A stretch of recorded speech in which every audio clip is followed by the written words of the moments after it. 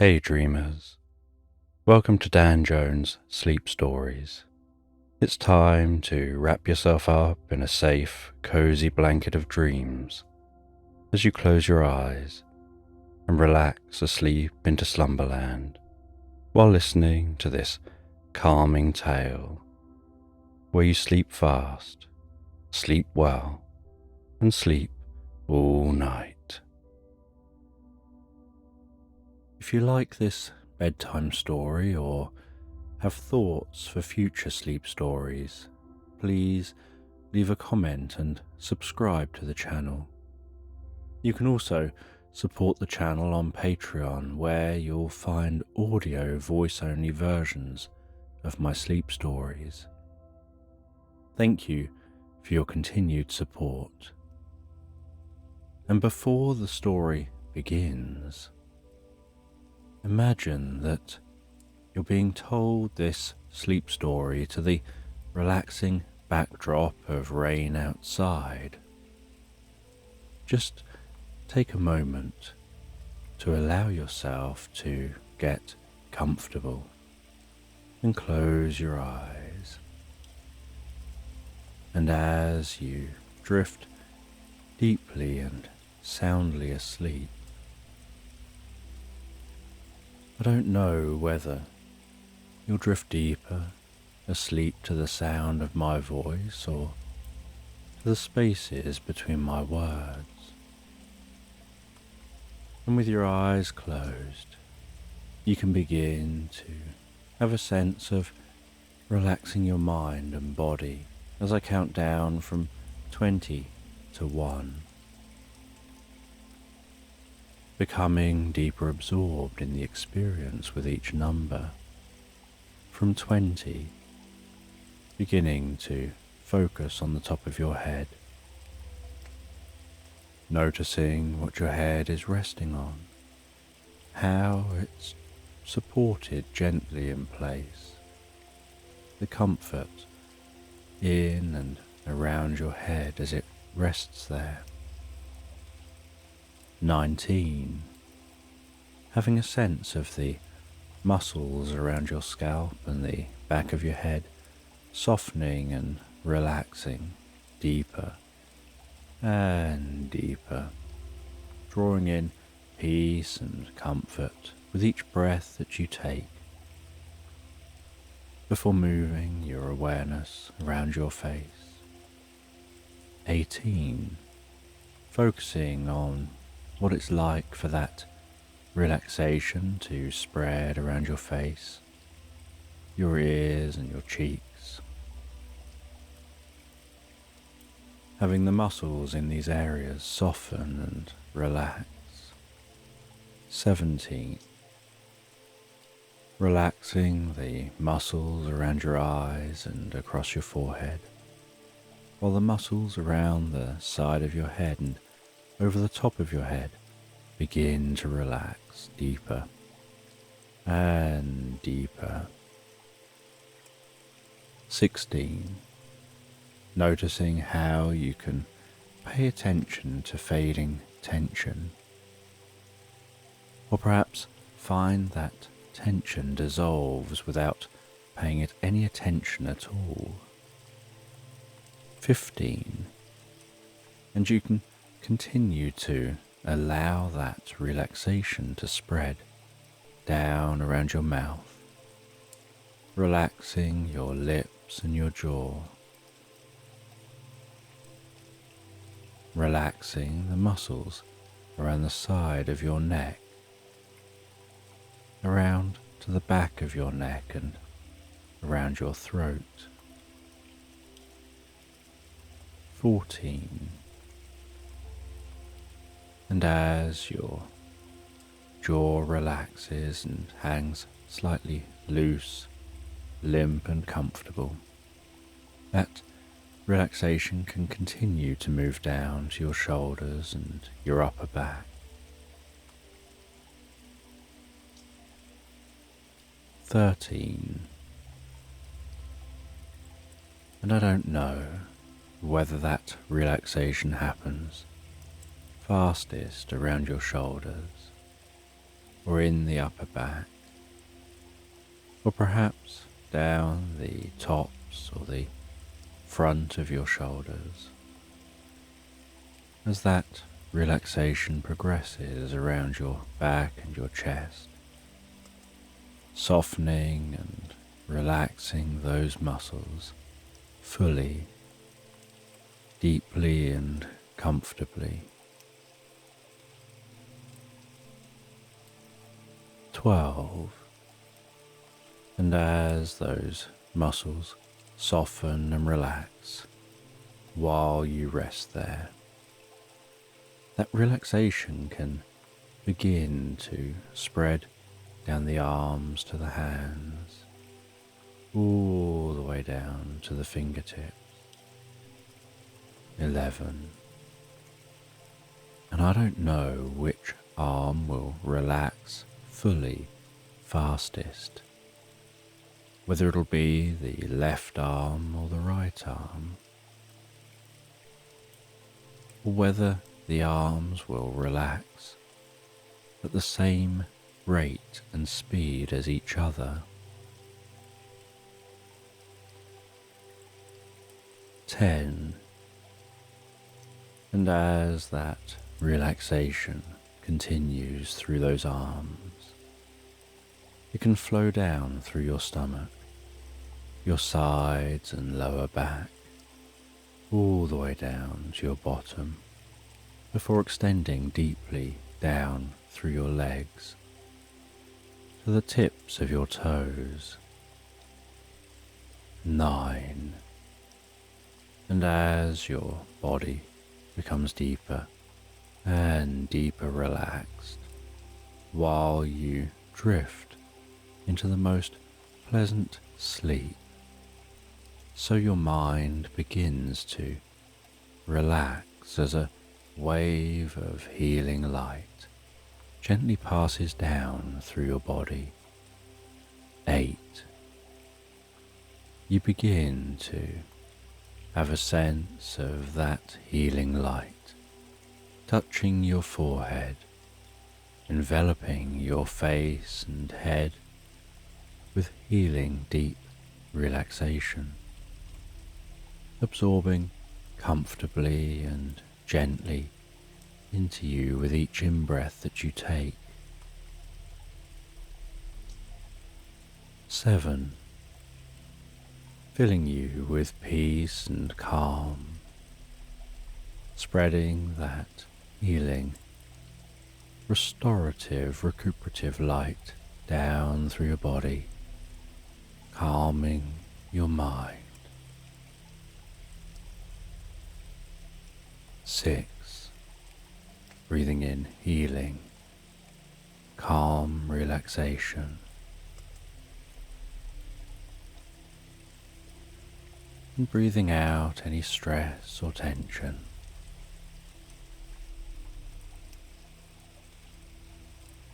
5.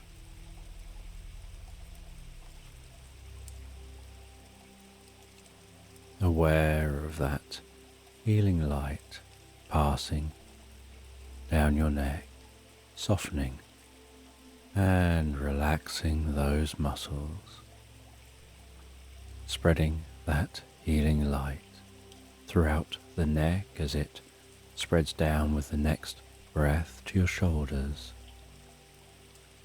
around the back of your neck and down into your arms. 4. Gradually continuing that flow of healing light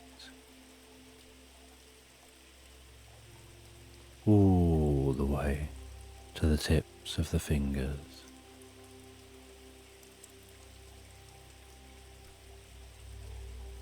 3.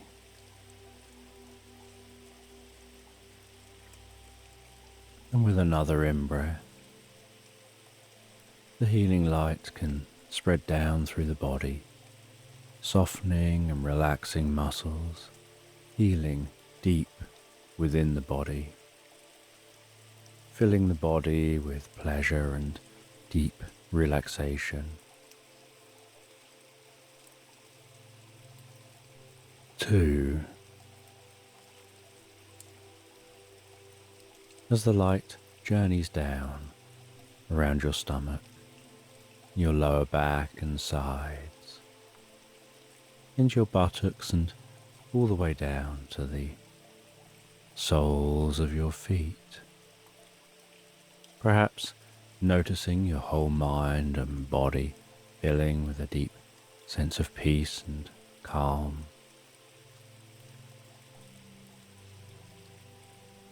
1. And as you allow that light to flow with each breath, you can find your mind drifting deeper and deeper asleep as you drift comfortably into this story.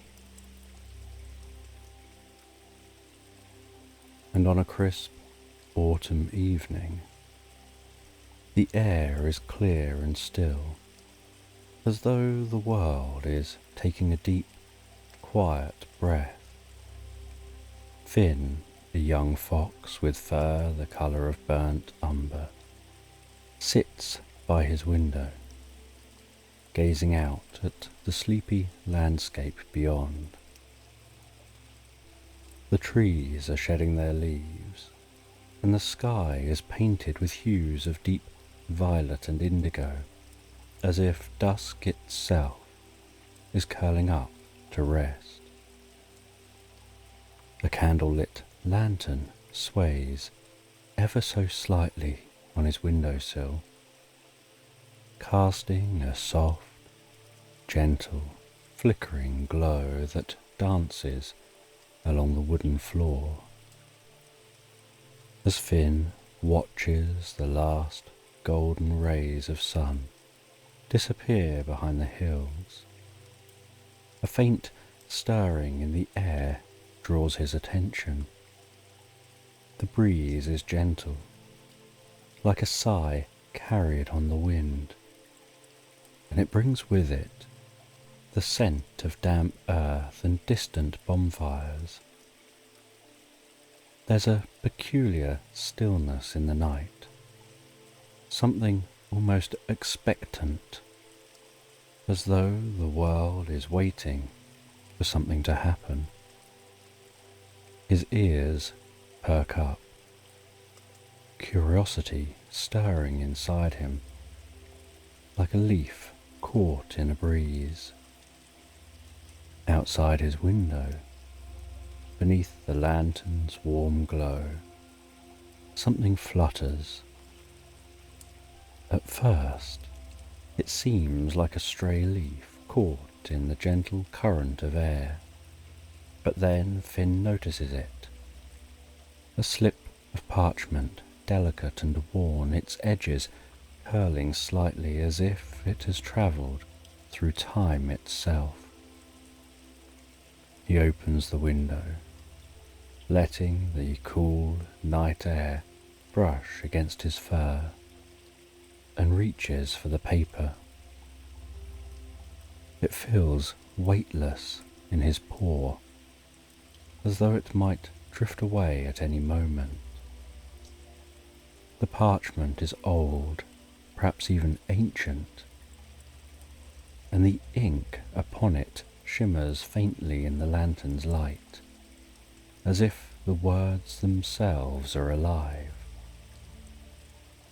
Finn squints at the flowing script, reading aloud to himself, the words curling around him like a soft, comforting blanket. You're invited to the candlelit library, open only on All Hallows Eve. Come at midnight and discover the stories lost to time. The invitation is mysterious, its meaning cloaked in shadow.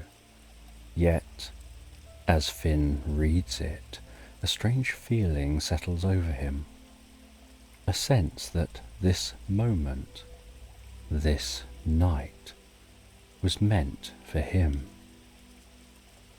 The cool air drifts past him again, gently ruffling his fur, and the distant rustle of leaves echoes softly through the stillness. It's as though the world itself is beckoning him, urging him to follow this strange path. Finn's heart flutters with excitement and curiosity. He's always loved stories, the way they weave worlds out of nothing and carry him far away from the familiar. But there's something more here, something deeper, pulling him in like the gentle tide of a quiet sea. The candle flickers once, twice, casting long shadows across the room, before settling into a steady glow. Finn feels a subtle shift in the air, as if the night itself is preparing for something wondrous, something secret. He knows, without needing to question it, that he must go.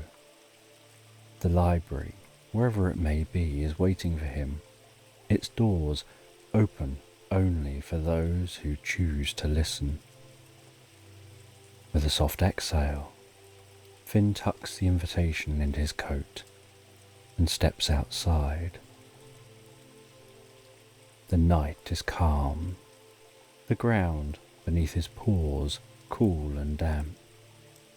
The lantern sways gently in the breeze, casting its warm light into the darkness as Finn sets off towards the unknown.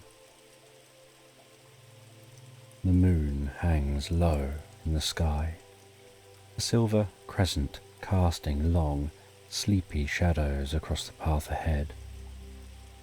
Finn's paws move soundlessly over the earth, his footsteps merging with the silence of the night, quiet and unhurried. The cool air caresses his fur, wrapping around him like a soft, silken cloak as he walks deeper and deeper into the woods. The path winds lazily through the trees, their branches stretching overhead as though the forest itself is pulling him in. The leaves, still clinging to the last of their autumn colours, rustle gently in the breeze, a soothing sound that blends with the rhythmic pulse of Finn's steps. It feels as though the world is slowing down, each movement becoming softer, more deliberate, like a lullaby floating through the night. The ground beneath him is soft and damp with the memory of recent rain, and the earthy scent of moss and wood fills the air. And every now and then a leaf flutters down, spinning lazily in the moonlight, before landing soundlessly on the ground. Finn's senses feel heightened yet relaxed, attuned to the quiet harmony of the night. He breathes in deeply, the crispness of the air filling his lungs, and with each step he feels himself sinking deeper and deeper into the calm, steady rhythm of the forest. The trees, tall and ancient, sway so gently in the night breeze, their branches creaking softly, as if they're sharing their secrets with the stars. As Finn walks, he can almost hear their murmurs, their quiet voices blending with the wind, speaking of times long past and mysteries held deep within their bark. It's a comforting sound lulling him further into the stillness of the night. The moon's light bathes everything in a soft silver glow, making the path ahead seem almost otherworldly. It stretches out before him, winding deeper and deeper into the forest, as though leading him towards something just beyond the reach of his imagination. Finn follows it without hesitation, his heart steady, his mind calm, as though the path is guiding him, not the other way round.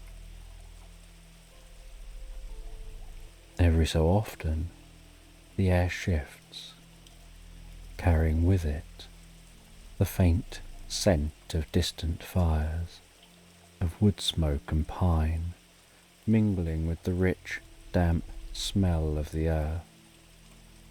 It's a scent that makes Finn feel grounded, connected to the world around him. Yet it also stirs something deep within him, a quiet anticipation, a sense of being on the edge of discovery. As he moves deeper and deeper into the woods, the trees seem to part like the pages of a book, revealing more of the story with each step. The path winds onwards, inviting him to relax further into its rhythm, to let go of any lingering thoughts or worries. Finn breathes deeply, allowing the tranquility of the night to settle over him like a soft, warm blanket. His pace slows, his mind quiets, and with every step he feels himself sinking deeper and deeper into a peaceful reverie, as though the forest itself is guiding him to a place where dreams and stories blend together. And as he continues to venture deeper into the woods, he eventually discovers the candle-lit library, bathed in the gentle glow of hundreds of flickering candles that line its towering walls. Its structure is ancient, made of stone that seems to shimmer softly under the moonlight, as though it holds memories of countless stories within its very foundation. The building rises tall, its roof disappearing into the mist that clings to the highest branches of the surrounding trees. Vines crawl up its sides, thick and tangled, their leaves rustling softly in the night breeze. The warm light from the candles casts a golden hue over everything, making the shadows long and soft, stretching out lazily along the ground, as though even they are resting. Finn pauses at the entrance, his heart fluttering with a quiet excitement. There's something about the library that feels both inviting and mysterious, as though it's waiting for him to step inside and uncover its secrets. The air smells of aged wood and forgotten parchment, an aroma filling Finn's senses with calm and curiosity. He steps forward, and as he pushes the heavy wooden door open, it groans softly, as though waking from a long slumber. The warm light from the candles spills out, enveloping him in its comforting glow. And for a moment, he feels as if he's stepping into a different world altogether. A world where time moves slower, where the air itself hums with the quiet presence of stories waiting to be told.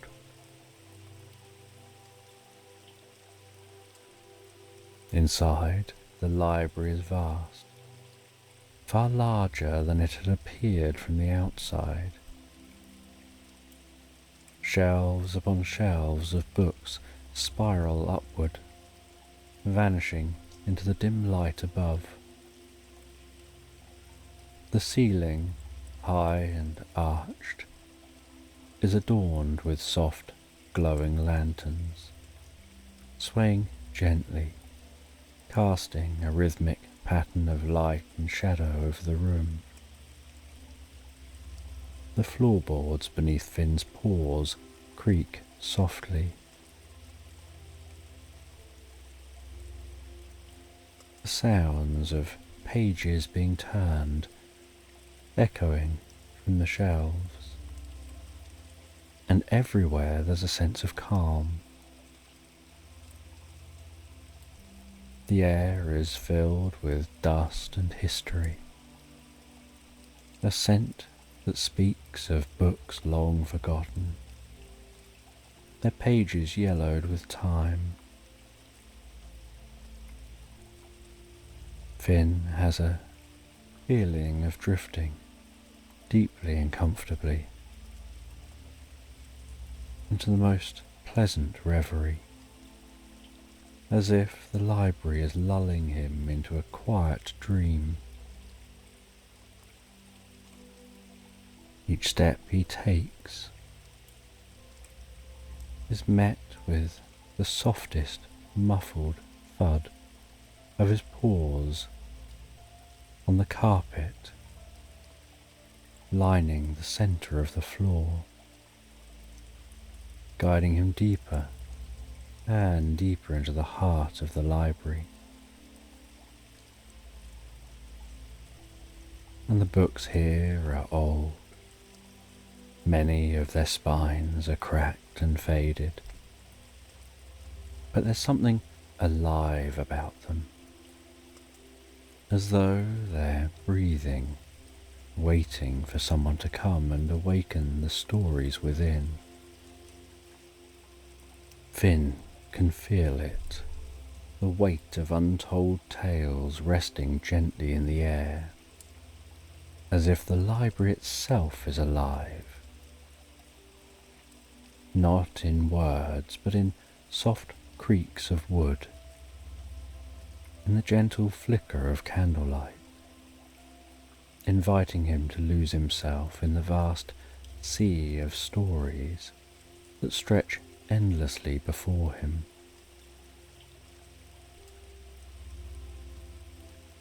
There's a warmth here, a quiet comfort that fills Finn with a sense of belonging, as though this place has been waiting for him patiently for years. He moves deeper and deeper into the library, his steps slow and deliberate.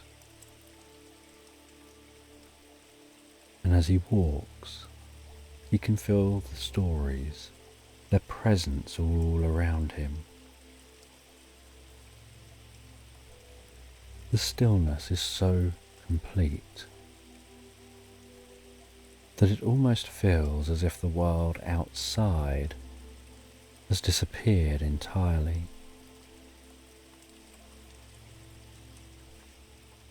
The flicker of candles, creating a rhythmic dance of light and shadows. And then he notices from somewhere between the towering shelves, a sound breaks the quiet, a soft melodic hum, rising and falling gently. like a breeze playing through the leaves of a distant forest. The sound is faint at first, barely more than a suggestion of music. But as he walks, so the sound grows stronger. He follows the sound until he reaches a corner of the library where the light is dimmer, more intimate, and the shelves are packed even more tightly with books, their spines worn and frayed from centuries of use. And standing in the soft glow of a single lantern is a figure,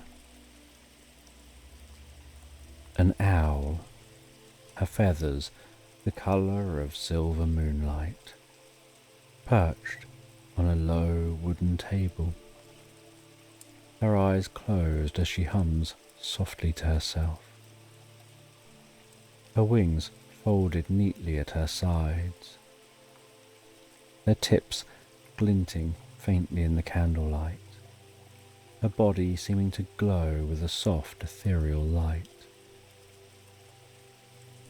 And Finn watches her in silence for a moment, captivated by the gentle rhythmic quality of her hum, the way it fills the air with a sense of calm that makes him want to sit down and listen forever. There's something ancient about her, something wise and timeless, as though she has seen countless stories come and go, and carries them all within her. Without opening her eyes, the owl speaks, her voice soft and soothing like a lullaby. "I've been waiting for you, Finn." Her words surprise him, but they also feel right, as though this meeting was always meant to happen. "You know my name?" Finn asks, stepping closer, his voice quiet in the stillness of the library. The owl slowly opens her eyes. They glow with a soft, golden light, reflecting the flickering flames of the candles around them. Of course, this is the candle-lit library, and I'm its guardian, Evelyn. There is kindness in her gaze, a warmth that makes Finn feel instantly at ease. He steps closer, his curiosity growing. The library, it's unlike anything I've ever seen. It feels alive. Evelyn smiles gently, her feathers ruffling slightly. It is alive in its own way.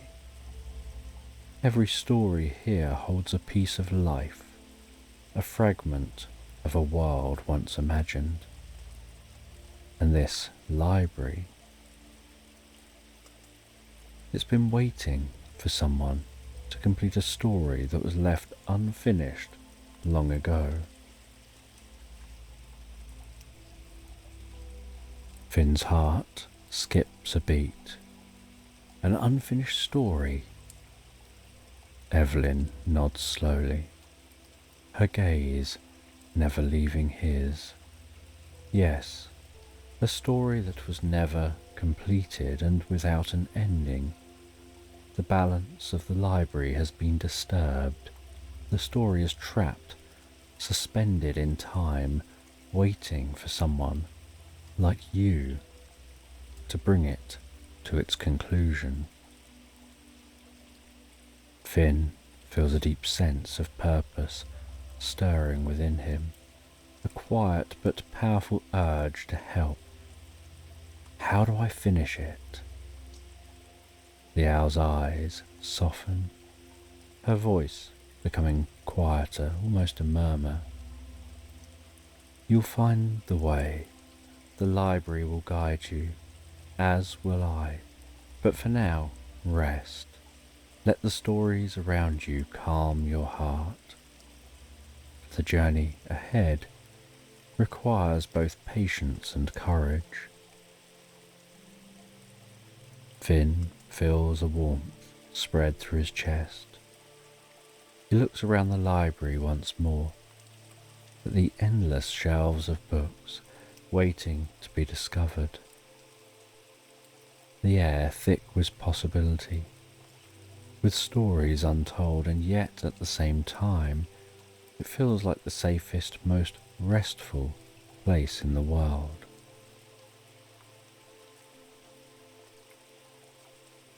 The shelves around them seem to stretch endlessly, a forest of towering bookcases filled with volumes untouched for centuries. The faint scent of old parchment and leather fills Finn's nose.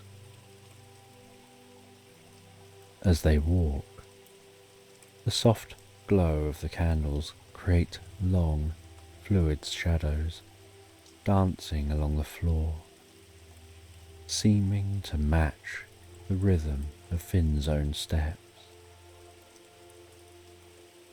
Evelyn moves gracefully beside him. Her presence is calm and steady. How did the story get lost? Finn asks. The story was never completed because its author disappeared before it could be finished. It's a story like no other, woven with magic and dreams, and without its ending the balance of the library is unsettled. Stories need to be told. They need their endings, or they become restless, wandering like dreams that never wake. Am I supposed to finish it? He asks. Evelyn turns her gaze back to him. Yes, but you won't be alone. They continue walking along the edge of the shelves. At the centre of the library, where the shelves part and the ceiling seems to stretch impossibly high, Finn sees a grand, spiralling staircase.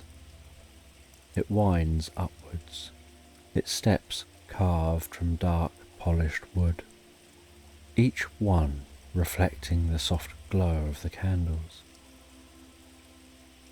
The staircase seems to go on forever, disappearing into the shadows above.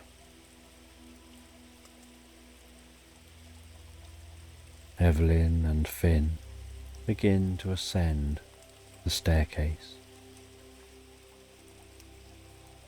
As they ascend, the air grows softer, warmer. The candlelight becomes more diffuse, seeming to almost blur the edges of the room, until it feels like they're no longer in the library at all, but somewhere between worlds, in a place where the boundary between dreams and reality has softened. The stairs beneath Finn's paws feel less solid, almost as though they're made of clouds. He feels himself sinking deeper and deeper to the gentle rhythm of the ascent. At the top of the staircase, they find a door carved from a pale, shimmering wood, glowing with its own inner light.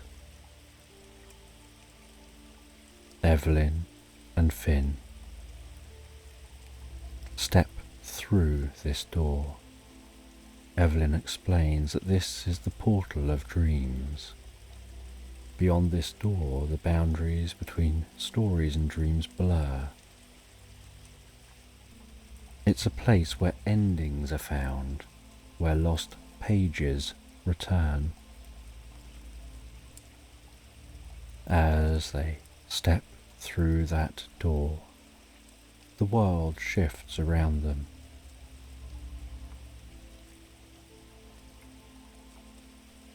Finn notices that his steps feel more like walking on silk than soil. Before him he sees a vast forest of ancient trees with twisted trunks rising high into a misty air. Each tree is a guardian of untold stories. Silver mist seems to cling to the roots of the trees, weaving its way between the trees. The leaves overhead glowing faintly, their light pulsing gently, as if they're breathing. As Finn watches those leaves, he notices one of the glowing leaves detach from a tree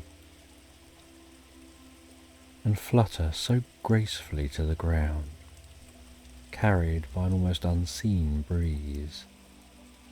As it lands, it shimmers faintly, and Finn notices the ghostly outline of words on the leaf.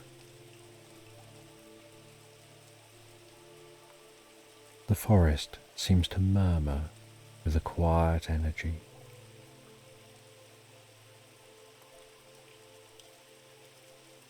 Finn finds his ears catch snippets of stories, fragments of memories, half-finished thoughts, all carried on the mist like echoes of something once known.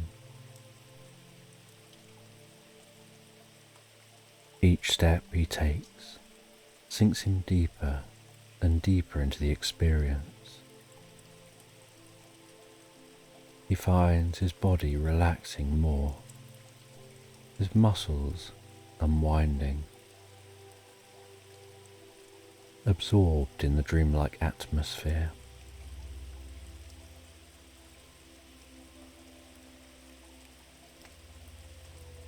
And as they move deeper and deeper into the forest, the branches intertwining overhead,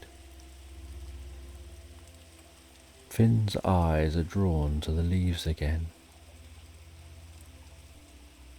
watching as another leaf drifts lazily to the ground.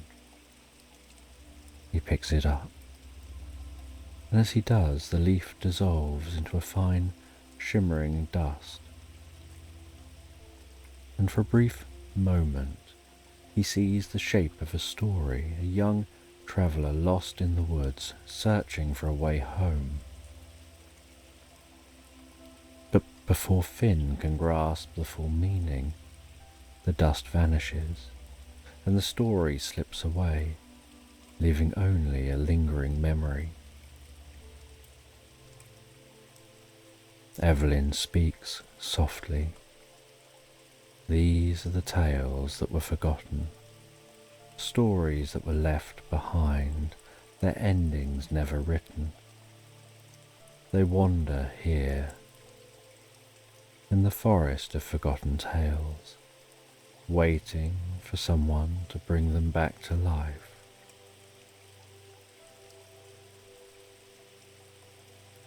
After what feels like hours, Finn and Evelyn arrive at the edge of the forest, where the trees give way to a wide, slow-moving river. The water seems so still that it mirrors the sky above, the moon and stars shimmering on its surface. The river stretches out before them, silent and calm. The air is different by the river, carrying a gentle cool breeze, tickling through Finn's fur. The ground beneath his paws is now cool and damp with the moisture of the river. He feels a sense of deep calm wash over him, as though the river itself is inviting him to rest, to let go of all worries and drift into its gentle current. This is the River of Reverie, Evelyn says. It holds the flow of stories that never end, a continuous current of thoughts and dreams that drift without conclusion. You must cross the river, but do so with an open heart, allowing your thoughts to drift freely like the water. Finn gazes at the river, its surface reflecting the sky. He feels a gentle pull of the water, not a physical force, but a quiet invitation asking him to let go, relax, and trust the flow of the river.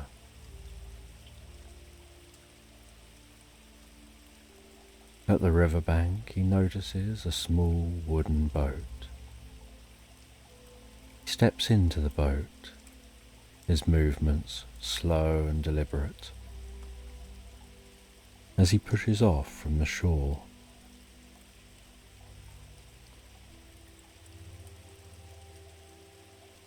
And the boat moves slowly, almost imperceptibly. The river is so still. The boat rocks so gently, lulling him deeper and deeper into relaxation. He finds his mind quietening, his body sinking into relaxation, into the boat's soft embrace. His thoughts becoming light and airy like clouds drifting by. The edges of his consciousness blurring with the world around him. And that boat continues to drift gently to the far shore. And on the far side,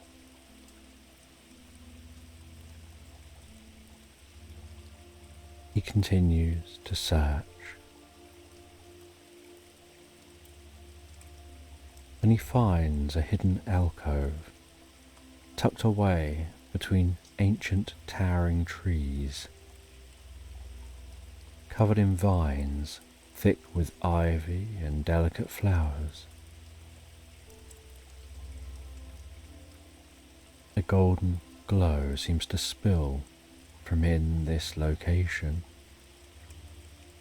casting soft patterns of light across the ground.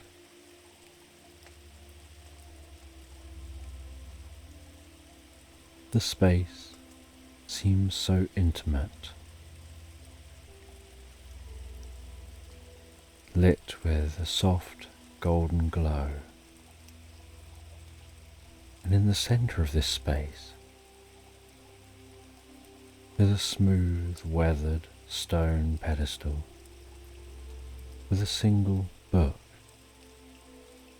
its cover worn with age.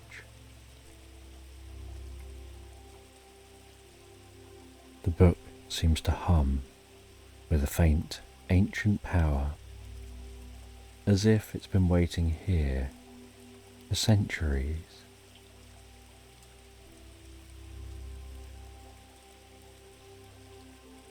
With each step he takes towards that book, he feels increasingly peaceful and calm.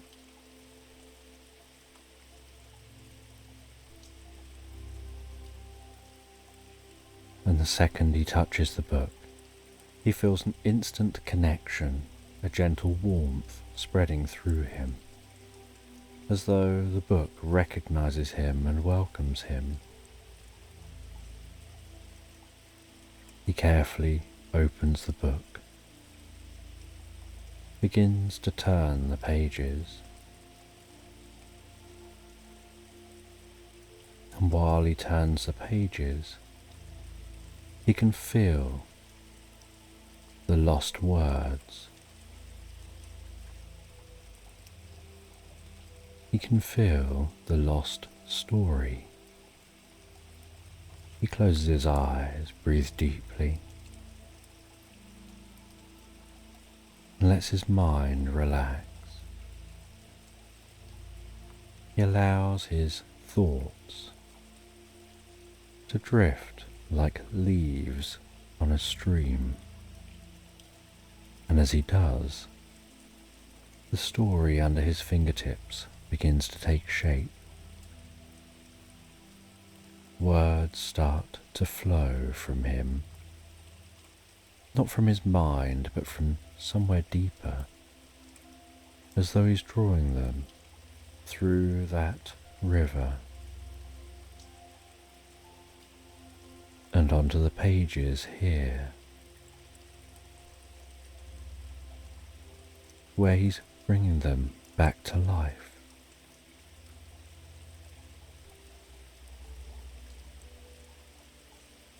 And the pages begin to fill with the missing writing.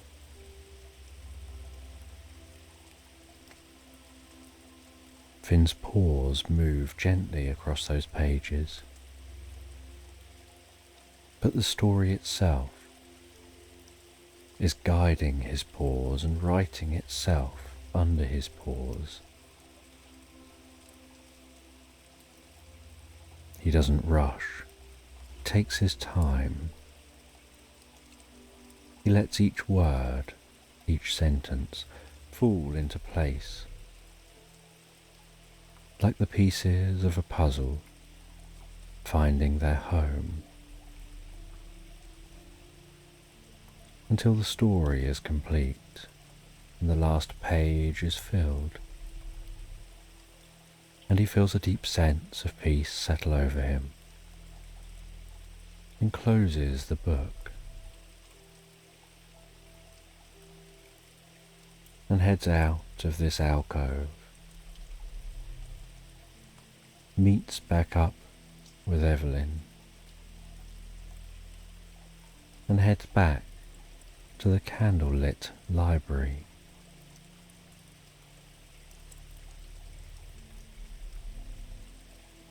And on his journey back to the library, he feels lighter, as if a great weight has been lifted from him. He feels a deeper sense of inner peace and calm, of understanding of the world around him, of the stories people tell and live by, and the point in their stories that different people are at as they continue their own journeys. And back in the library, Evelyn confirms that Finn has completed his task, that completing the story has restored balance to the library. The lost voices have found their way home. There is no longer a ghost hanging over the library. The stories are now complete.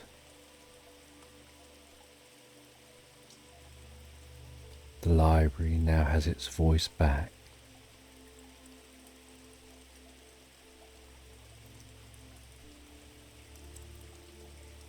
Evelyn thanks Finn for his help before beginning to shimmer until she's more light than owl. "I'll leave you now," she says. The library is at peace.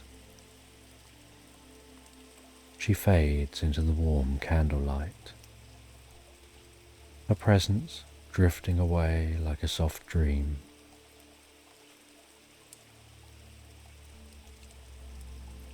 Finn leaves the library,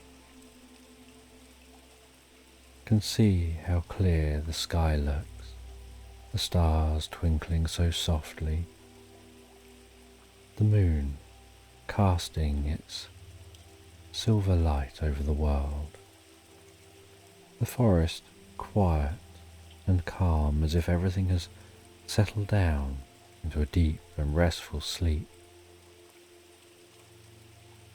He finds his way back home, settles down at home before going to bed, where he drifts and floats so peacefully, so relaxed asleep, into slumberland. And in the heart of a quaint, weathered cottage, nestled at the edge of a sleepy village, lies a room where time seems to stretch and yawn with every passing hour. This room is a haven of softness and warmth, a place where the world outside slips away, leaving only the comforting embrace of tranquility. The walls here are adorned with faded floral wallpaper, which exudes a quiet charm, their colours softened by years of gentle sunlight. Every corner of the room speaks of comfort, from the plump, overstuffed cushions that spill across the floor like contented cats, to the well-worn blankets that drape lazily over the arm of an old rocking chair, inviting anyone to settle in and rest. And in the centre of this room, bathed in the golden glow of the late afternoon sun, lies Whiskers, the large, fluffy cat, his fur a luxurious mix of cream and caramel, each strand catching the light and gleaming as if woven from spun silk. Whiskers is a master of relaxation, a creature who has perfected the art of doing nothing with grace and elegance. He's sprawled across his favourite cushion, a plush, deep blue pillow that has moulded itself perfectly to the contours of his body over the years. The cushion sits by the window, where the sunlight pours in like warm honey, pooling around Whiskers and creating a cocoon of warmth that he sinks into with a contented sigh. The room is filled with the scent of fresh lavender, a calming fragrance that drifts in through the open window, mingling with the faint, earthy aroma of the garden outside. The gentle breeze carries with it the soft rustle of leaves and the distant hum of bees busy with their late afternoon tasks. But these sounds barely register with Whiskers, who's far more interested in the warm, drowsy feeling that spreads through his body, making his eyelids grow heavier and heavier. Whiskers stretches lazily, his limbs extending in a slow, languid motion that speaks of utter contentment. His back arches gracefully, and his claws, sharp and white, peek out from their velvety sheaths as he flexes them against the cushion. With a low, rumbling purr, he rolls onto his side, his fur rippling like a field of golden wheat in the gentle breeze. The sun's rays dance across his body, highlighting the subtle variations in colour, from the deep caramel of his back to the creamy white of his belly. He closes his eyes, the world around him blurring into a haze of warmth and light. As he settles deeper into the cushion, the room seems to respond in kind, growing quieter, more peaceful. The ticking of the old clock on the mantel slows to a soothing rhythm, like the steady beat of a heart at rest. The sunlight, warm and soft, seems to sink into Whisker's fur, melting away any last remnants of wakefulness. His breathing becomes slow and steady, each exhale a sigh of contentment. The soft sounds of the room, the whisper of the breeze, the creak of the floorboards, the distant chirp of a bird outside, all blend together into a lullaby that lulls Whiskers into a state of deep, restful relaxation. The world outside the window begins to blur as Whisker's mind drifts further and further into a dreamlike state. The sun, now low in the sky, casts long golden beams across the wooden floor, creating patterns that dance and sway like leaves floating on a gentle stream. These patterns seem to draw Whiskers deeper into his cushion, as if the very light is encouraging him to sink down into the soft embrace of sleep.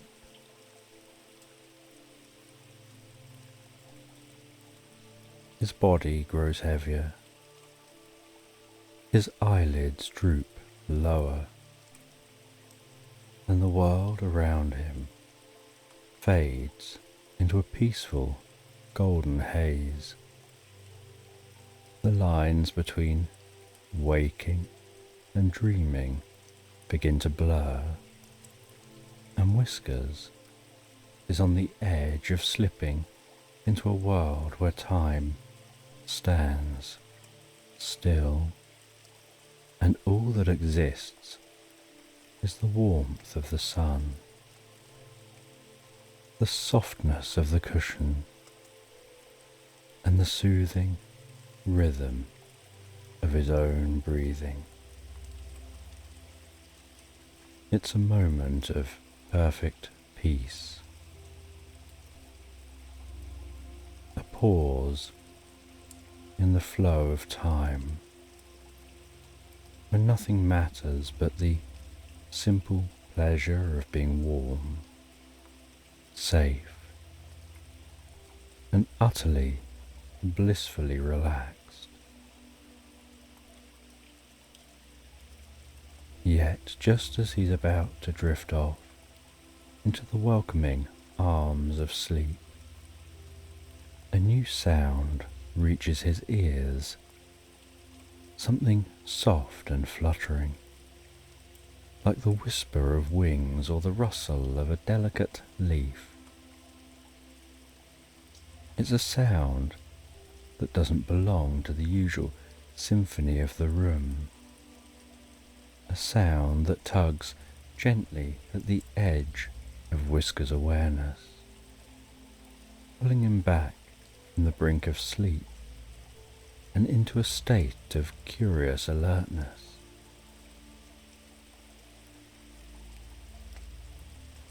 The room has changed as rooms often do in the liminal moments between day and night. The sun, once a golden presence, has dipped lower, its light shifting from a warm gold to a soft, dusky pink that fills the room with a gentle, otherworldly glow. The long shadows on the floor stretch and dance, moving with the quiet grace of a fading day. The air has cooled and the scent of lavender is now mingled with the crisp, clean fragrance of the evening. Whiskers stirs, one ear twitching towards the sound that's disrupted his peaceful reverie.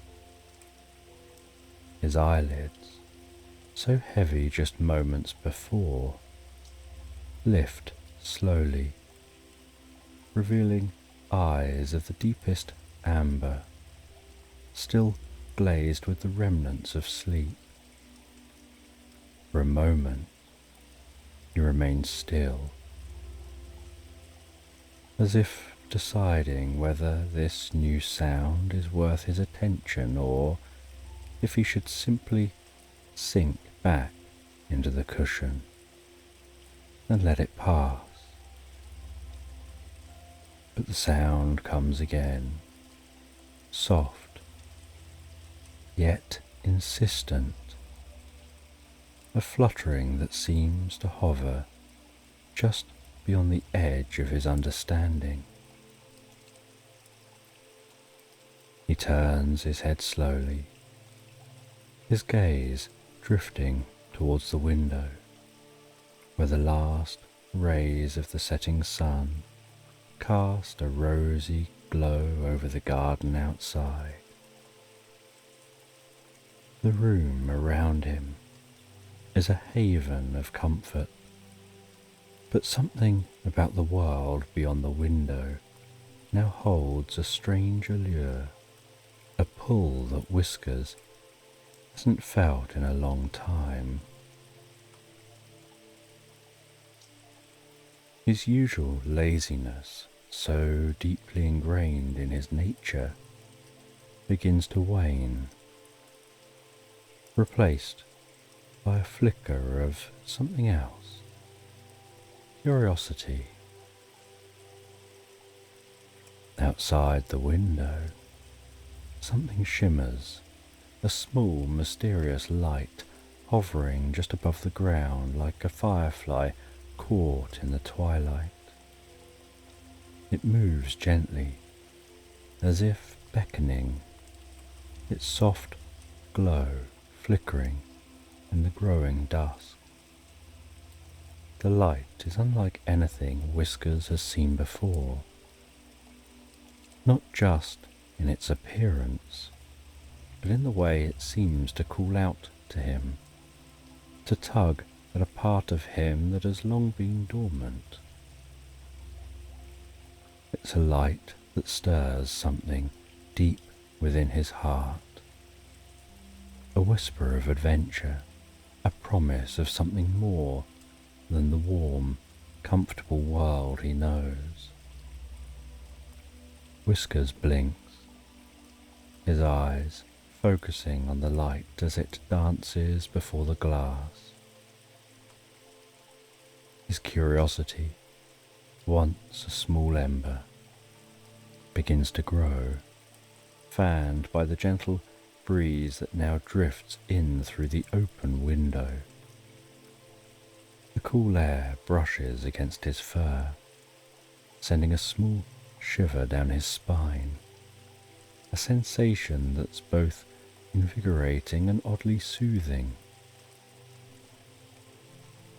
The laziness that once held him captive is now giving way to a sense of wonder, a desire to explore, to understand the source of this strange, captivating light.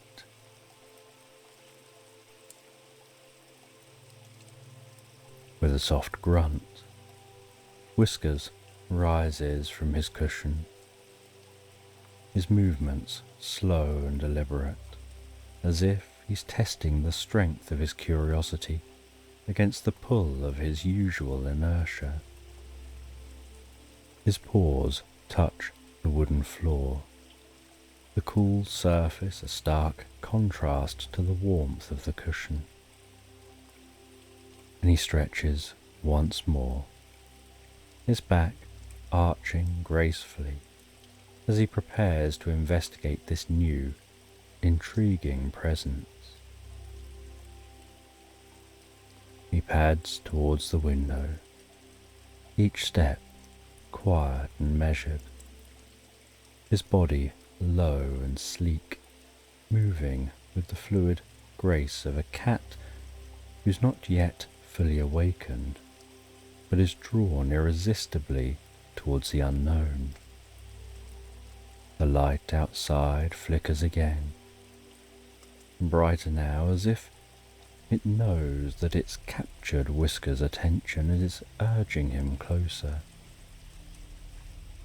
It hovers and dips, like a playful sprite leading him to the window, where he pauses, his nose just inches from the glass.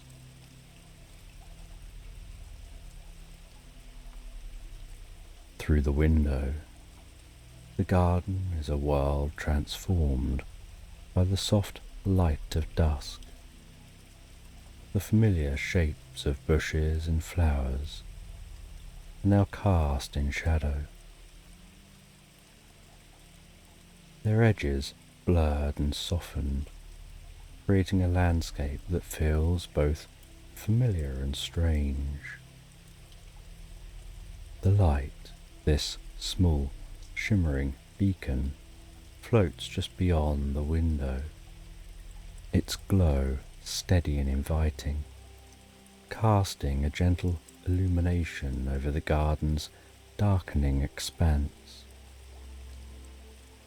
Whiskers feels the pull of the light stronger now, a tug that resonates deep within him, stirring a sense of curiosity that he can no longer ignore. He hesitates for just a moment, torn between the comfort of his cushion and the allure of the unknown. But the light is insistent, its glow beckoning him to step out of his familiar world and into the twilight, where mysteries await and dreams are made. With quiet resolve, Whiskers decides to follow the light. He nudges the window open, the cool evening air rushing in to greet him, carrying with it the sense of the garden and the promise of an adventure. The light flickers one last time, as if in approval, and begins to drift away, leading Whiskers out of the room and into the night. And Whiskers gives one final glance back at his cozy cushion before stepping through the window, leaving behind the warmth and comfort for the cool, mysterious embrace of the evening.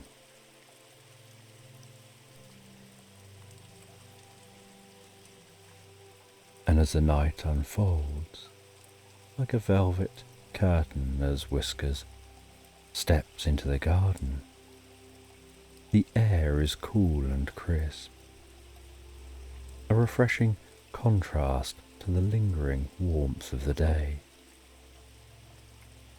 It wraps around him like a soft, comforting blanket, his fur bristling slightly in response to the night's chill, each hair standing on end as if to catch the faint whispers of the breeze that dance through the leaves above. The garden, so familiar in daylight, seems to have transformed into a place of mystery and enchantment.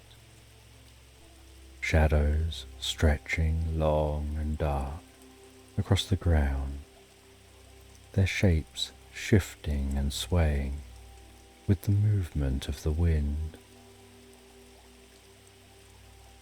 What were once simple bushes and flower beds now seem like hidden alcoves and secret corners,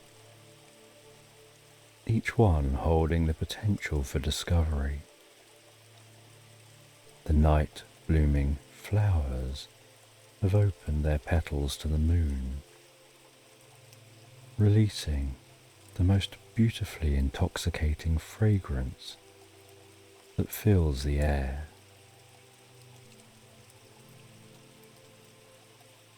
A scent that evokes secrets and dreams of places and stories yet to be uncovered.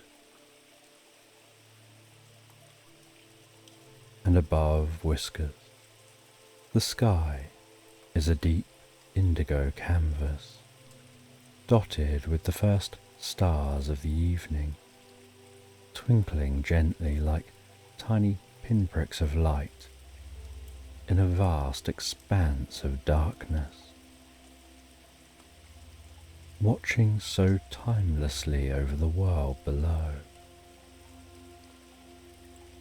The moon, a slender crescent, hangs low on the horizon,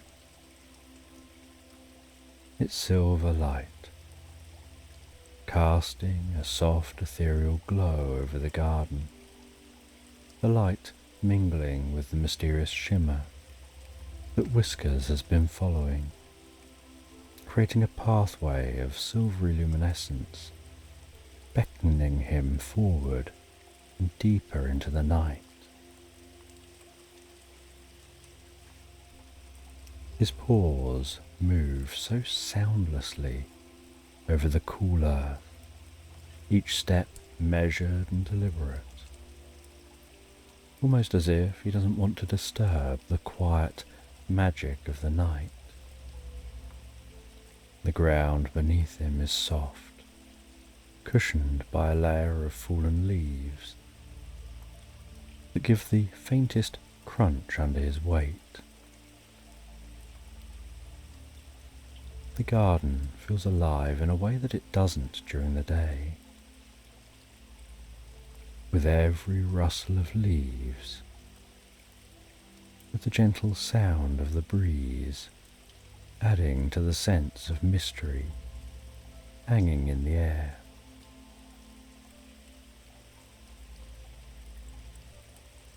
The tree's branches lean over, creating a walkway to follow.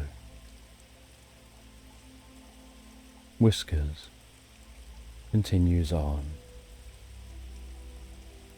finding occasionally that he wants to dance playfully in the shadows as they flicker and twirl.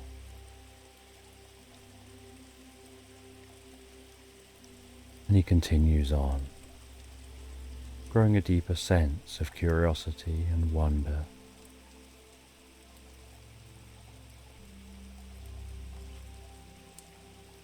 And the light guides him deeper and deeper into the garden, further and further away from his home. And he follows that light, noticing the world around him gently shifting and changing. The garden, once seeming small, now begins to feel like a vast and endless expanse. The trees seem to be growing taller, their branches reaching up to the sky like spires of ancient castles. The flowers seem to glow faintly in the moonlight, swaying in time with the rhythm of the breeze. The petals brushing against Whisker's fur as he passes, leaving a trail of their sweet, sleepy scent in his wake. And the further he goes, the more absorbed he becomes in the world around him. The cool air, the soft sounds, the gentle light, all lulling him deeper into a state of peaceful relaxation. His body moving automatically, his mind drifting further and further into the realm of dreams. The garden, with its usually familiar paths and well-known nooks, has become a gateway to something beyond, a portal to a world where anything is possible, where the boundaries between reality and fantasy blur and fade away. And Whiskers continues to follow that light as it weaves through the trees.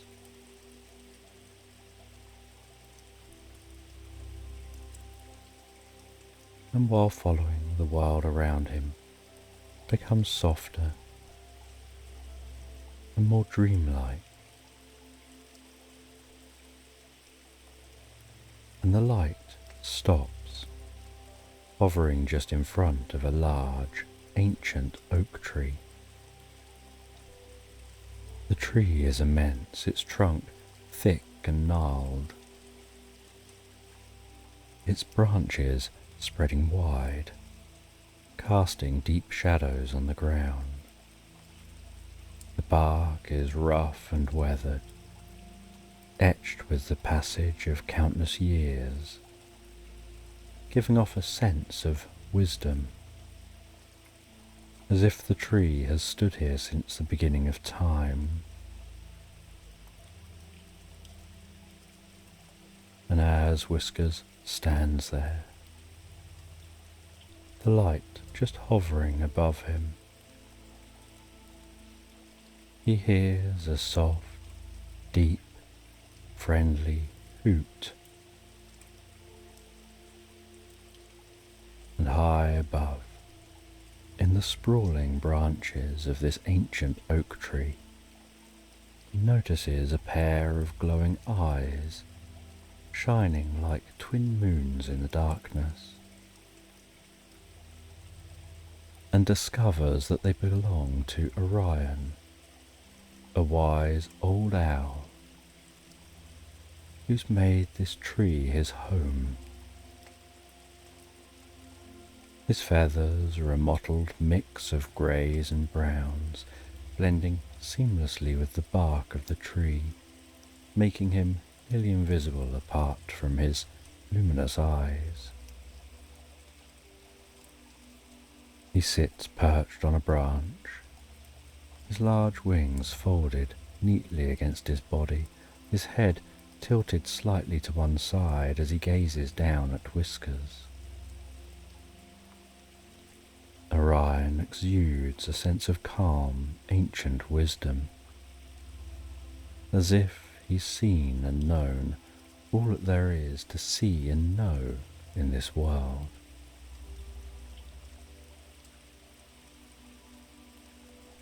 There is something deeply comforting about his presence that makes Whiskers feel safe and at ease,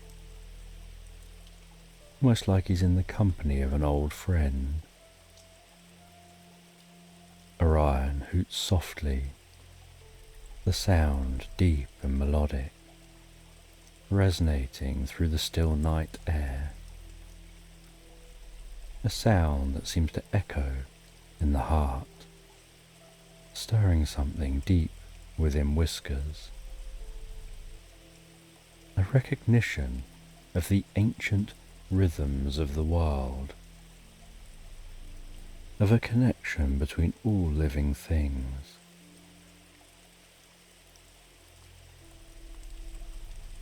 And the owl begins to speak, its voice slow and rhythmic, carrying a sense of peace and tranquility, almost like a lullaby for the soul.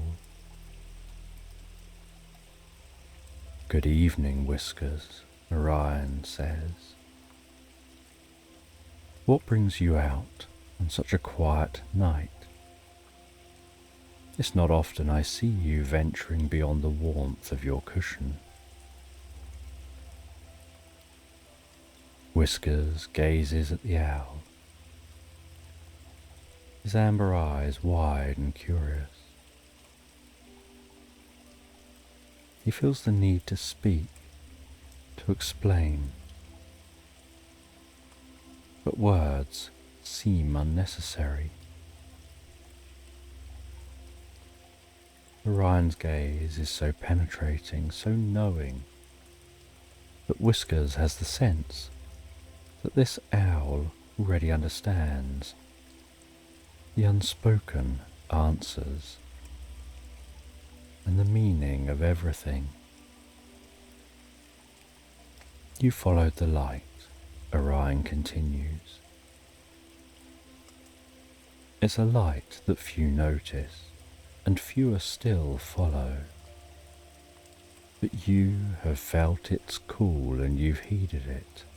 That light is a guide, a beacon, that leads to a place where dreams are born and where the deepest, most peaceful rest can be found."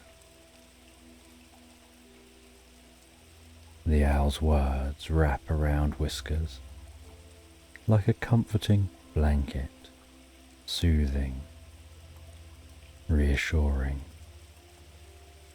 There's no urgency in Orion's tone, no rush to reach the destination, only the promise of a journey that will lead to a place of profound peace and serenity. The thought fills Whiskers with a deep sense of calm, a sense that he's exactly where he's meant to be, doing exactly what he's meant to do. The journey you've begun is one that many have started but few have completed. It's a journey into the heart of the night, into the very essence of sleep and dreams. You'll find that the world around you is different here, that the rules of the waking world don't always apply, and the light will always guide you, and I'll be here to watch over you.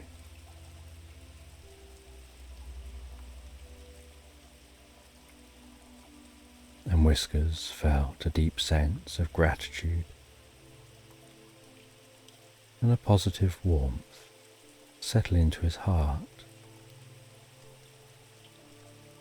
He nodded gently, acknowledging Orion's words. The light still hovering above, pulsing softly with a reassuring glow. "Follow the light," Orion said. "It will take you where you need to go. And remember, wherever the journey leads you, I'll be here, watching over you, guiding you from afar. Trust in the light, and trust in yourself."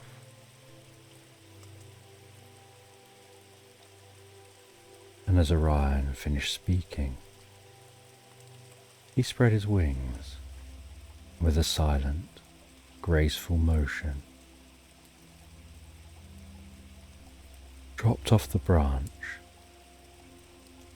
and flew into the darkness.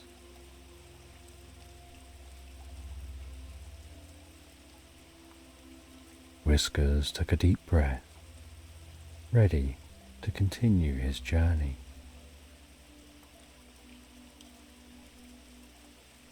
the mysterious light leading him further and further through the garden, away from any sense of familiar surroundings, the world seeming to grow quieter with each step.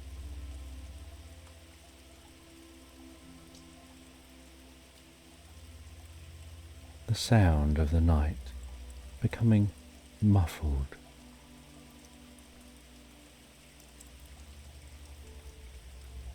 The light dipping low, hovering close to the ground as it approaches a small hidden hole nestled beneath a cluster of wild flowers.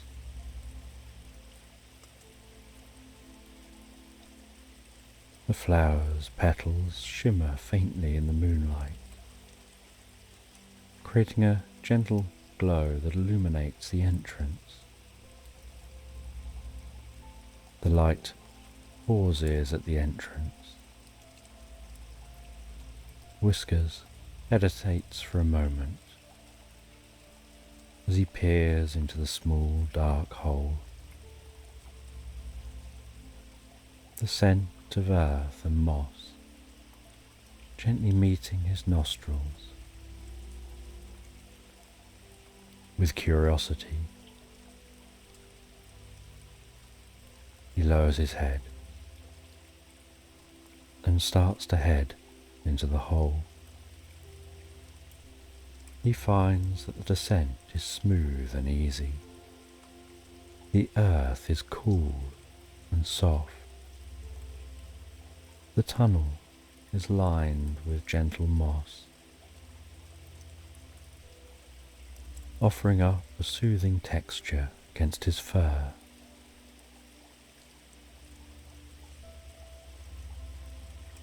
Glowing fungus lighting the journey through this tunnel. Like the walls are covered in twinkling stars. This tunnel giving off a sense of peace and calm and comfort. Like a sanctuary hidden within the earth.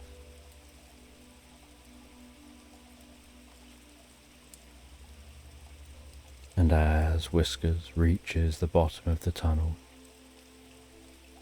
it opens out into a wide, cozy chamber.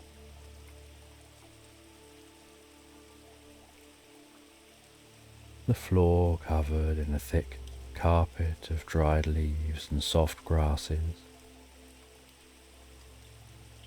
The freshest, most pleasant scent rising from the ground, like a spring meadow.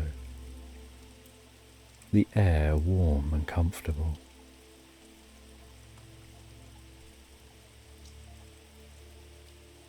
And as Whiskers gazes around his surroundings, he sees a flash of white fur dart across his path, accompanied by the most pleasant, cheerful giggle. And he spots a small, energetic rabbit bounding around, its eyes wide and sparkling with mischief.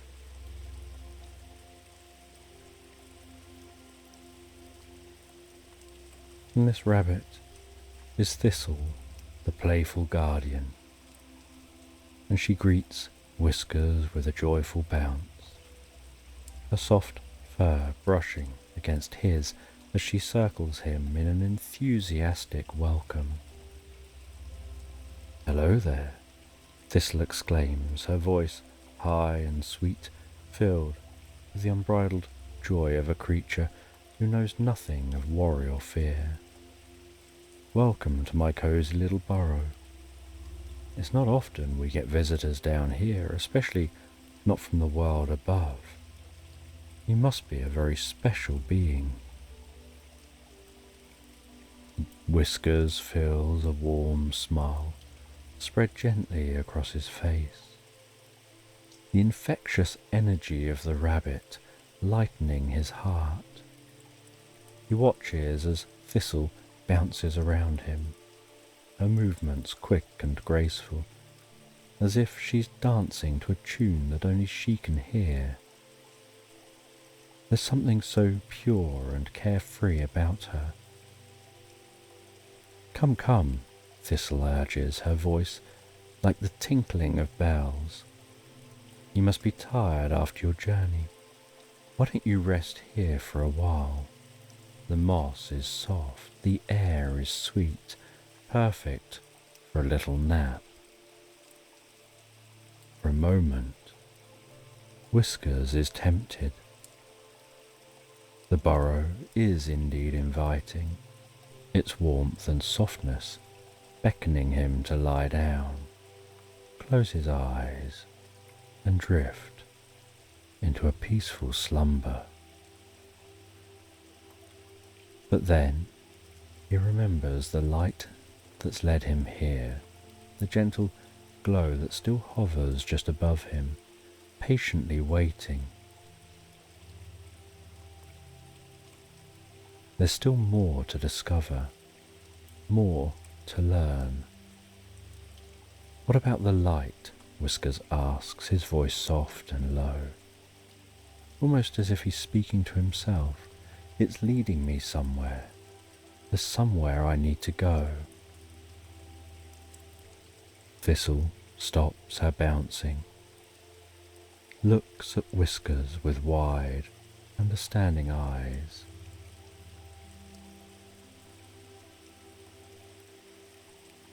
And then nods. It's leading you to the dream glade, a place where all creatures go to find the deepest, most restful sleep. It's a magical place, hidden deep within the heart of the night, where dreams are born, and where the worries of the world simply melt away. Thistle hops closer, but only those with a true desire for peace and rest can find it. Many have tried, but only a few have made it to the glade. It's not just about following the light, it's about following your heart, about truly wanting to let go and embrace the serenity that awaits. Whiskers listens, the words resonating deep within him, feeling a profound sense of peace and harmony. You must continue, Whiskers. Follow the light. It'll guide you to the glade.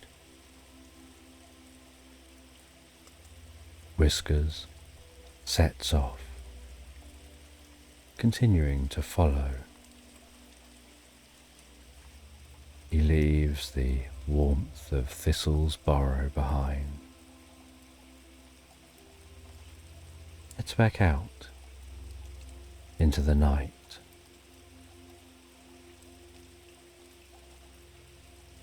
The air has become cooler, more crisp.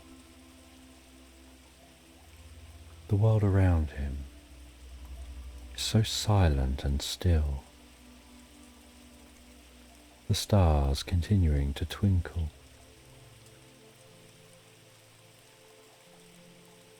He heads towards a bubbling stream. The stream winds so gently through a moonlit meadow, its waters glowing faintly as they catch the light of the stars.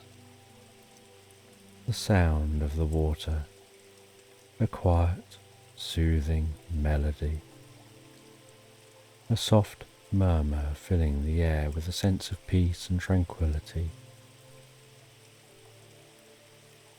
The grasses on the bank of the river swaying gently in the breeze. Whiskers approaches the stream. He walks slowly and deliberately. There seems to be something magical about this place. Something that makes him feel as if he's standing at the threshold of a dream. The clear and cool water reflecting the sky above, creating the illusion of another world just beneath the surface. Whiskers gazes into the stream, his eyes drawn to the reflection of the stars, and for a moment he feels as if he could step into that mirrored world and lose himself deeply in its serenity.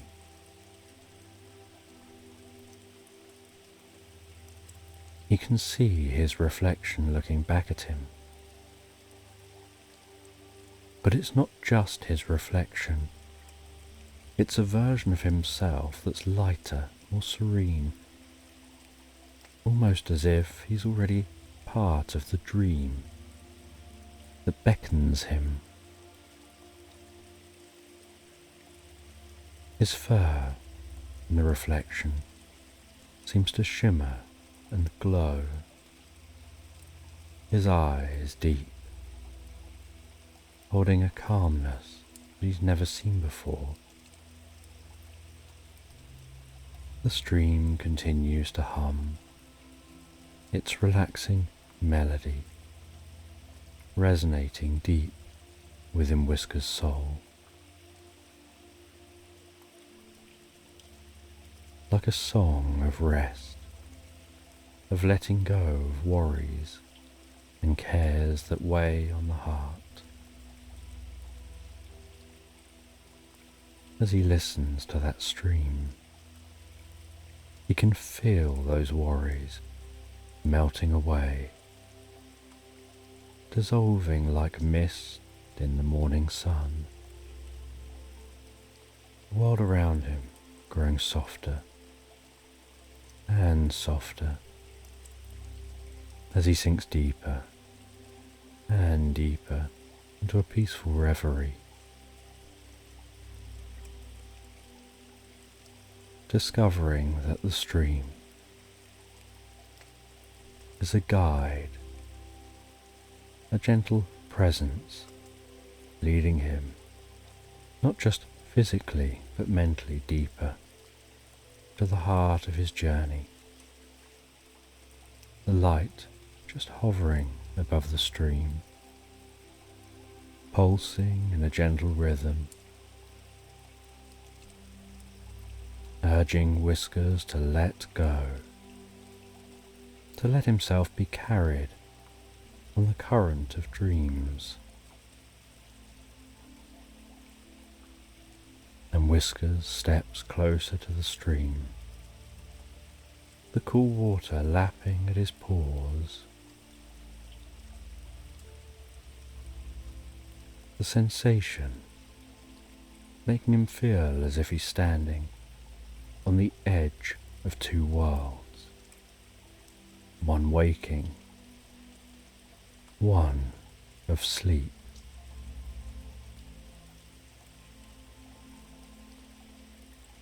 He gives way to immersing himself fully in the tranquil, pleasant embrace of dreams emitted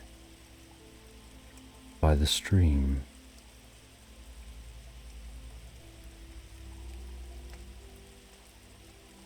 He enjoys this sensation for a while, but this dreamy sensation reminds him he needs to continue his journey to the dream glade. He can't rest here, absorbed in the dreams from the stream. And so he heads away from the stream, following the light. heading deeper into the night, past glowing flowers, like tiny lanterns lighting the way, feeling the pull of the glade growing stronger with each step. And as he continues on, walking away from the stream, following that light, the light passes into a dense, ancient forest. The trees so tall and majestic, branches stretching and intertwined high in the sky, blocking out much of the moonlight. The occasional shard of light dancing before him as they walk deeper into this ancient forest.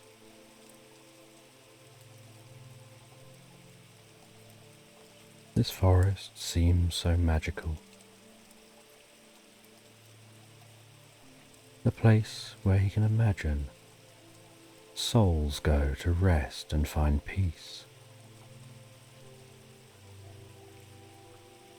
The light ahead weaves through the trees like the most gentle breeze as Whiskers follows.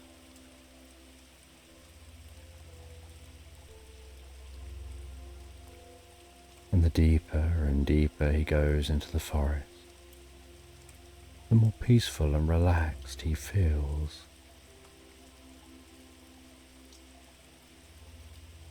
And in the heart of the forest, he encounters a deer named Serene, and she lives up to her name in every way.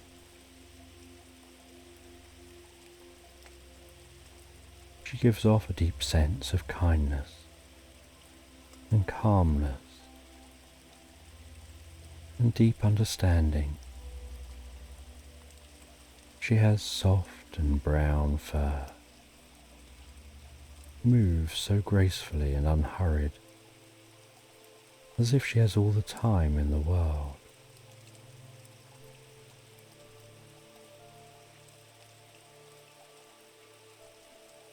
She tells Whiskers that he's not far from the dream glade. Explains that it's a place where the deepest dreams are born, and that he'll find it tonight.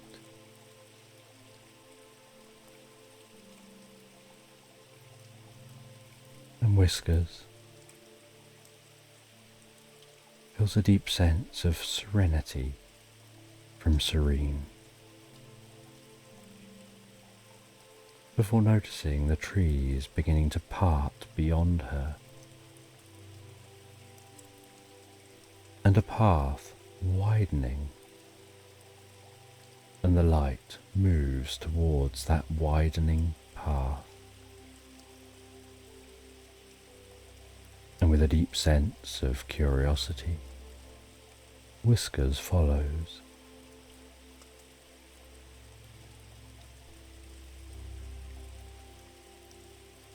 And through that opening path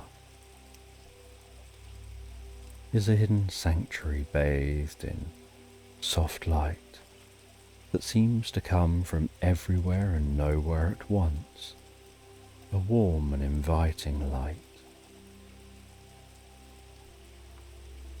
creating a glow that's gentle and comforting, like the first light of dawn carefully spilling over the horizon. And as Whiskers steps into the glade, he feels a deep sense of awe and wonder.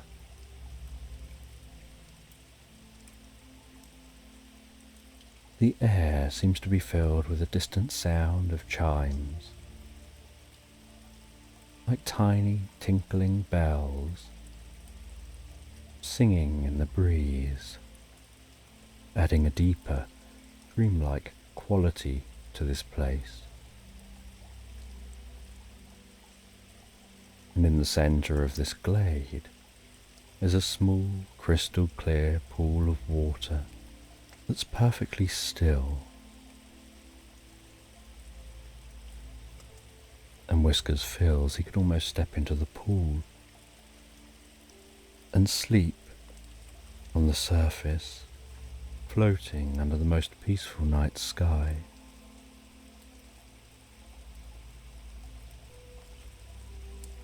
And the light that's guided Whiskers throughout his journey to here hovers above the pool.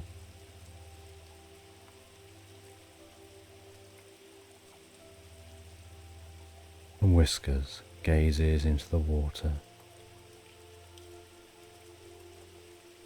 And the longer he gazes into that water, the deeper and more profound his experience becomes.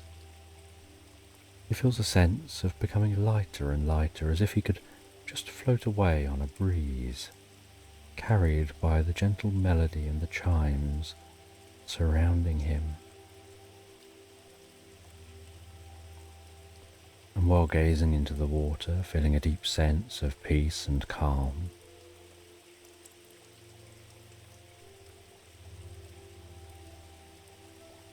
he feels that he can barely keep his eyes open, as if dreams are approaching. He feels a deep sense of contentment,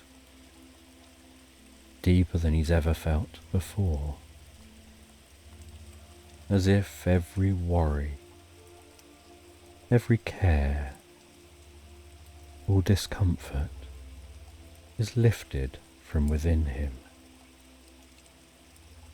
leaving just pure peace and calm.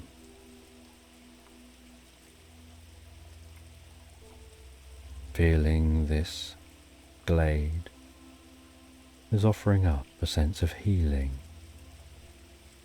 renewing his mind and body, filling him with comfort.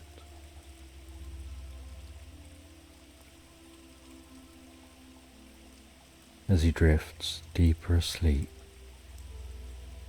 absorbed in the dreamlike atmosphere of the glade.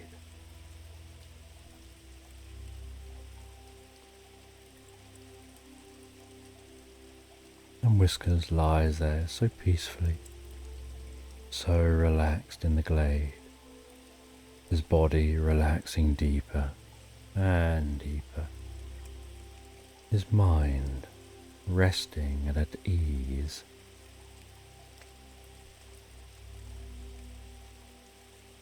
His heart feeling a deep sense of contentment and serenity and love.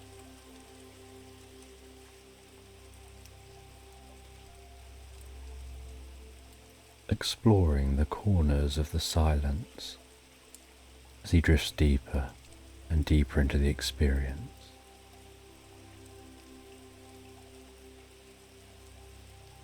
And after some time in this glade, experiencing the most profound sleep,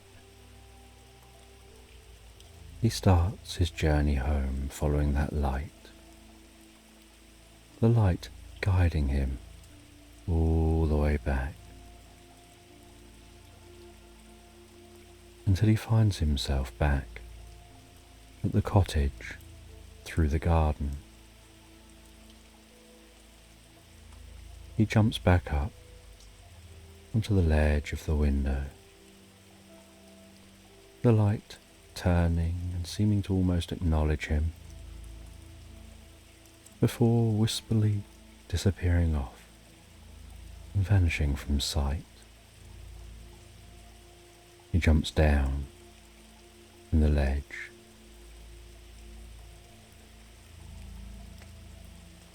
back in the familiarity and the warmth of the cosy room in the cottage.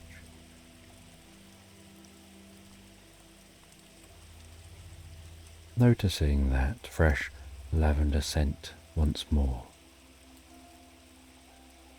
As he heads back and rests back down on his favourite cushion, curling himself up on its inviting surface and sinking down into a profound sense of peace and relaxation, stretching lazily, closing his eyes, beginning to dream about his journey to the dream glade and back again. What he saw, what he heard, the smells, the experience,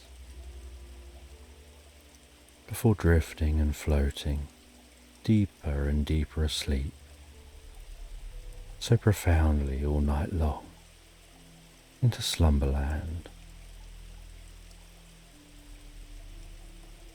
And in this bedtime story, you stand at the edge of a mystical lake, a hidden gem cradled by ancient trees whose branches stretch like the arms of wise old guardians. And here time seems to be held in a delicate, eternal pause. The surface of the lake is perfectly still, a mirror reflecting the sky above with such clarity that it feels as if you're gazing into another world.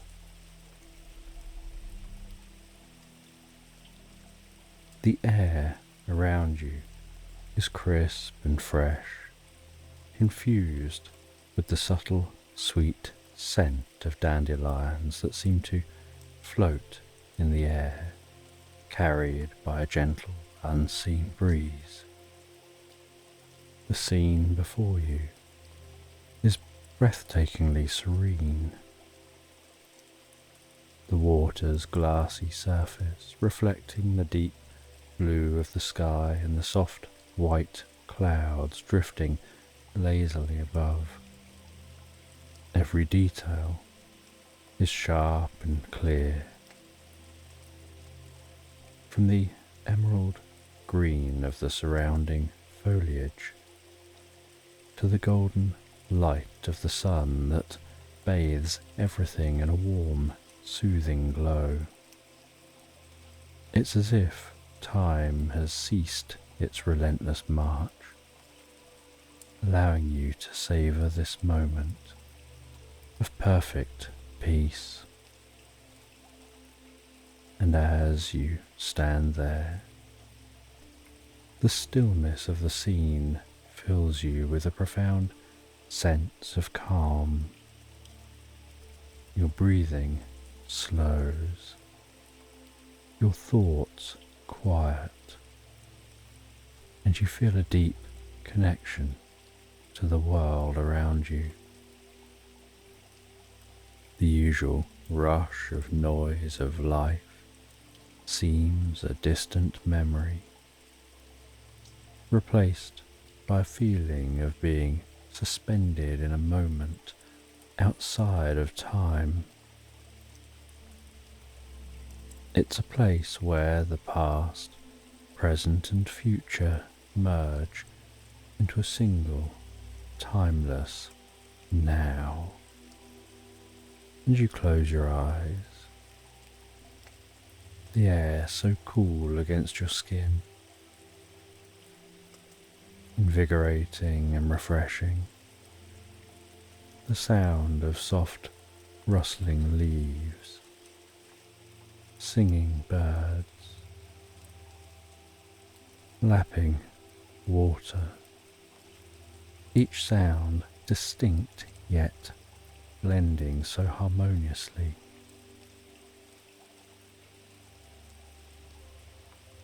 And when you open your eyes again, you feel a deeper sense of wonder. The lake, the trees, the sky all seem to pulse with a quiet yet powerful energy, as if the world itself is breathing, alive and conscious, sharing its ancient wisdom with you. The scent of dandelions mingle with the earthy aroma of moss and soil, helping to ground you in this present moment. And as you stand there, you wonder what you're going to discover. You can notice a hill off in the distance, covered in a lush green carpet of grass that seems to ripple so softly in the breeze. You can see that on top of that hill there seems to be a solitary seat carved from ancient stone, weathered by time. You can see that on that seat rests a chalice glowing with a soft, inviting light, like a beacon, ushering you over. You start to walk towards that distant hill, and then begin to climb. And the climb up the hill is gentle, a winding path bordered by wildflowers, the air filled with their sweet, subtle fragrance. And as you ascend,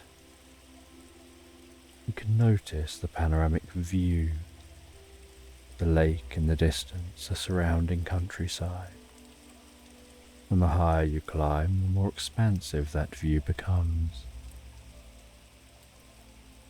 And the sky above is a deep and endless blue, dotted with the occasional soft puff of white cloud. The sun bathing everything in such a warm, comforting glow. And at the top of the hill, you take in the scene, and you head over to that stone seat. You admire the chalice, seeming to shimmer and shift with the light, etched with intricate patterns, telling tales of ancient wisdom. And as you touch that chalice, you feel a deep connection flowing through you.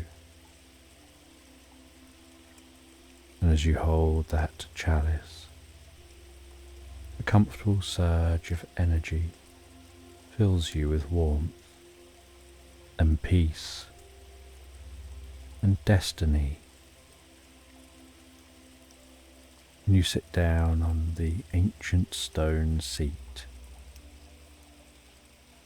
gazing out the top of this hill, over the rolling hills, distant forest, that shimmering lake. The sense of peace deepening further still.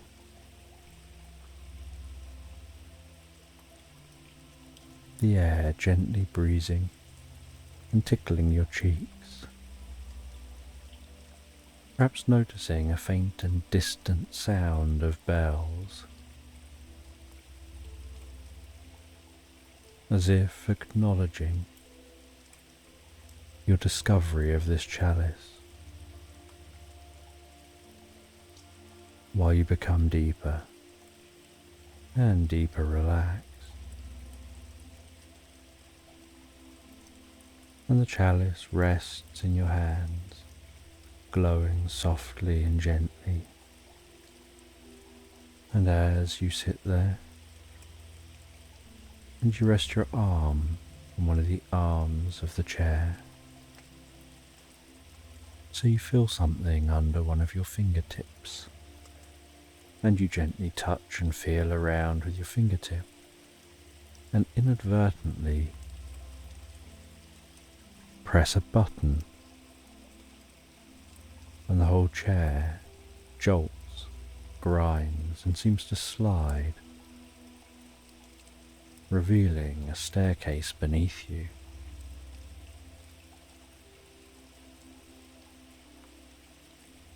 And you stand up from the chair as the chair grinds to a halt.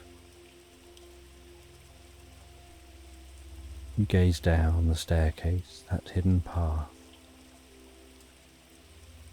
curious where it leads.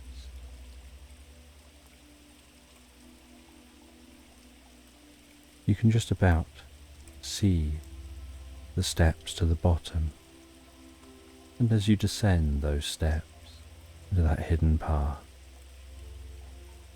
you count yourself down in your mind. 10, 9, 8,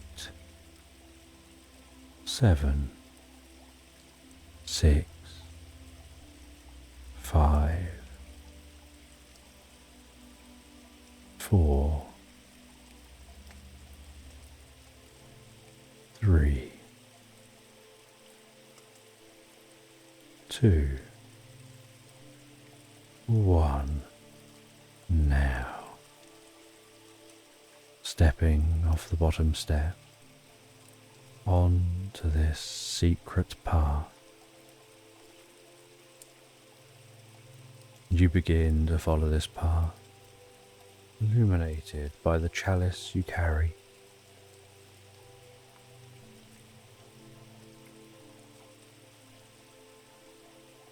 And initially the path is dark and requiring illumination.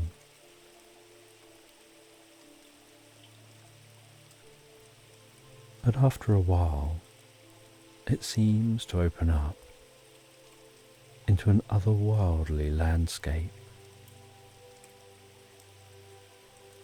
with a scent of sweet flowers you've never smelt before.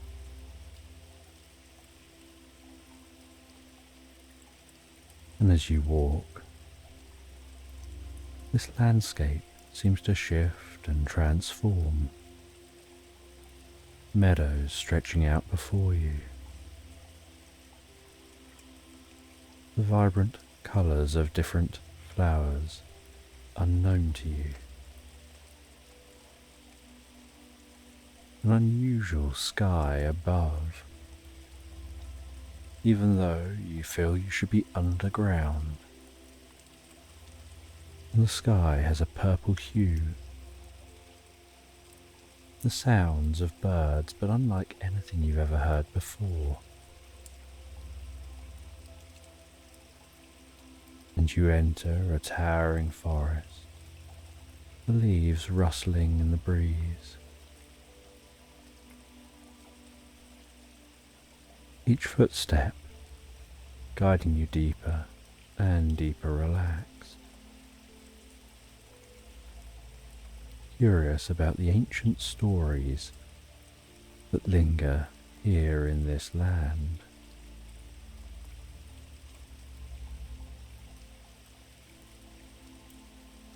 And you exit this forest,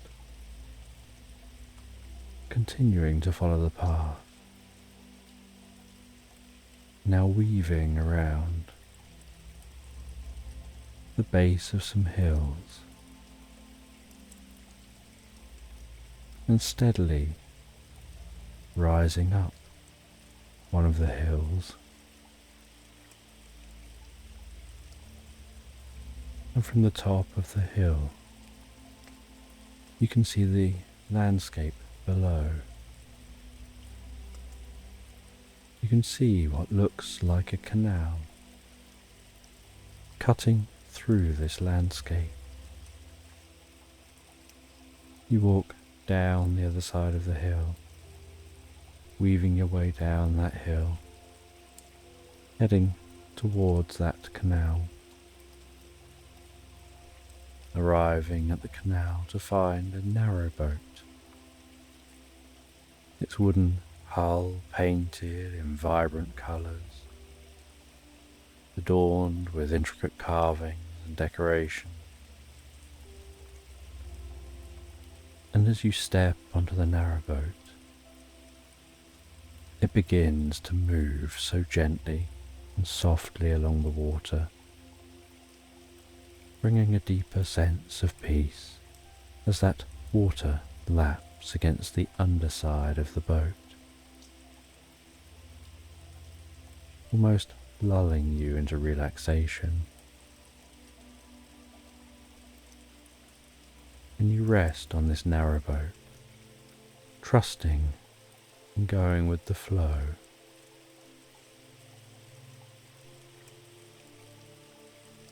You gaze over the side and you can see the wake of the water, the bobbing of water lilies, dragonflies hovering and dancing above the water.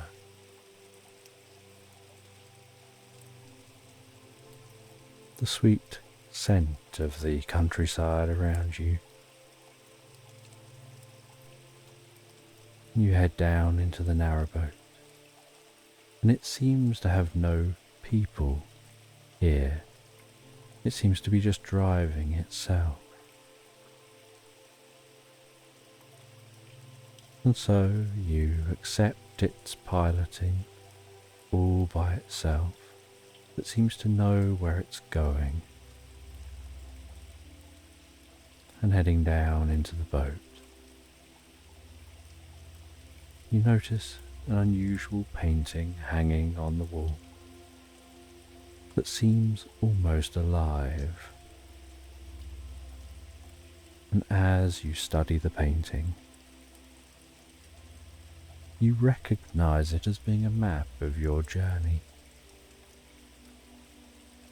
And while the narrowboat continues gliding along the canal, you realize the painting is subtly shifting, revealing new details, almost as if it's guiding you towards your next destination and filling in the blanks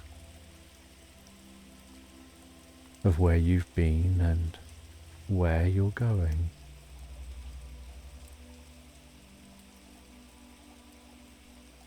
And as you continue to follow this canal, passing fields,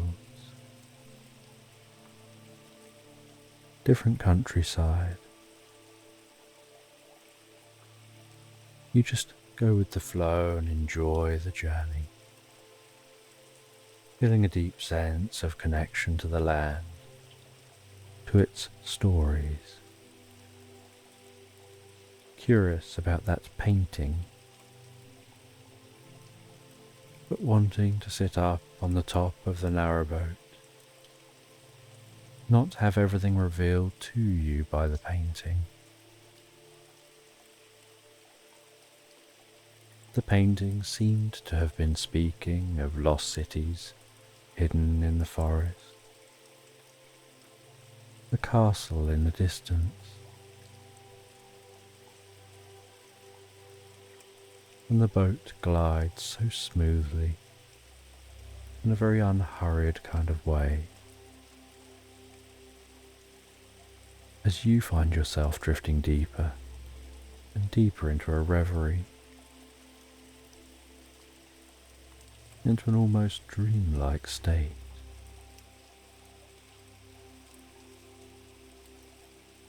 Finding yourself journeying within yourself, following your own path of discovery and reflection.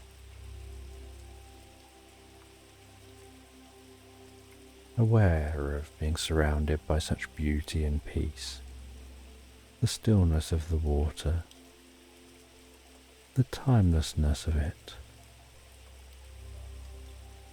and eventually the narrowboat gently glides gracefully to a halt at a small dock near the castle from the painting. You gaze up at the majestic structure, its stone walls covered in ivy and moss, the turrets reaching towards the sky. And as you approach the grand entrance, the heavy wooden doors creak open, inviting you inside. You can smell the scent of old parchment. And as you enter the castle, the furniture seems to come to life, each piece seeming to sing with its own unique sound. The grand piano in the corner begins to play a gentle, soothing tune. The chandeliers glisten and twinkle. The light sparkling around the room, with the evening light shining in through the stained glass windows.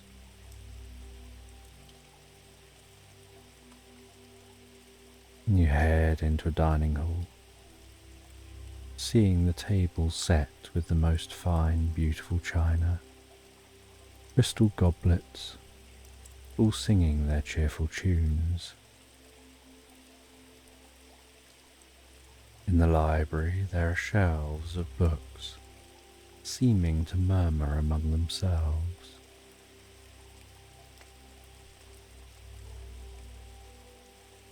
Everything in this castle seems to be woven together in a thread of harmony, sharing their memories of this castle. As you feel yourself drawn deeper and deeper into the story, into the rich history and the connections of these different items. And in a small room, you find an intricately carved old rocking chair that's creaking and rocking softly, slowly, gently back and forth. You sit in the chair feeling that gentle movement, soothing you, and the sounds around you seem to almost change to be like the hum of a lullaby, a melody seeming to stretch into the deepest parts of your being, relaxing you deeper and deeper, your eyes willing themselves to close, a deep desire to fall asleep, feeling yourself sinking deeper and deeper into a state of peace and relaxation.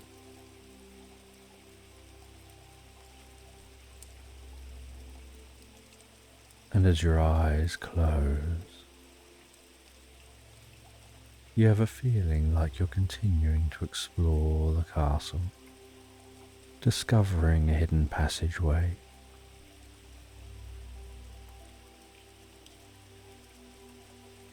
And with the chalice, you explore that passageway, unaware at this moment in time you're actually drifting and floating deeper and deeper asleep into the most healing, restorative, recuperative state and that this is part of that process of drifting deeper and deeper inside. And you descend under the castle, following this hidden passageway until eventually you find a cave.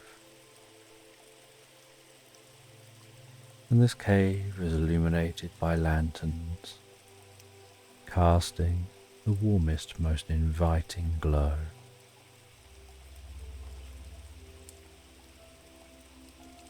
And in the middle of this cave is a small stage and a showman seeming to entertain a small audience of elves and woodland creatures with stories and magic tricks, captivating the audience with their every word as you also feel yourself drawn towards them. The elves watching intently, their eyes sparkling with delight. Woodland creatures, like rabbits, foxes, mice, paying deep attention as that showman continues their performance. And you walk over and seat yourself among the audience, enraptured by the showman's performance, discovering that their words seem to paint such a vivid picture in your mind of distant lands and forgotten times.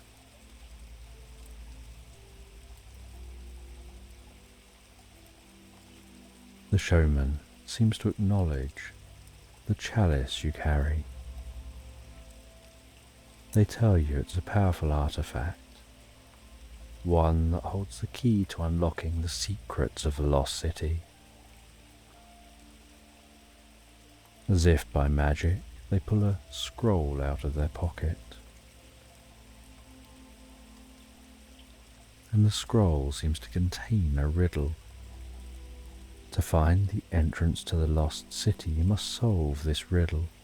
It'll guide you to a place where the city's secrets are hidden. In the place where moonlight meets the morning dew, where reflections of the past come into view, seek the ancient tree with roots so deep, and there the secrets of the city keep.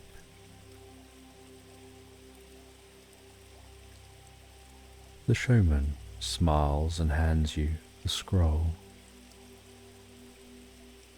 He tells you you're going to need to solve that riddle to find the answer. And you leave the cave as he carries on his performance. You head back to the castle and find yourself waking in that chair, and with the riddle rattling around in your mind. You leave the castle. You follow a path illuminated by the glow of the chalice, and find yourself approaching a quiet beach house perched on a serene peninsula.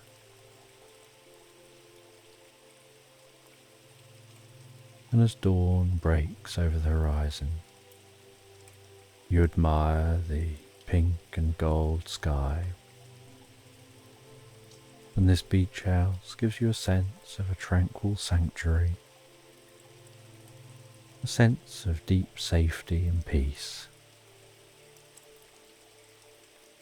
The sound of the water lapping on the shore of the beach, the feeling of walking through the sand.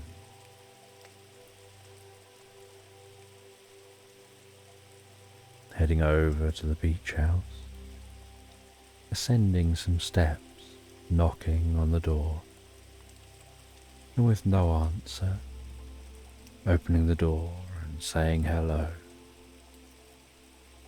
before walking inside to explore. And you can see there's a comfortable chair facing towards the water. And so you rest in that chair.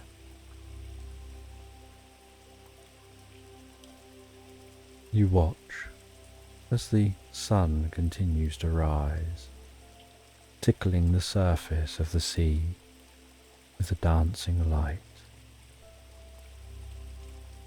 The soothing rhythm of the waves against the shore,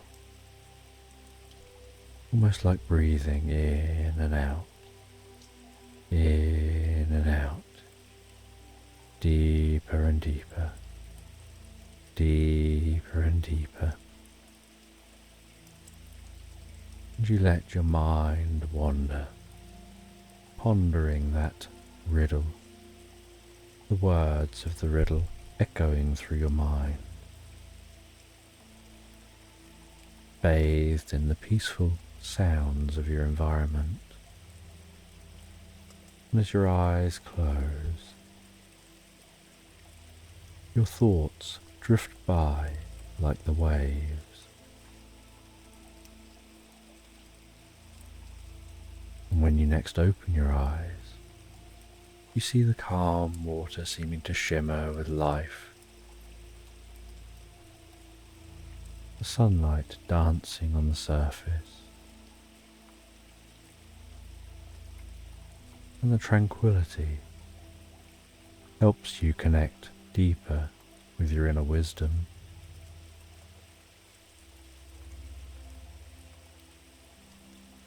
And you feel this location so quiet and peaceful, and almost in a flash, the answer to the riddle becomes clear to you. You stand up, leave the location, and head towards a nearby thicket, a dense grove of trees that seems to hold its own secrets. And as you walk into this dense foliage, the air here filled with the scent of soil and moss, and the gentle songs of birds.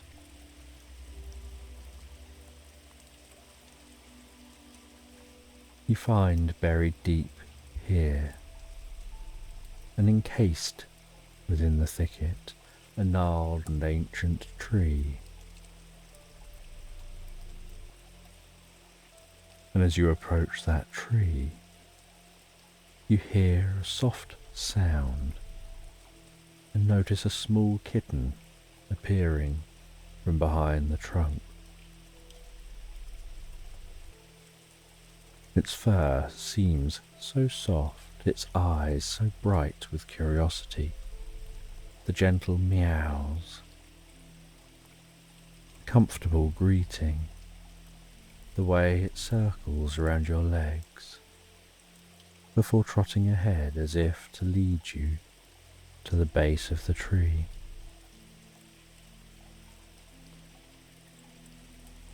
And you follow that kitten into the base of the tree, and find this space illuminated by gentle, warm light that seems to emanate from the tree itself. And the air in here is so cool and yet fragrant. And the kitten leads you further and deeper into this tree. And after some time of walking, you discover the strangest thing, a world of harmony, of elves and magical creatures. And those elves have such delicate features, and such wisdom in their eyes. And the kitten continues to guide you to a wise old elf sat on a stone. And you look into this elf's eyes and perceive the knowledge.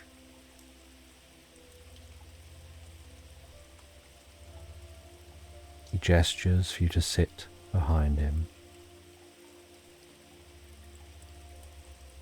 And he tells you the chalice you hold is a vessel of great significance. It connects all beings through its light. He speaks about universal connection, binding all living things in a web of life and energy that flows through that chalice. He tells you the chalice is a symbol of serenity and wisdom.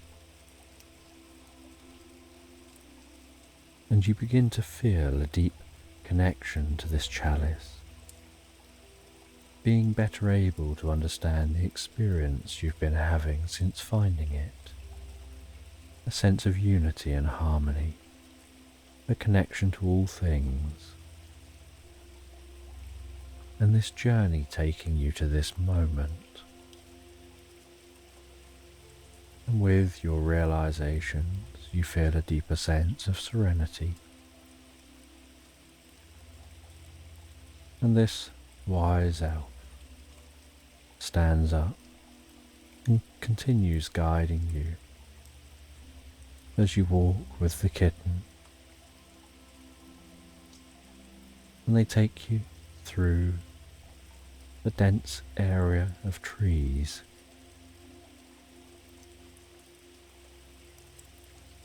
to reveal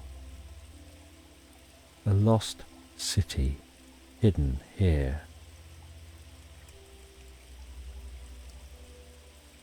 A place of deep wonder, ancient secrets,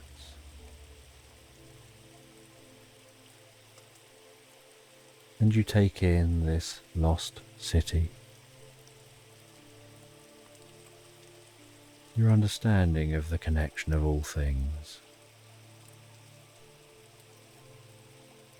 And as you explore, you feel a profound sense of understanding, serenity, peace, harmony, and a deeper connection to the land.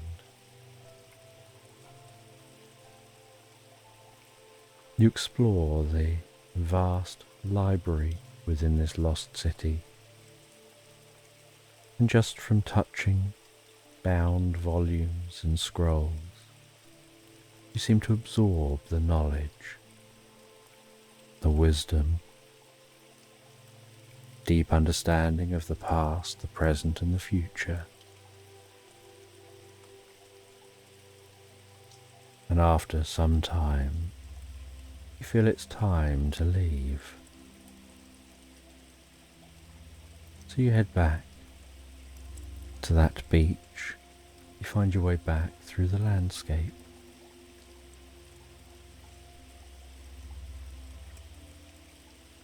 You find your way all the way back, placing the chalice back where you found it, before heading home. As the sun sets for another day, curious whether anyone else will discover the chalice in the future and make the same learnings as you did, uncovering ancient knowledge, and with various thoughts in your mind helping you relax, feel at peace, feel a connection with all things. With pleasant thoughts in mind, you drift and float deeply asleep into slumberland. And this is a story about Andy. and Andy is in an ancient rainforest. And as he steps carefully through the lush undergrowth, the air is thick with the heady scent of sage bushes, their aromatic fragrance mingling with the earthy scent of damp soil. Vibrant greens surround him, leaves glistening with dew, while colourful mushrooms dot the forest floor like tiny enchanted umbrellas. The faint forest is alive with sound, birds calling from the canopy, insects buzzing softly, and the distant murmur of a flowing river, creating a serene symphony that soothes his spirit. As Andy's heart races with a mix of excitement and curiosity, he continues to explore. He's an archaeologist, a seeker of hidden truths and forgotten histories. And today, he feels the pull of something extraordinary. The rainforest with its ancient trees feels like it holds secrets just waiting to be discovered. Each step he takes on the soft, mossy ground guides him deeper and deeper into a world where time seems to stand still. As he pushes aside a curtain of hanging vines, his eyes catch sight of a hidden path, overgrown with chestnut trees and tangled vines. The path is barely visible, almost as if it has been deliberately concealed by the forest itself. His pulse quickens as he moves closer.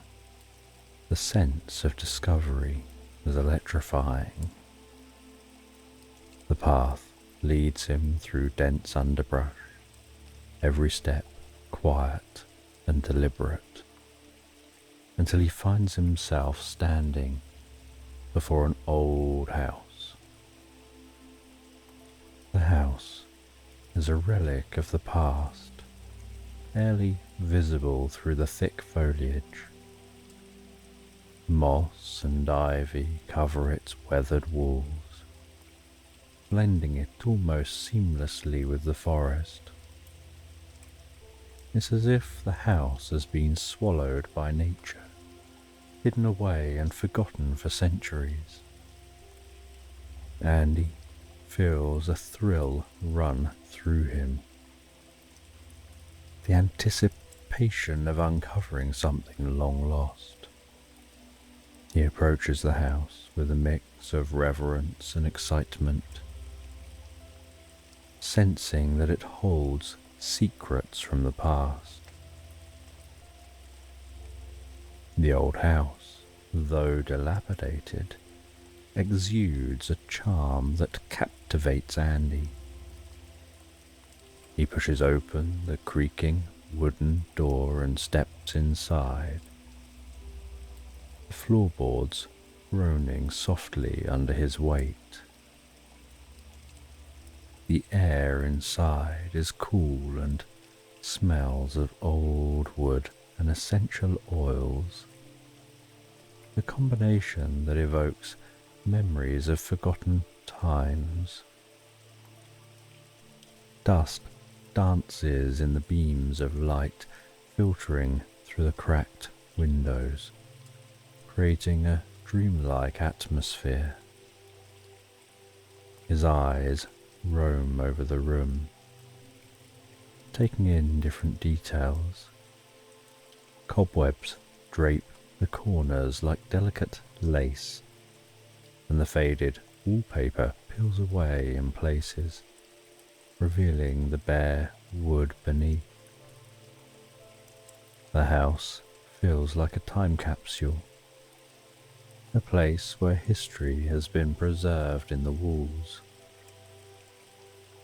He moves further inside, his footsteps echoing softly in the stillness. In one corner of the room, he discovers a cupboard. It's an old wooden cupboard, its doors slightly ajar. With curiosity, he opens it and finds an array of ancient artifacts inside. He finds a magic broom, a Newton's cradle, and a tiny house. The magic broom seems to hum with energy, a faint vibration that he can feel through his fingertips. The Newton's cradle, as if sensing his presence, begins to move on its own, the metal balls clinking together in a soft, rhythmic dance. He watches, fascinated and slightly unnerved by the animated objects. The room feels charged with an otherworldly energy, as if he stepped into a different world. Each artifact seems to hold a story, a piece of a larger puzzle that he's now a part of. He feels a profound connection to the past, a sense of being both a part of history and a witness to magic. As he stands there, surrounded by the relics of a bygone era, his mind races with questions. Who lived in this house? What stories do these artifacts hold? And what secrets of the ancient rainforest are waiting to be uncovered? The answers, he senses, lie deeper within this enchanting place, and he feels a surge of determination to uncover them.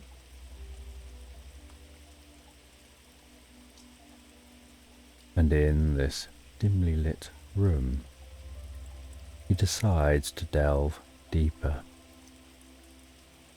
His fingers run over the wooden surfaces, tracing intricate carvings. As he explores, he discovers a drawer cleverly concealed within the cupboard structure. It softly slides open, revealing a secret book. The book is leather covered and embossed with intricate patterns that seem to dance in the flickering light. The pages are yellowed and fragile, the edges crumbling with age. The scent of ancient paper and time-worn leather fills the air, mingling with the lingering aroma of essential oils. He gently lifts the book, feeling the weight of history in his hands, and carries it to a nearby table, where a shaft of light illuminates the dusty surface. As he opens the book, his eyes widen in awe. The pages are filled with mysterious codes and symbols, each one meticulously drawn with an artistry that speaks of a time when knowledge was a sacred craft. The symbols seem to pulse with a life of their own, as if they're waiting for someone worthy to unlock their secrets. He feels a thrill of excitement and a surge of determination. He knows he's going to set out to decipher the code. Hours pass in quiet, concentration. As he becomes so deeply absorbed in the ancient text, the house around him seems to begin to fade. He works at cross-referencing the symbols with notes scribbled in the margins, the patterns and sequences beginning to make sense, revealing fragments of a story. It's a legend, an ancient tale of a crown and a wedding ring that, when brought together, possess great power. The book shares about a hidden lagoon, a place shrouded in mystery and magic, where these items can be found. He can almost hear the echo of ancient voices, willing him on, guiding him towards finding those items. He gathers up his belongings, places the book carefully into his satchel, and prepares to venture deeper into the rainforest. As he walks, the rainforest is a symphony of life. The vibrant greens of leaves, the colourful splashes of blooming flowers, creating tapestry of nature's brilliance. Birds calling from the treetops, their songs blending with the gentle rustle of leaves and the distant murmur of a hidden stream. Andy's senses are heightened, each sound and scent drawing him deeper into the heart of the forest. Following the clues, Andy navigates through the maze of trees and vines. He finds that the path isn't always clear, but the symbols and the diagrams guide him. The air is thick with the scent of sage bushes, their aroma both calming and invigorating.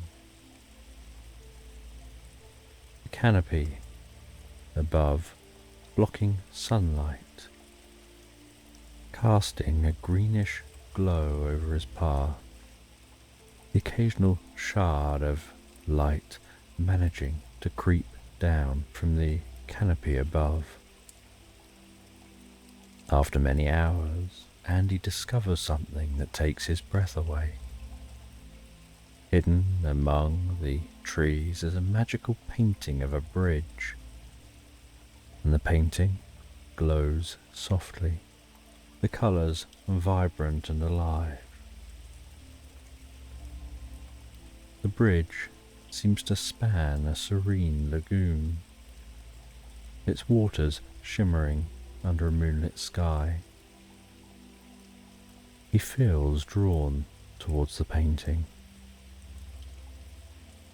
as if somehow it holds the key to continuing his journey. He reaches out, touches the painting, and in an instant the world shifts. The forest around him blurs and fades, replaced by the cool, soothing presence of the lagoon. He finds himself standing on the bridge depicted within the painting. Clouds of mist float gently over the water, and the serene sound of the water laps against the shore, the scent filling the air. The lagoon is a place of ethereal beauty. The air is cool and fragrant, with a scent of blooming night flowers, their delicate petals glowing softly in the moonlight. The sky above is a tapestry of stars, each one twinkling like a tiny beacon of light in the vast darkness. Andy feels a deep sense of peace and reverie as his mind drifts into a state of relaxed wonder.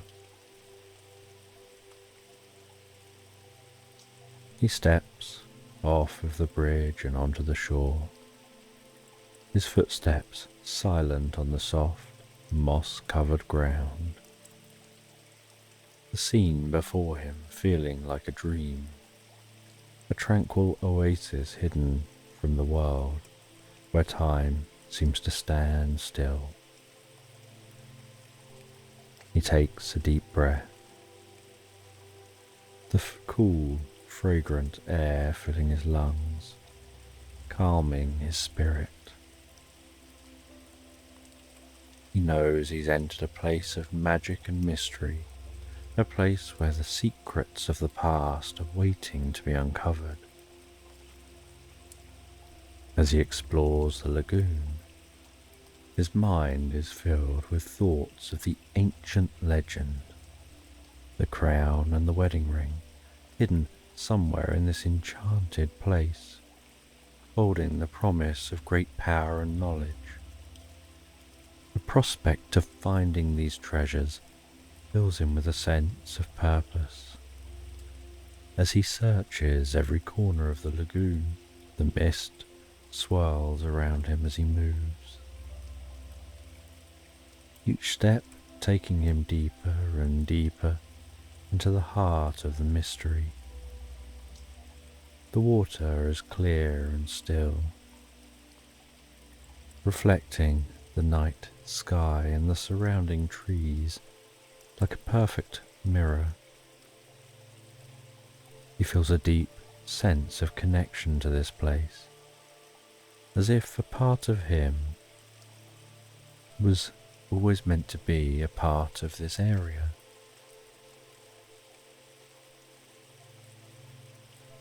The tranquility of the lagoon seeps gently into his soul, making him feel at peace and at home.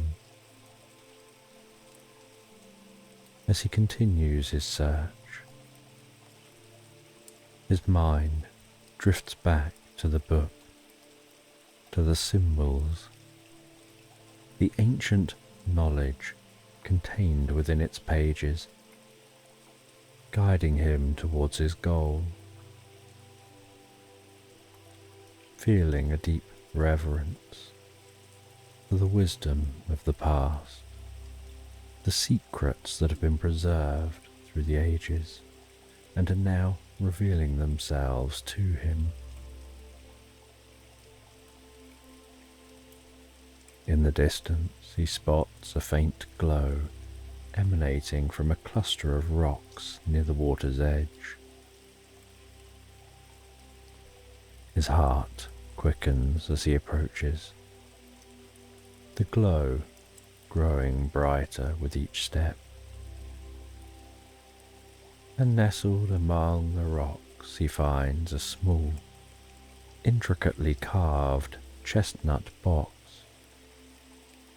The box pulses with an inner light, its surface warm to the touch. He opens it carefully, his breath catching in his throat as he gazes upon the treasures inside. There, nestled within the chestnut box, are the crown and the wedding ring, both glowing with an ethereal light. The crown is adorned with intricate designs, each detail meticulously crafted, and the wedding ring is a simple yet elegant band, its surface smooth and polished. He feels a profound sense of enlightenment, a sense of understanding the deeper meaning of his experience. The old lady from the lagoon reappears, and she has such a calming and reassuring presence. She explains that the crown and the wedding ring are symbols of unity and balance. They're meant to be used for the greater good. He returns to that bridge, and finds on the bridge that the world shifts once again. As he exits the painting and finds himself back in that rainforest, and the mist continues to cling to the surface of this area like a silken veil. The air is cool and fragrant, the stars above twinkling so softly, creating the most beautiful tapestry of light overhead. And from the mist, a figure seems to begin to emerge, a small lady with silver hair. She seems to exude an aura of ancient wisdom, her eyes deep and sparkling. "Welcome," she says, her voice soft yet firm. "I'm the guardian of this area, and you're here to learn about the crown and the wedding ring." She shares some words of wisdom before handing him a sack made of finely woven cloth. "Trust in yourself, and you'll find your way." And with that, the woman disappears, and Andy continues to follow a path deeper through the forest. And this forest is thick with towering trees, the branches arching overhead. And in the distance he can hear a rhythmic beat of a drum, creating a mystical ambience. He can hear the nocturnal creatures singing and dancing around in the night time. He can feel the ethereal nature of this place, a place that seems to be awash with magic. And suddenly the path opens up into a small clearing, bathed in silvery moonlight. In the centre of this path is a tall ancient tree with a wide trunk and expansive branches stretching high into the sky. And Andy approaches the tree, admires the tree, runs his fingers around the bark of the tree, and can feel the natural magic of the tree, the magic of nature. And as he leaves the tree, he sees jellyfish floating in the sky. And these jellyfish float so gracefully, so peacefully, their presence bringing a deep sense of love and wisdom. He reaches out towards one of the jellyfish as they slowly undulate in the sky, their tentacles reaching back in his direction, his fingers making contact with the tentacles of the jellyfish as the jellyfish begins to glow so beautifully, so calmly, and he feels a connection and gets a psychic flash of wisdom and insight and understanding from the contact. And with this wisdom, the jellyfish disconnect and begin to rise up higher into the sky. As he continues his journey along the path, the sound of the drums growing louder and louder, beating and resonating like the pulse of the forest itself. And he finds himself in a secluded grove in the heart of this forest, where he encounters a wise nun with robes flowing like water around her. Her eyes are closed and she seems to be in deep meditation, and the air around her seems to be thick with the scent of incense and a mystical atmosphere. As he nears, she opens her eyes with the most beautiful friendly smile. "Welcome," she says, her voice a soothing melody. "You've done well to come this far, to learn all you've been learning. Your heart and spirit are strong." He feels a deep sense of calm and reverence. She continues, "Seek not with your eyes but with your heart. True treasures are found within. Trust the path you're on and let your spirit guide you." And he feels a deep understanding wash over him.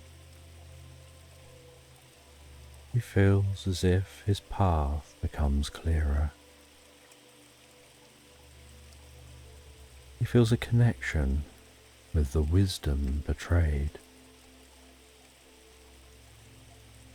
and a desire to connect deeper with nature.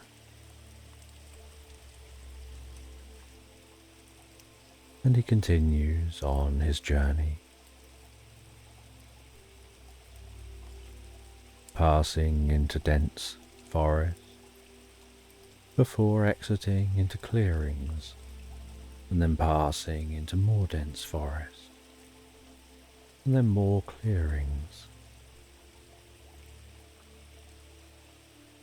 And the clearings are bathed in the soft glow of moonlight.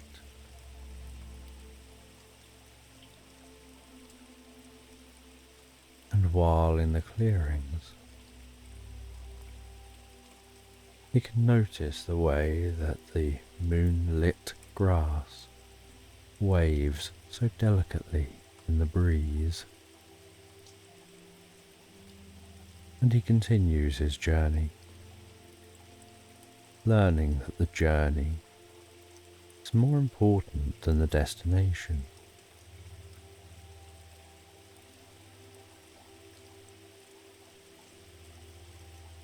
And he finds himself in a small, secluded glade. He has the wedding ring and the crown. He feels a deep sense of accomplishment for the journey he's been on, and a sense of enlightenment. He is aware that the power of these items isn't from their physical form, but in the unity and balance that they represent. He feels a deep sense of gratitude and determination to carry what he's learned through to the rest of his life, to helping others. He holds on to the ancient wisdom, the knowledge that he's gained, unsure how his life will be transformed in the future. And after enjoying his journey, making his discoveries, he travels back to that old cottage.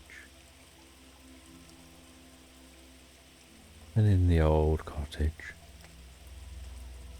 he goes back to that cupboard. Only this time, while he's in this cottage, his eyes are drawn to a painting on the wall. He notices it's the painting he saw in the forest,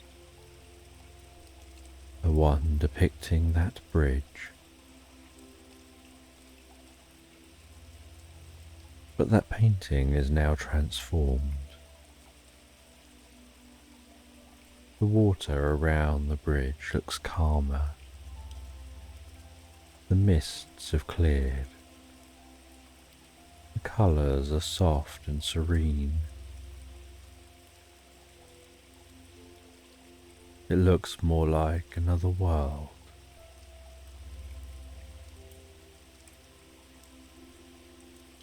He feels that the change to that bridge, to that painting, is supposed to convey some learning and understanding.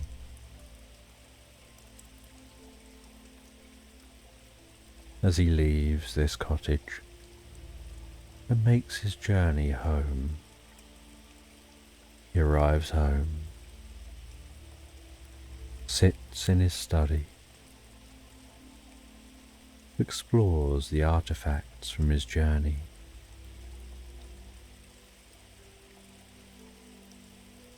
He reflects on the adventure,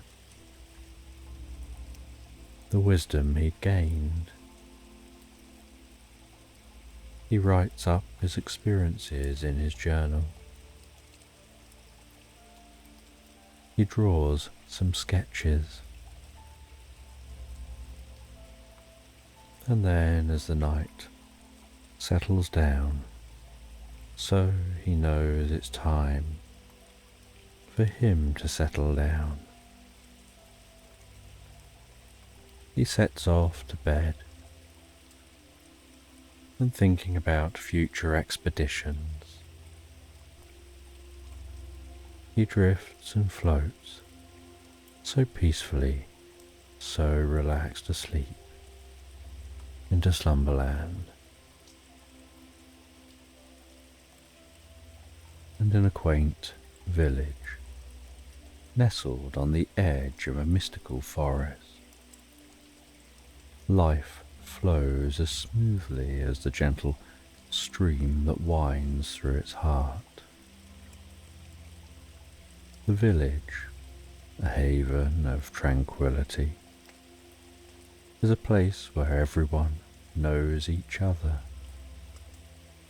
and the air is perpetually scented with the fragrance of blooming flowers, the inviting aroma of freshly baked bread from local bakeries. And here time seems slow, allowing each moment to be savoured like the most sweet melody.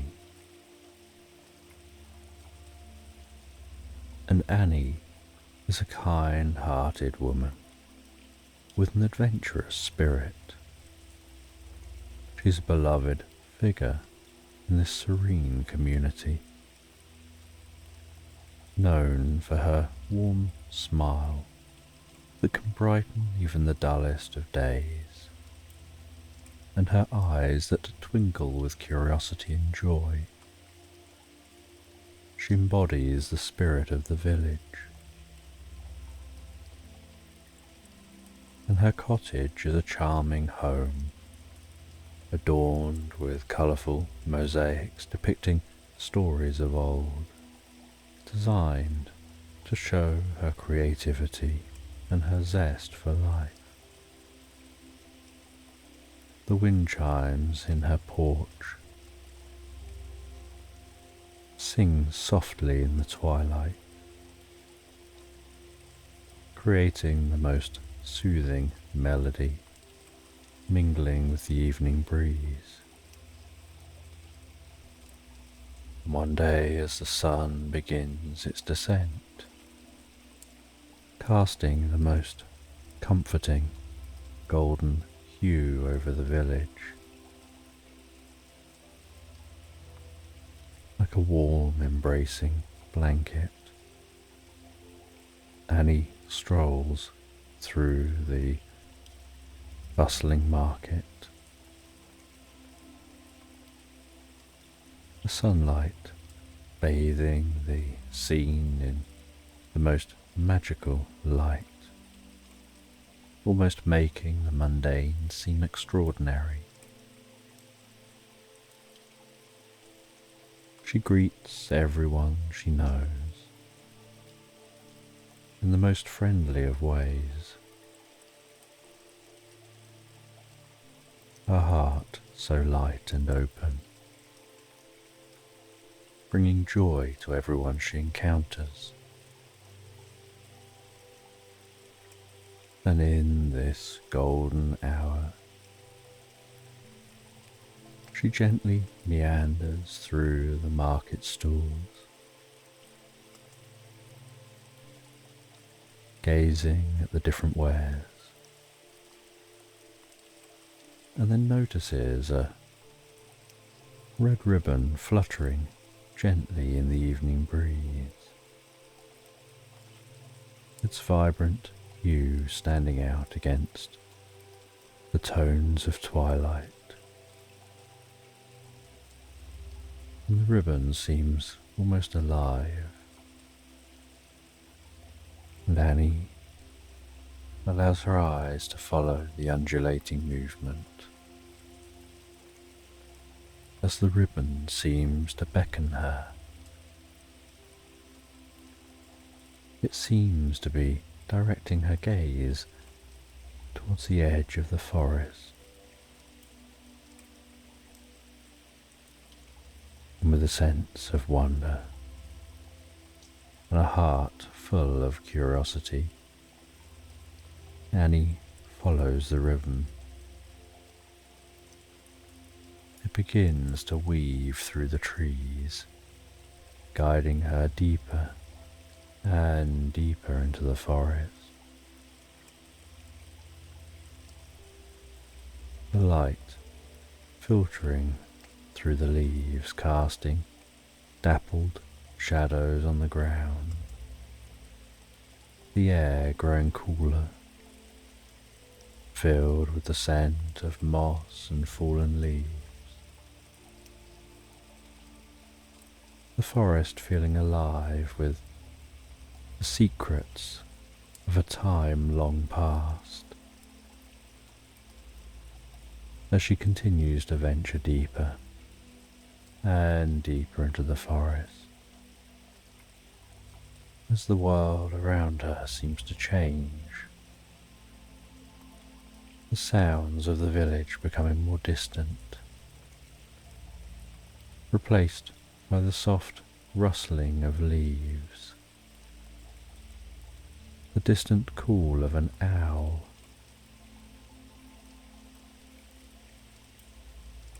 the forest feeling like a realm apart from reality, a place where magic seems to linger in every shadow.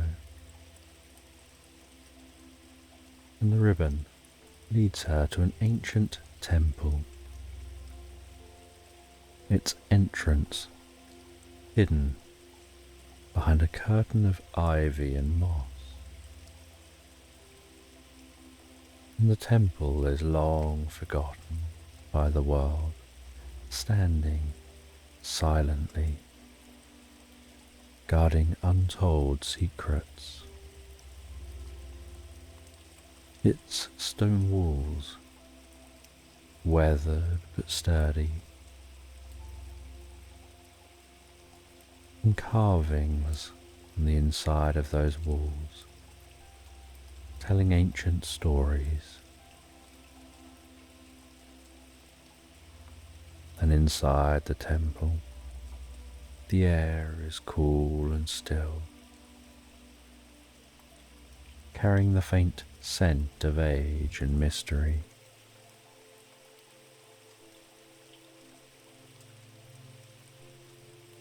The light from the setting sun, creeping its way through the occasional cracks in the walls. And Annie's eyes are drawn to a mosaic, its colours still vibrant despite its age. The mosaic depicts a scene of a shimmering portal, a path of light leading to a world beyond this one. And with a sense of reverence, Annie reaches out and gently touches the mosaic, and the moment her fingers make contact, the mosaic begins to glow. Its colours become more vivid. The light spreads.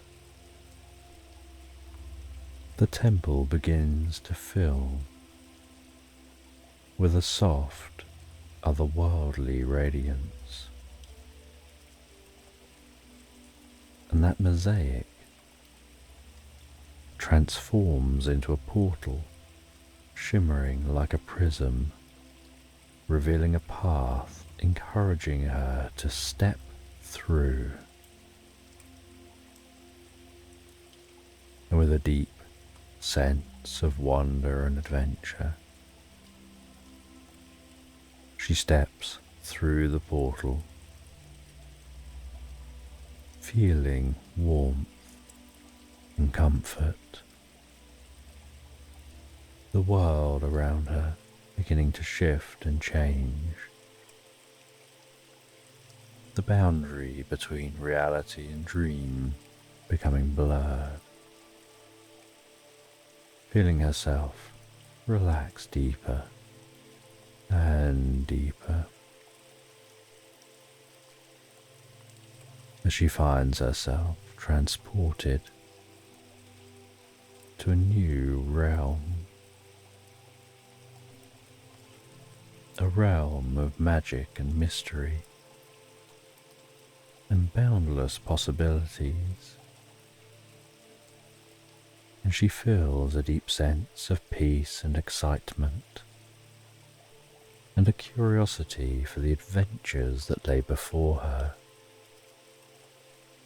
As the temple behind her fades from view, and she finds herself wrapped in vibrant colours and enchanting melodies of a new world. A world where the air is perfumed with the delicate scent of jasmine, a gentle murmur of a stream, harmonizing with the soft tinkling of distant chimes, a symphony lulling her deeper and deeper relaxed. The sky seemingly a perpetual twilight, a canvas of indigo, kissed by the glow of countless stars that twinkle softly. And as she gazes around her surroundings, she feels a deep and profound sense of peace wash over her, as if the very air she breathes is imbued with serenity. Each step that she takes seems to feel lighter and lighter, as if the weight of the world has been lifted from her shoulders, leaving her free to explore this enchanted realm. and she wanders along a path lined with flowers, humming gentle melodies.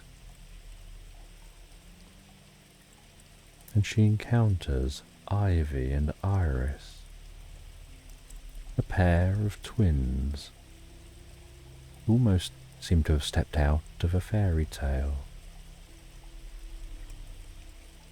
They seem to possess an otherworldly aura. Their movements are so graceful, their eyes sparkling, their voices harmonious. Each word that they speak is carried like the most beautiful and calming melody. "Welcome," Ivy says, her voice as soothing as a lullaby. "We've been expecting you," Iris adds, her tone equally melodic. "Where am I?" Annie asks, her voice barely a whisper. "You're in the land of dreams," Ivy replies, "a place where magic and reality intertwine. We're your guides on this journey," Iris continues, "and we've much to show you." And their voices seem to harmonize like a gentle song, calming Annie deeply, profoundly. She has a sense that this place holds magic and discovery. She follows the twins down a long, flower-lined path, and the twins speak about a hidden treasure that lies on an invisible island, a treasure that has the power to fulfill the deeper desires of the heart. But to reach this island, Annie must seek the aid of a green fairy and find a flaming sword that guards the treasure. Ivy explains the treasure's not gold or jewels, it's something far more precious. It's something that'll help you to achieve your heart's deepest wish. And Annie begins to embark on this quest. The twins guide her to a gentle stream where she finds a rowboat. They hand her a letter, a parchment soft and worn with age, and instruct her to follow the stream.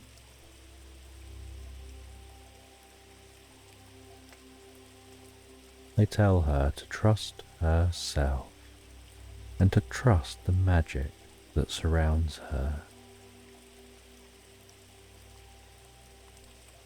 And she begins her journey rowing down the stream, the sound of the oars pushing through the water.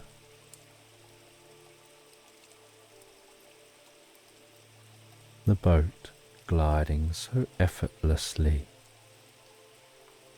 the twilight sky reflecting in the surface of the stream. The sound of the oars so rhythmic, lulling her deeper, relaxed with each stroke.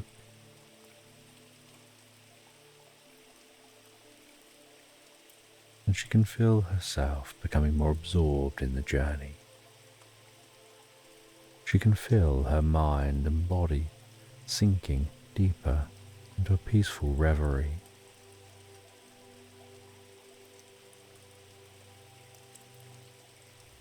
She feels that every breath she takes seems to be filled with tranquility and a calm knowing that the journey holds the promise of discovery. And she continues to gently row down this serene stream, the twilight reflecting like a shimmering mirage. The ripples of the water pushed aside by the oars, distorting the mirrored stars. The sound of the water lapping against the boat, so soothing, like a lullaby sung by nature. Feeling the last of any tension leaving her body as she sinks deeper and deeper into the most profound and peaceful state of mind. The air so cool and fragrant, that gentle scent of jasmine still hanging around, mixed with the scent of damp moss and wood. The trees that line the stream, gently swaying in the breeze.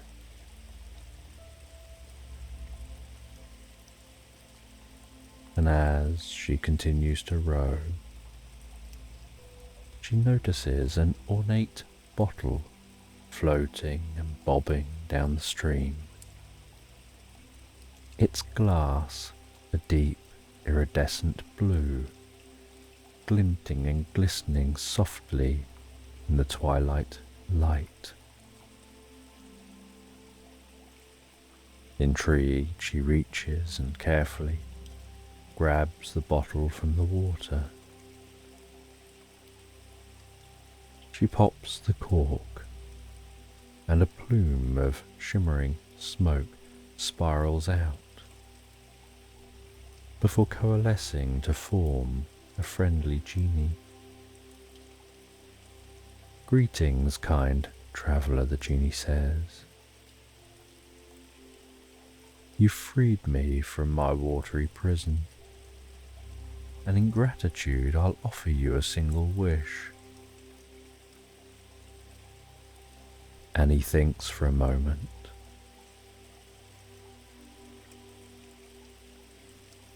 "I wish for guidance to the green fairy." The genie nods. A serene smile touches his lips. With a gentle wave of his hand, he dissolves into shimmering light and floats ahead of Annie, illuminating the path forward. The light leads her deeper and deeper down the stream. She continues to row, following that light.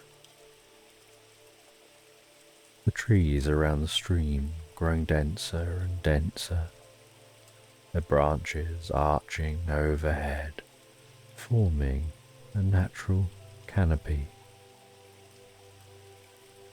Rustling as she rows,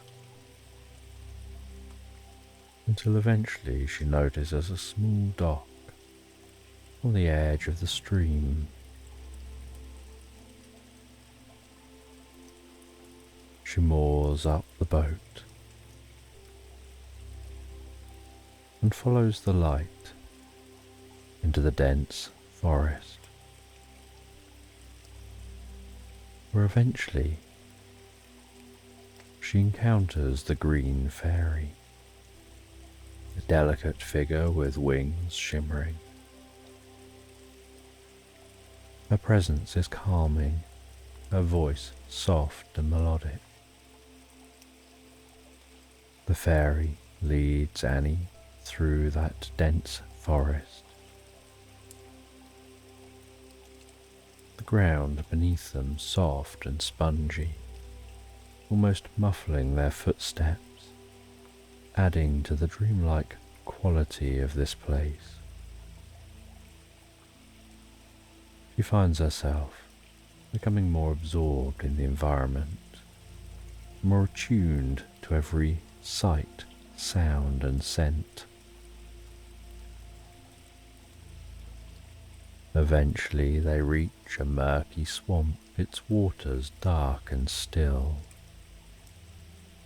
Strange, mythic animals move silently through the shadows, their eyes glinting, glistening in the dim light. The air filled with mysterious sounds, the croak of a frog, the rustle of unseen creatures.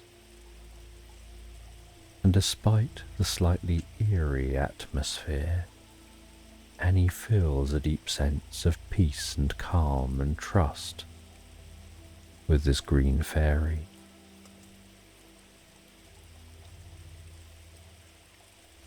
They navigate the swamp slowly and carefully, guided by the fairy's light, illuminating a safe path, revealing any hidden dangers.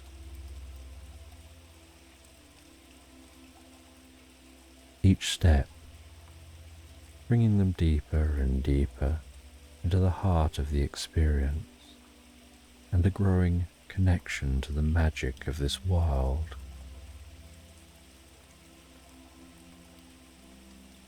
Until eventually, beyond the swamp,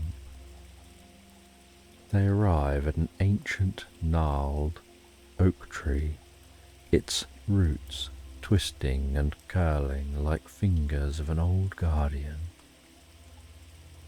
Hidden beneath its sprawling roots is the entrance to a tunnel. Annie heads down into the tunnel. The air is cooler and calming.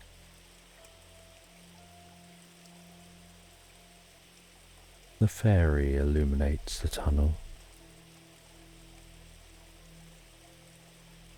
revealing strange ancient carvings,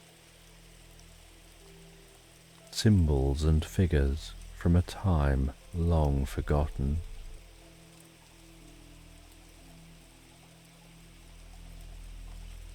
The carvings seem to tell stories of ancient quests, forgotten heroes. As they travel deeper and deeper into the earth, and each step feels like a journey into the past, a descent into the heart of the world. And Annie feels a sense of calm and purpose.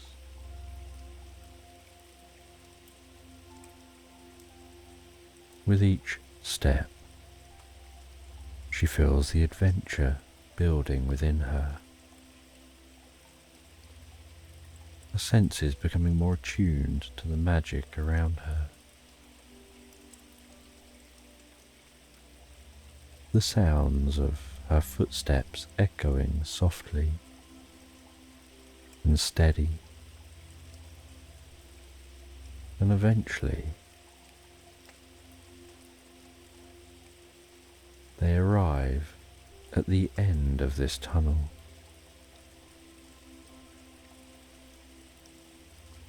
And as they arrive at the end of the tunnel and exit the tunnel,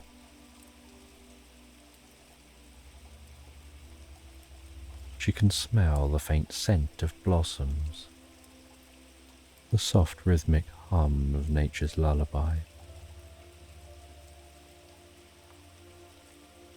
And before her, unseen, is the invisible island,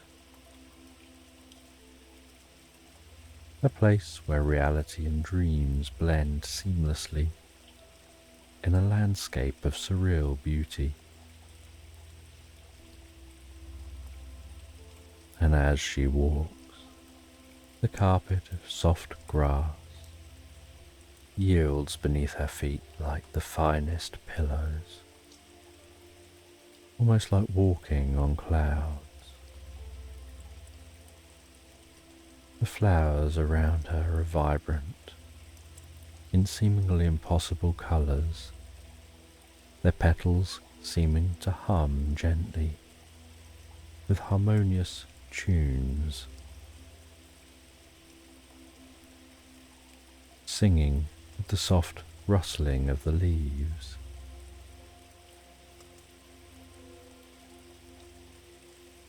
And the sky above continues to display its tapestry of twilight hues, the stars twinkling softly.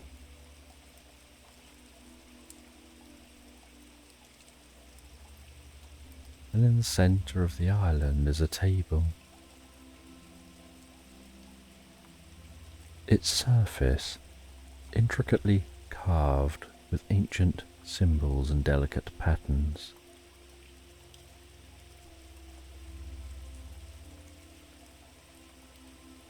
And Annie approaches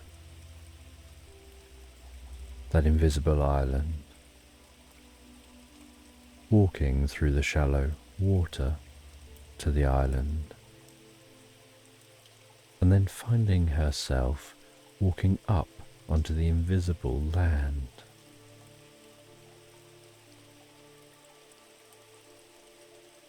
And after a short walk,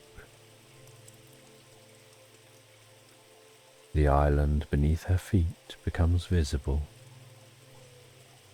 almost as if it was shrouded in a cloak of invisibility. And she can see that table. She can see the ornate treasure chest resting on the table.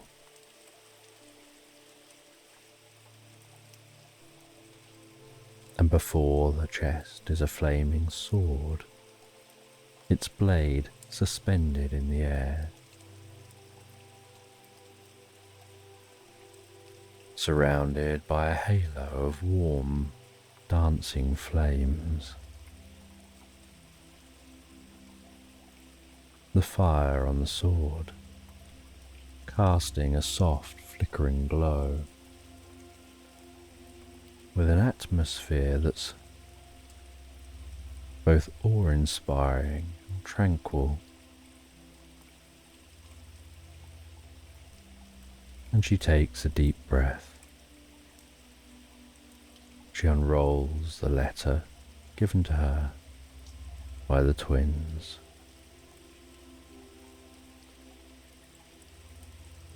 And she recognizes that this letter contains a puzzle. And so she begins to decipher this puzzle. Each symbol in the letter, each word, revealing part of an incantation she needs to speak to be able to pass the flaming sword. She finds as she gazes at this letter, her mind drifts into a meditative state. Her thoughts flow like a gentle stream. She feels a profound sense of clarity and understanding. And once she solved the puzzle on the letter, she speaks the incantation out loud, her voice steady, each word filled with the power of her heart. The air shimmers, the flames of the sword flicker, the incantation flows from her lips like a gentle breeze. And as she finishes uttering the incantation, The flames around the sword begin to wane. The glow begins to fade, and the sword gently lowers to the ground, its protective barrier dissolved. And she walks over to the table. She opens the treasure chest, and inside she finds a mosaic heart, glowing warmly with an inner light, pulsing gently, its light spreading a feeling of peace and happiness. She feels a deep connection, and she knows that it holds the power to cultivate peace and happiness wherever she goes. And she can feel a profound sense of peace and love while holding that heart, aware of the joy and serenity this can bring. The twilight sky continues to cast a soft glow, while Annie feels a deep sense of completion and harmony, and curiosity for the future.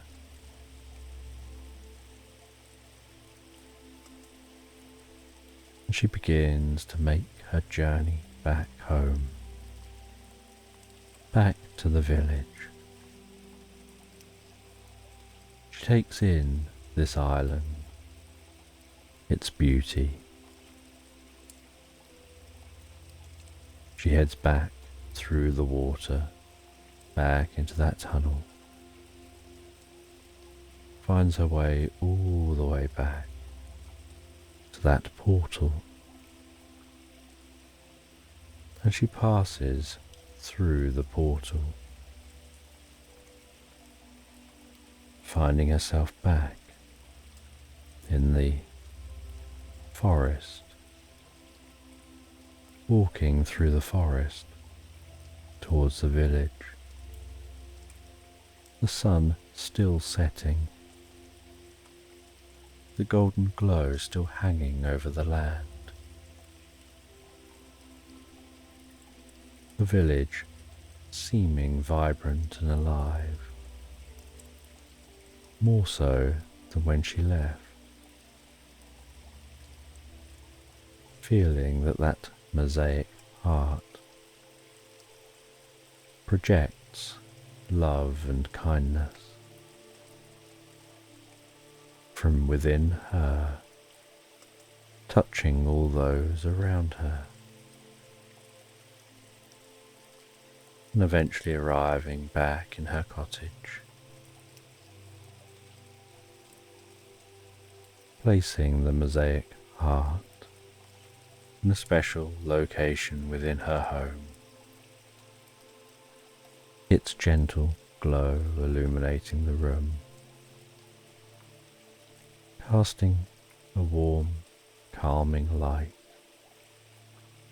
as she feels a deep wave of relaxation and an even deeper state of restful peace wash over her.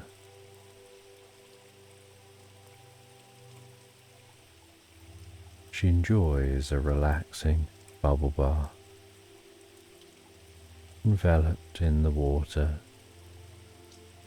soothing her muscles, easing away the last of any tension. The gentle scent of lavender filling the air,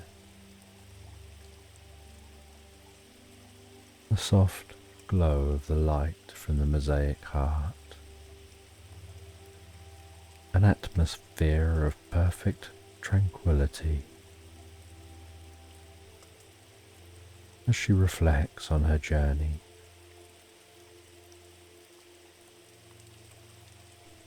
on those she met, on where she found this heart, and the changes this heart will bring to the land. Before leaving the bath,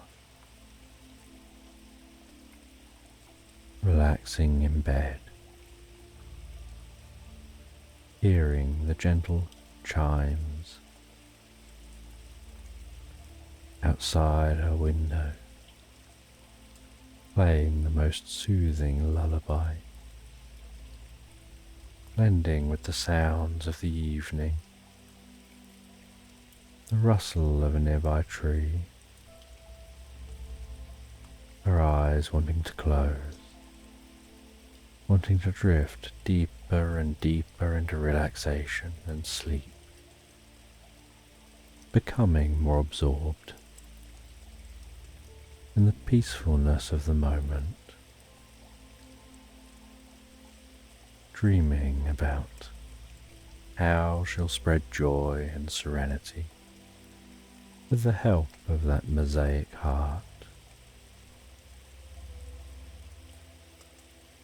As she drifts and floats, so soundly asleep into slumberland.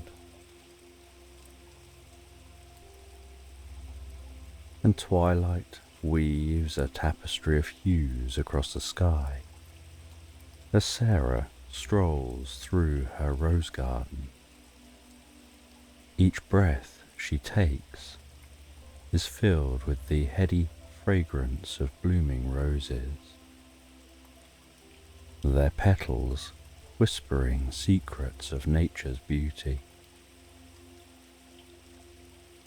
The air is cool and crisp, carrying with it the promise of evening. A gentle mist begins to settle, wrapping the garden in a soft, mystical shroud that seems to blur the edges of reality. The colours of the sky fade from the warm glow of the setting sun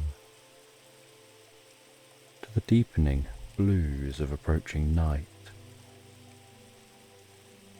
blending seamlessly into the horizon.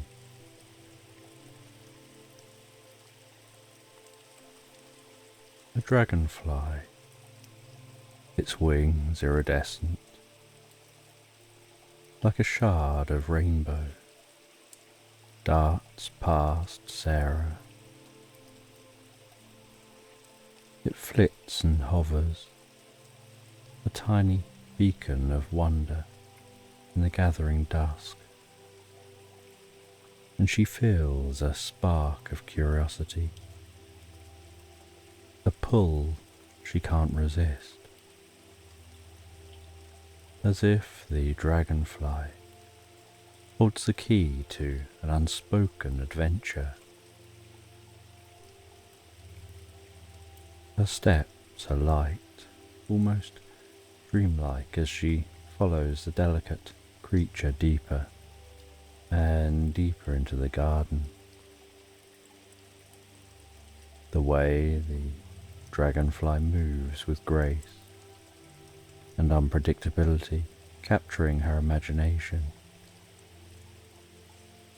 making her feel as though she's part of a fairy tale. And the sound of a little bell, soft and distant, gently reaches her ears. It's a calming, melodic tinkle that dances through the air, leading her on like a curious invitation. Her heart quickens with anticipation. Her senses heighten with each step. The mist thickens, creating a veil of enchantment that makes everything seem possible. The bell's sound is almost hypnotic, wrapping her in a cocoon of tranquility and guiding her thoughts towards the deeper mysteries of the night.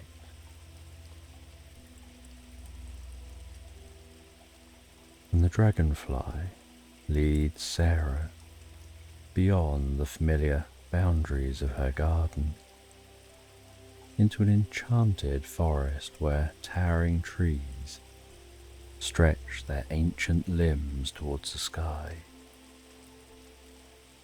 Their leaves shimmer with an otherworldly glow,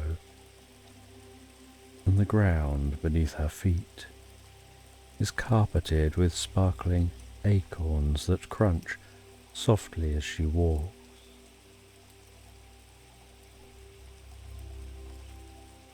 Each acorn seems to almost hold a flicker of starlight, adding to the magical ambience of the forest. And the forest is alive with the sounds of nature.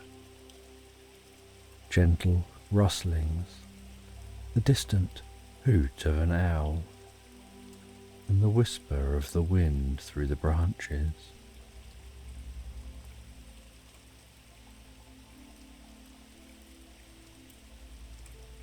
A playful kitten with bright, curious eyes and a silky coat appears as if conjured by Sarah's thoughts. It meows softly, a sweet, inviting sound that makes her smile. The kitten trots ahead, its tiny paws barely making a sound on the leaf-strewn path. As Sarah follows, feeling an unspoken connection to this little guide. The kitten's movements are fluid and graceful, and its presence fills her with a sense of joy and wonder, as though it knows the secrets of the forest and is eager to share them. As she walks, her gaze falls upon a pebble nestled among the roots of an ancient oak tree. Glowing faintly, a soft, ethereal light, pulsing gently. She bends down carefully, picks that pebble up,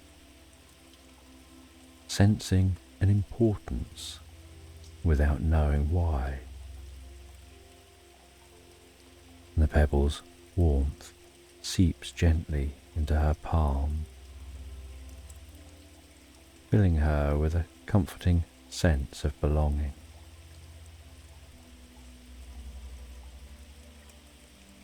She tucks it into her pocket, feeling its reassuring presence against her side. The texture of the pebble is smooth and soothing, grounding her in the present moment. As the forest grows denser and the trees form a canopy that filters the twilight into a dance of shadows and light, the path twists and turns, leading Sarah deeper and deeper into the heart of the enchanted woods. And each step that she takes is a journey into the unknown. Yet she feels so curious and comfortable. She feels a profound sense of peace, as if she's meant to be here exploring these magical realms. And the deeper she goes, the more she feels a connection to the forest, as though it's welcoming her into its ancient embrace.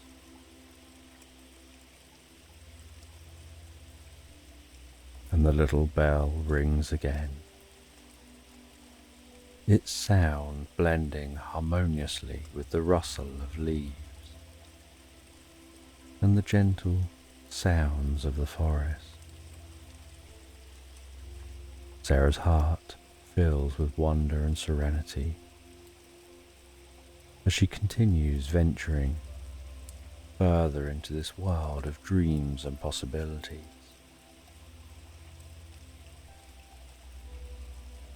And eventually, she steps out of the dense forest, finding herself in a clearing, heading over towards a majestic waterfall that's cascading so serenely into a crystal clear pool. And the waterfall is steady and rhythmic, creating a soothing sound enveloping her senses. The mist from the waterfall hanging in the air like a delicate veil, sparkling with tiny rainbows in the fading light.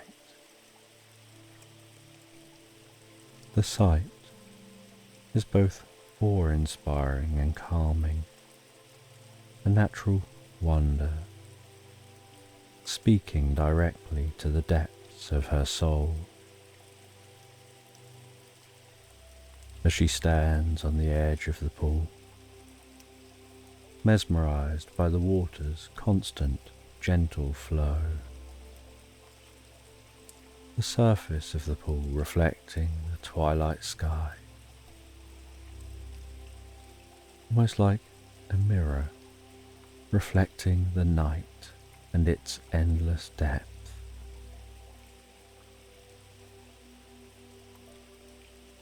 Enjoying the coolness and the refreshing scent of the water and the night air,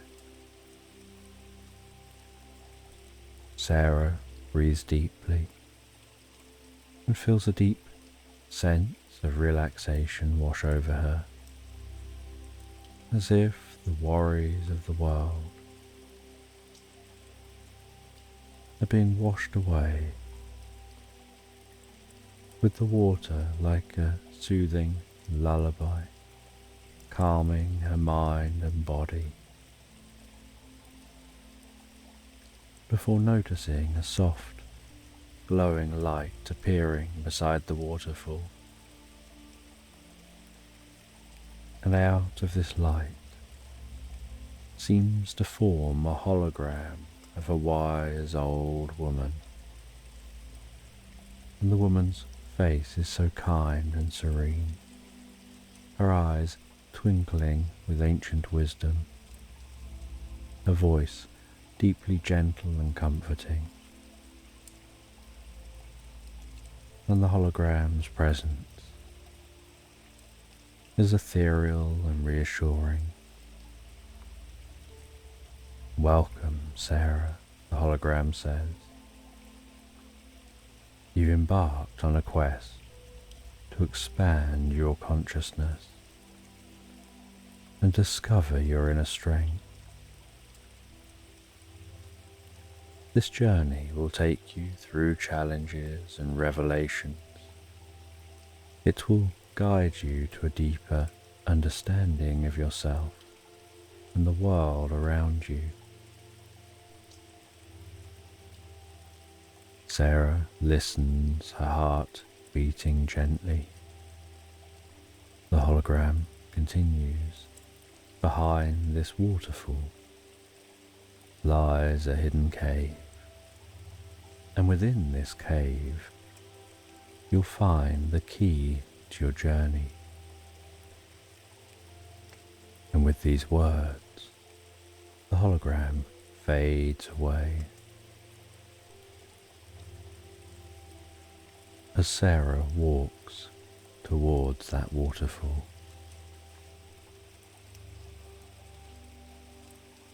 And as she walks towards the waterfall, so that waterfall parts gently, revealing a narrow passage,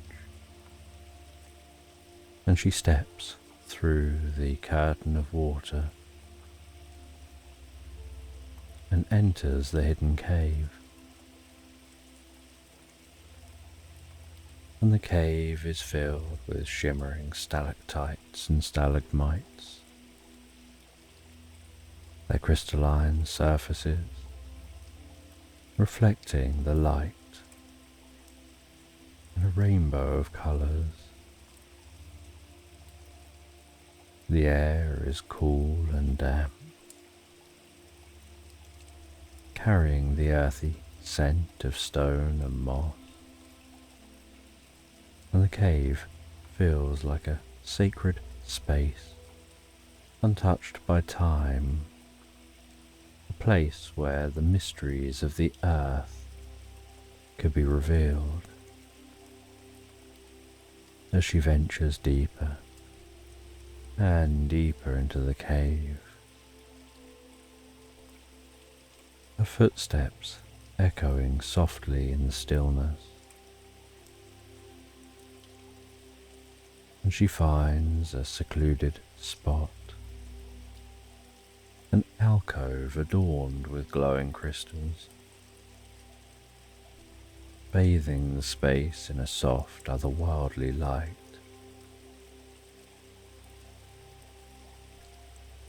She relaxes down, closes her eyes, and lets the tranquility of the cave begin to envelop her. She begins to meditate, breathing slowly and steady. With each exhale, she can feel herself sinking deeper and deeper into a state of profound relaxation.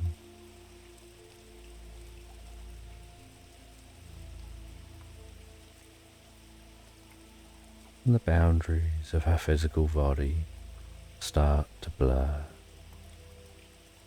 She can feel herself drifting, dreaming, her consciousness expanding beyond the confines of the cave. Sensations of the cave begin to fade, replaced by a sense of weightlessness and freedom. And she begins to astral travel. She feels weightless, her spirit floating free from her body. Opening her eyes, she finds herself in a dreamlike landscape filled with floating islands and ethereal lights that dance like will-o'-the-wisps in the twilight air. The sky above her is a swirl of colours, dancing from one hue to the next, creating a serene and magical panorama.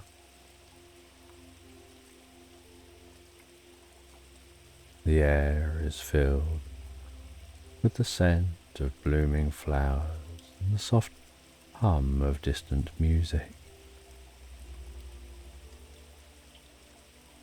And a luminous moth, its wings shimmering with a soft golden light, appears before her, gently fluttering, so calming, so peaceful.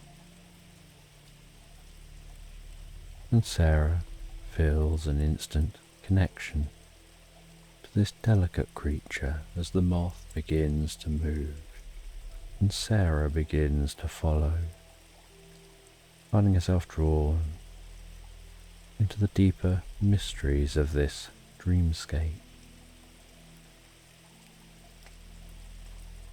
and the moth's light creates a pathway through the dreamscape, guiding her towards new revelations.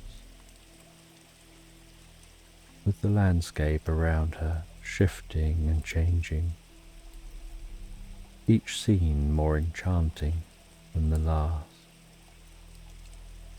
As she passes through fields of softly glowing flowers, their petals sharing ancient secrets as she walks by.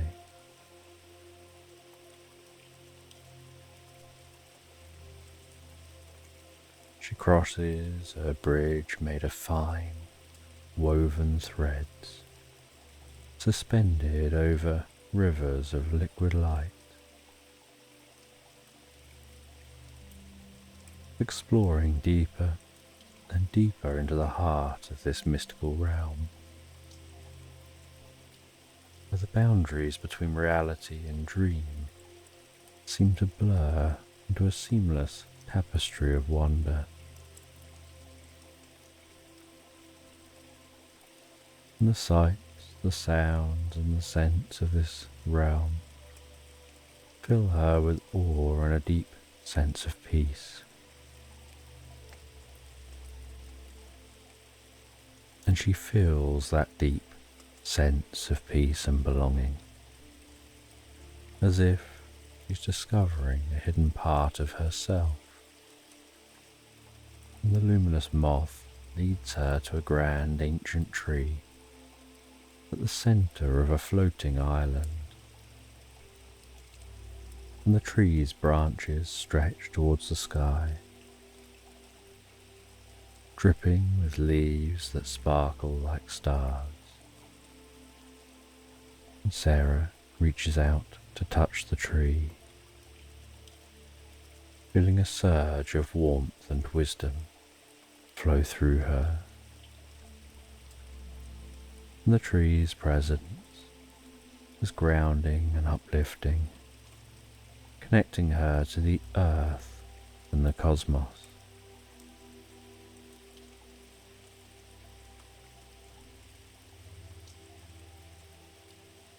And she begins to explore the idea of interconnectedness. She feels a profound sense of unity with the world around her,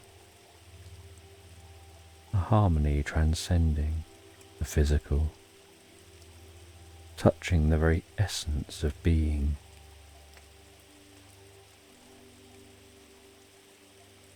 She feels a sense of purpose and knowing, and a newfound understanding.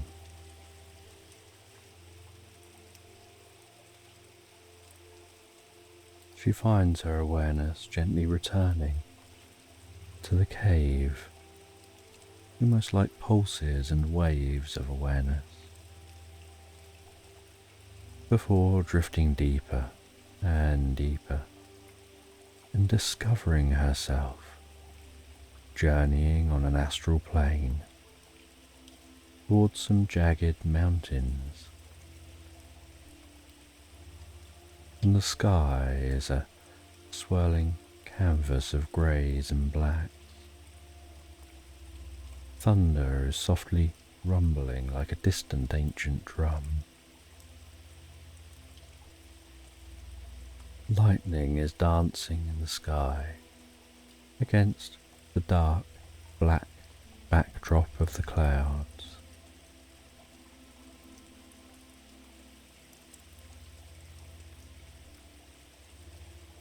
She has a sense of the rain beginning to fall and touch her clothes. The drops run down her face,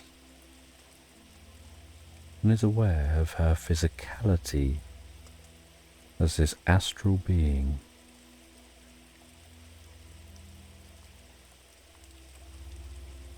She can sense the scent of the rain and the earth,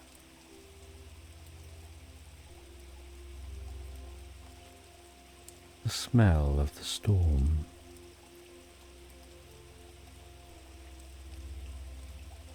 She can see a winding path down the mountain, and she can see a weathered sledge near that path. She feels compelled to take that sledge, sit in the sledge and push off from the sides, following the path in the sledge down the side of the mountain. The storm continuing on. The sound of the sledge and snow. The distant sound of thunder.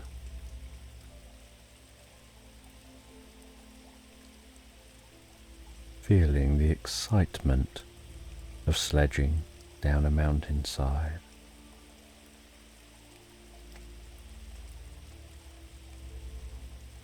The rain in her face. Breathing so calm and so steady.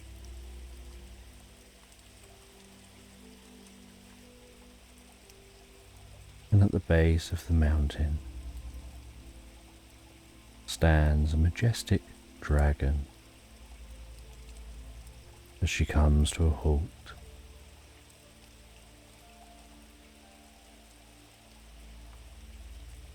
Its scales shimmering with deep blues, silvers and purples. Its eyes ancient, friendly and wise. She automatically feels a profound connection to this dragon, finding this dragon's presence powerful and calming, and projecting that power and calmness within her as inner strength. And the dragon silently begins to guide her, guiding her through the storm towards a grand castle. And the castle is surrounded by a vast moat, the waters reflecting the storm above. The structure seeming awe-inspiring and intimidating. This castle looking like it's been standing here for centuries. And as the drawbridge begins to lower, the storm clouds begin to part, and she walks across the drawbridge.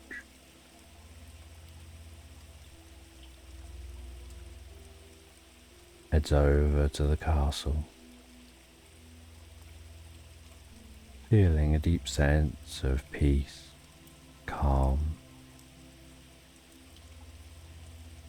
and heads into the castle.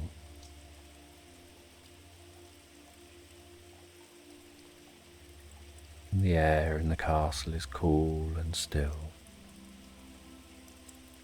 The deep scent of old wood and ancient stone.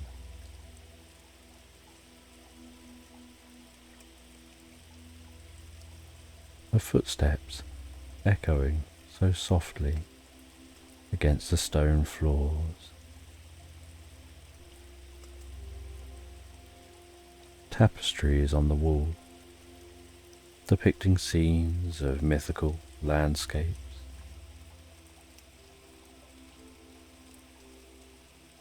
The castle having an atmosphere of history and wisdom. And eventually she finds a grand doorway.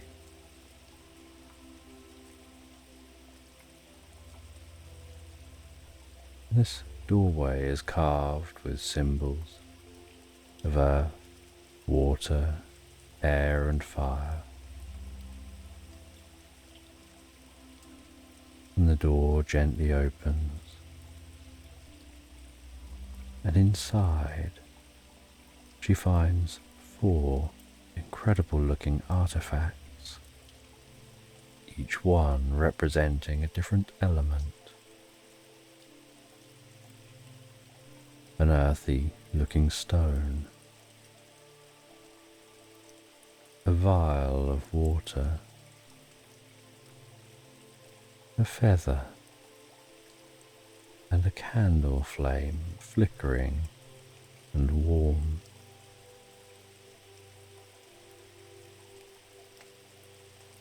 And she has this instinctive understanding that her role is to balance these elements, to harmonize the different aspects of her inner strength and consciousness. She can feel the weight and solidity of the stone, grounding her, reminding her of her connection to the earth and her own stability. She places that on a pedestal, looking like it's marked with the symbol for the earth. The vial of water reflects the clarity and the light. She can feel its coolness, its calm presence washing over her. She places that on the pedestal marked for water. She feels a deep sense of peace and purity, and a reflection of her inner emotional depth.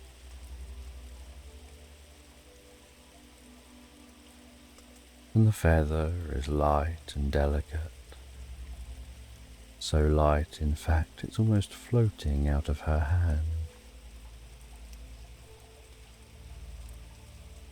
She places that on the pedestal marked for air, as it brings a lightness to her mind and thoughts, brings a sense of clarity and focus,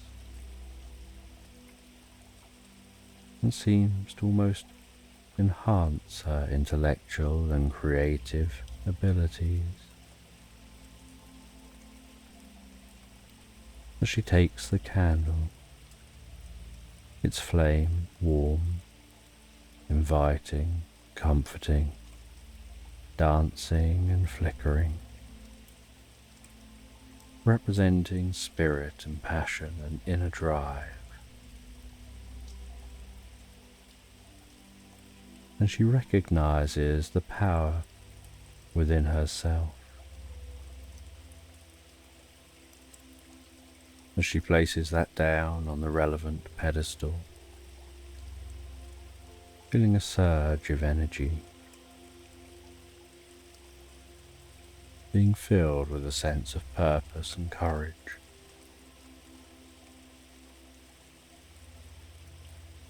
And with all four elements balanced in perfect harmony in place, a door in the far wall unlocks with a soft click, slides aside, and Sarah steps through the door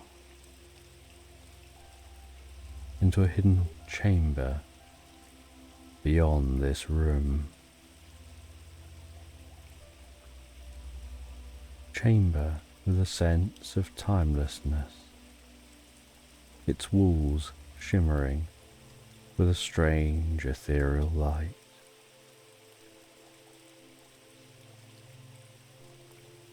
And the atmosphere in this chamber feels like it's charged with the energy of countless memories and experiences, a place where past, present and future converge.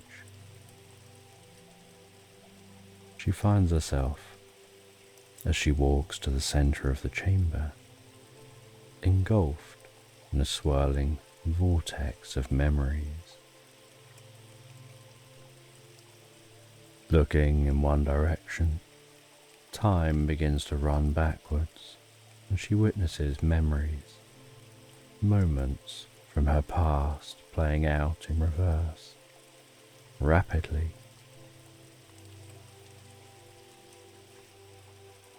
She sees herself as a child, moments of joy and happiness, some sad moments,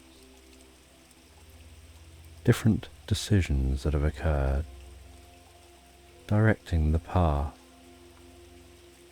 to the present. And each scene unfolds with clarity and insight and a new understanding.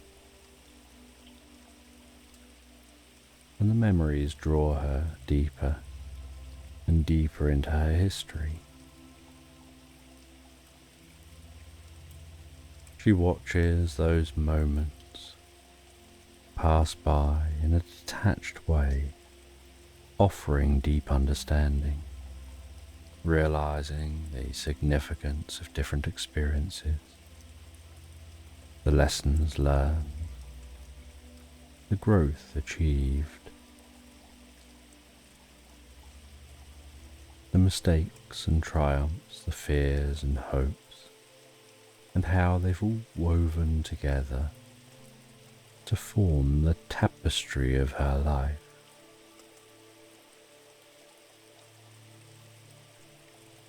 She can see how each thread, no matter how small, contributed to who she is today. And journeying through those memories, she feels a sense of gratitude and acceptance.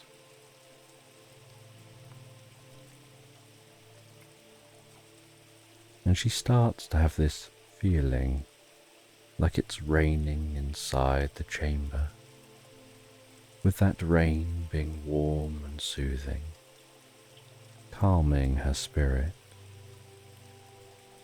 cleansing past doubts and fears, leaving her feeling refreshed, renewed and revitalized.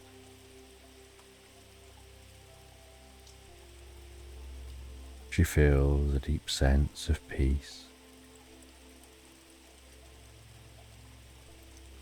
like a weight lifting off her shoulders, like a burden being removed, like being carried forward by wisdom.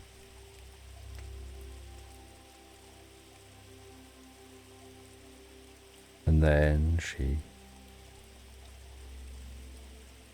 experiences looking the other direction and sees the positives of the future, the ways she handles challenges, positive moments she hasn't even thought of and doesn't know exist, and who she becomes and continues to grow into. And after her time in this cave, learning in this chamber, she finds herself drifting back to her body, back to her mind, exiting her meditation and exiting the castle.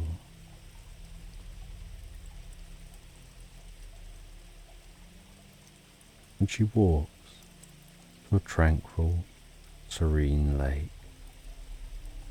Its water so still it's like a mirror, reflecting the glow of the moon and the stars. The sounds of the gentle breeze, leaves rustling in the trees,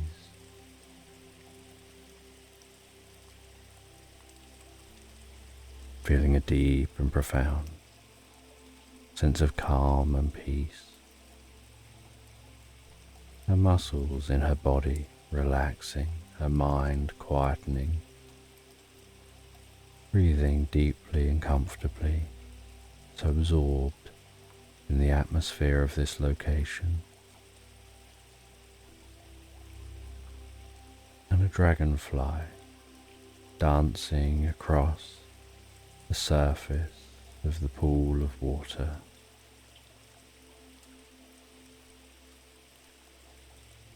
The dragonfly's wings shimmering like liquid silver in the moonlight.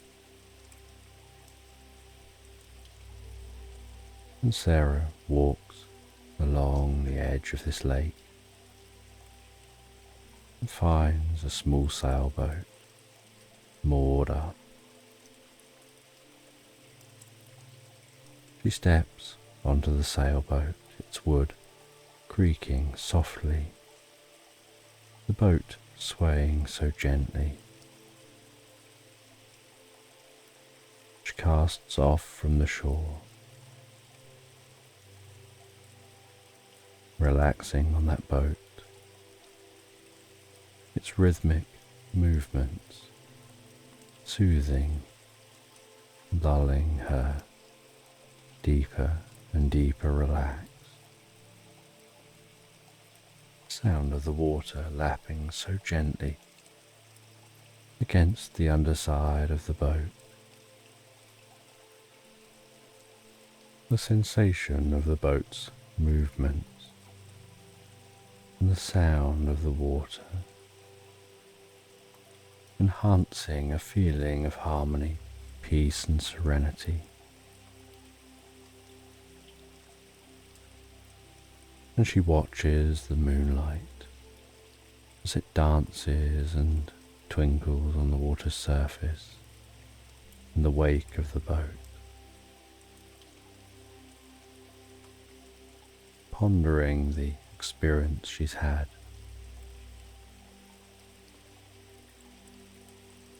And then falling asleep, softly and slowly and gently on this boat,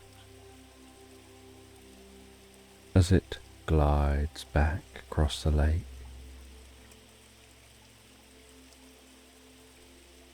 Before nudging up against a shore,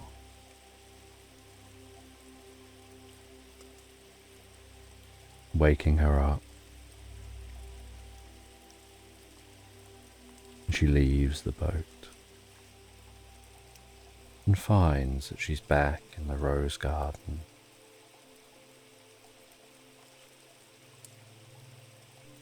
The night sky still stretched overhead, the expanse of stars twinkling like thousands of tiny lanterns.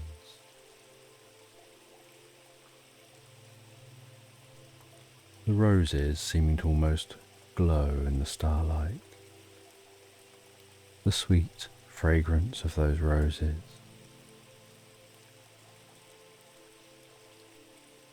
The ethereal, almost dreamlike atmosphere.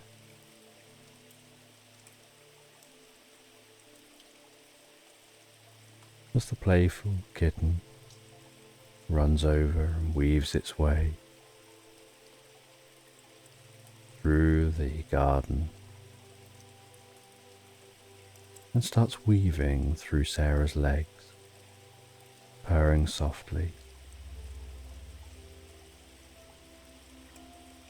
A sound she finds deeply comforting, bringing peace and calm to her mind. And she sits down among the roses, and the cat climbs on her lap, curls itself up, and she gently strokes the cat as it falls asleep in her lap, enhancing and deepening the sense of peace and tranquility in the moment.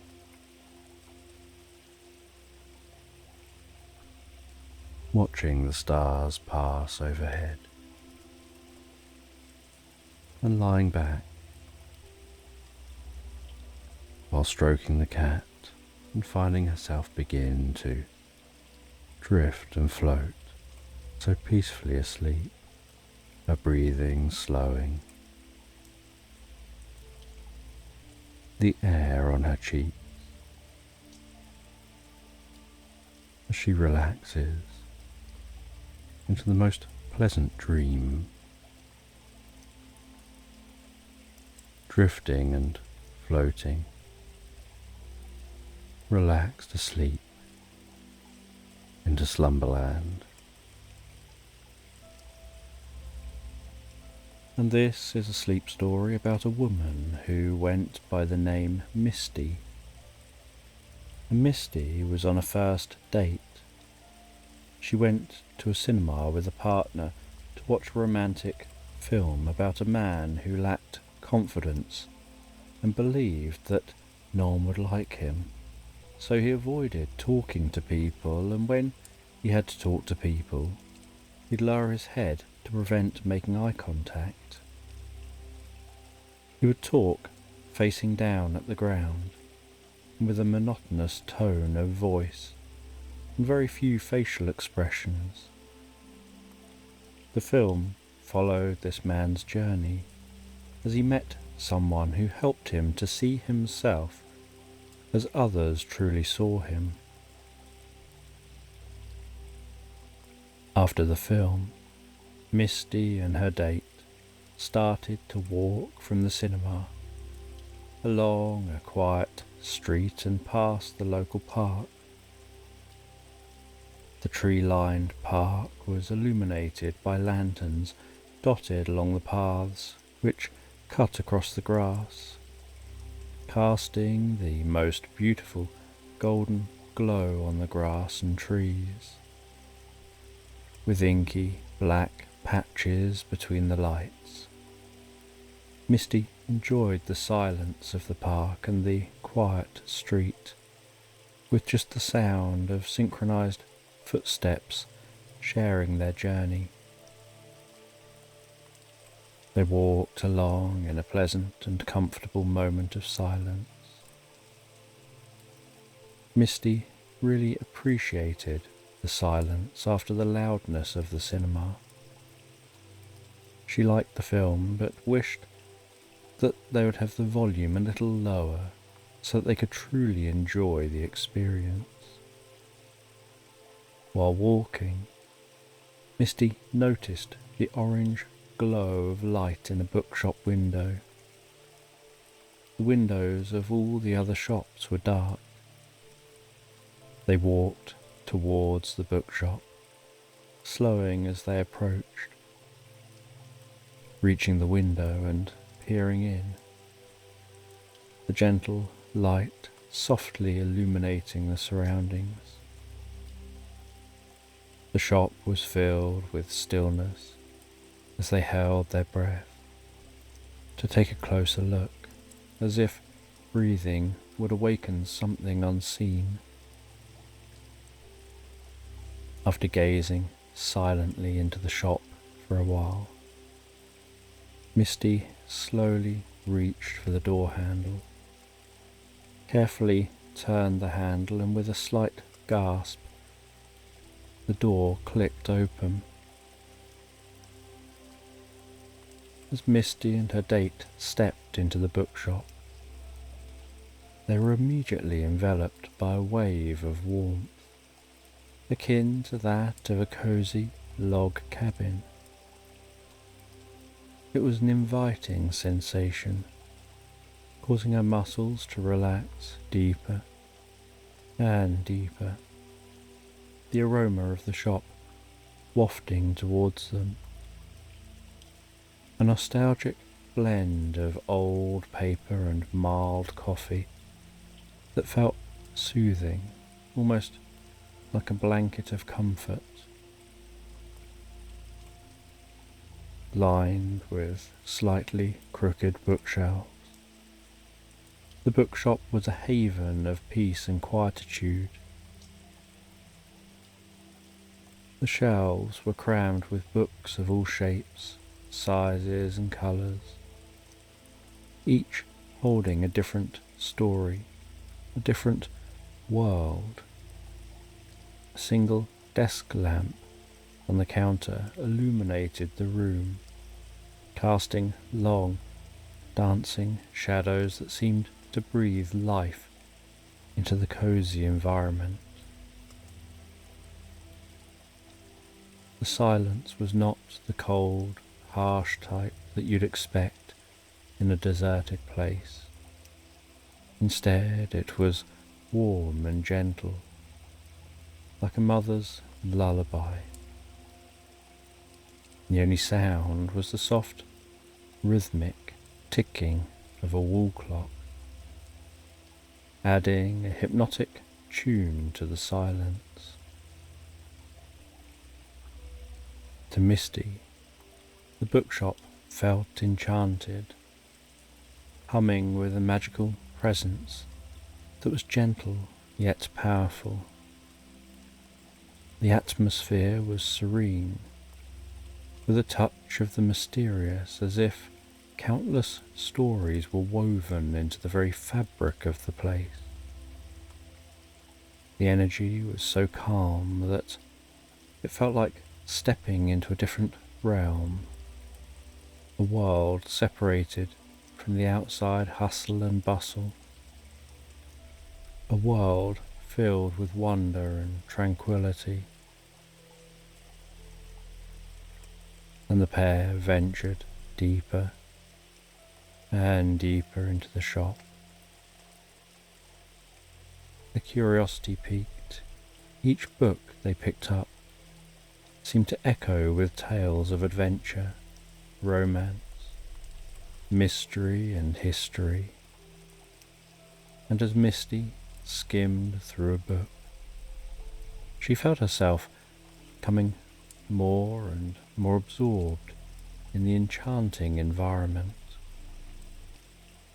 There was an ancient grandeur about the shop, and a timelessness that resonated with Misty.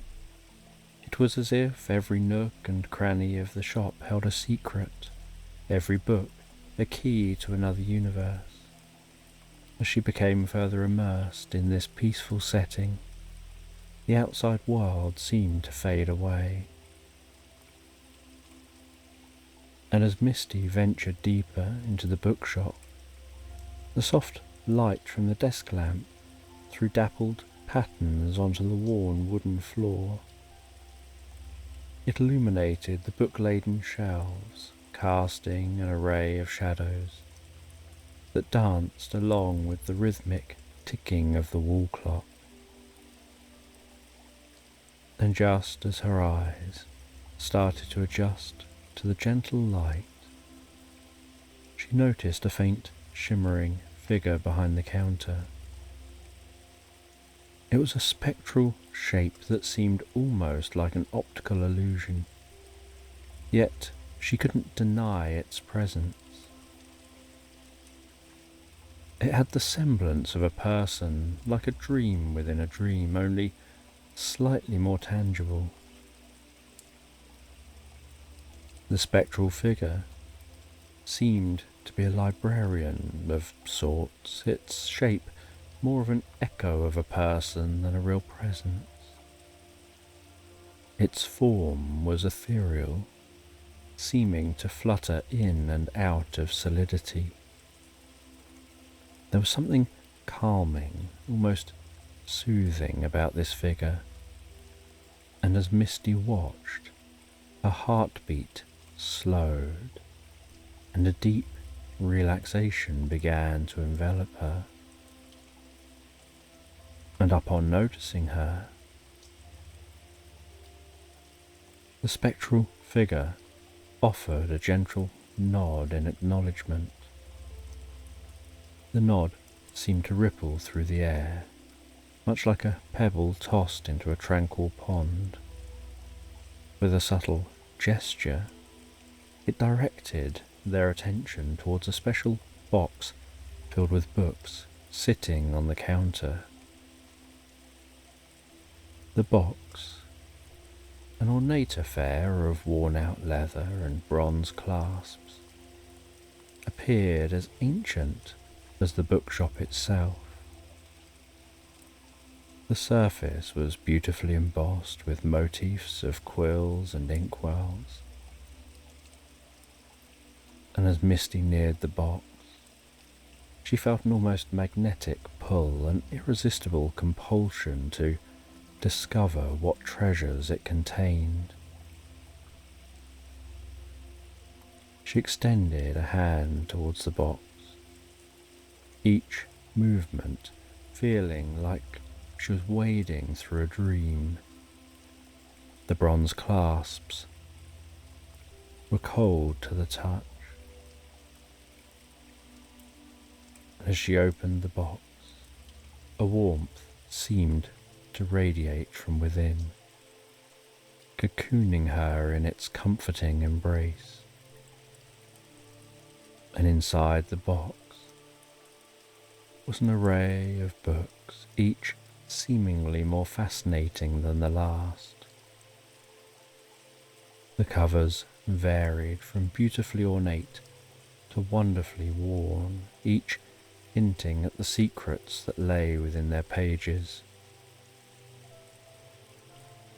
And as she touched the books, she felt the warmth spread from her fingertips to her palm, travelling up her arm and spreading through her entire body. It was as if the books were sharing their stories, their knowledge, with her through a language beyond words. The spectral librarian continued to watch over them with what seemed like a gentle, contented smile. It was as if this ethereal custodian was delighted to share the magic of the bookshop with its guests.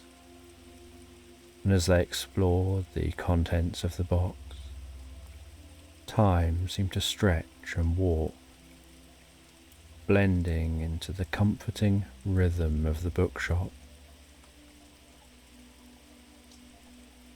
The outside world ceased to exist, the quiet hum of the shop the only reality. And Misty felt as though she was floating in a sea of stories, each wave bringing a new tale to the shores of her imagination. And inside the box, her fingers traced the edges of the various books, each cover whispering a different tale.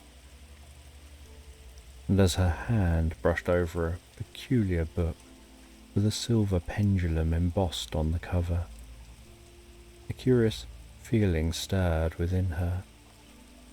It was as if the book was calling out to her, a soft, inviting whisper that echoed in the deepest corners of her mind.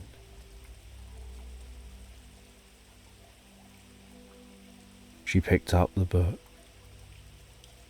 feeling that warmth spread from her fingertips to her heart, like tendrils of warmth swirling around her, calming her mind, lulling her senses into a gentle tranquility.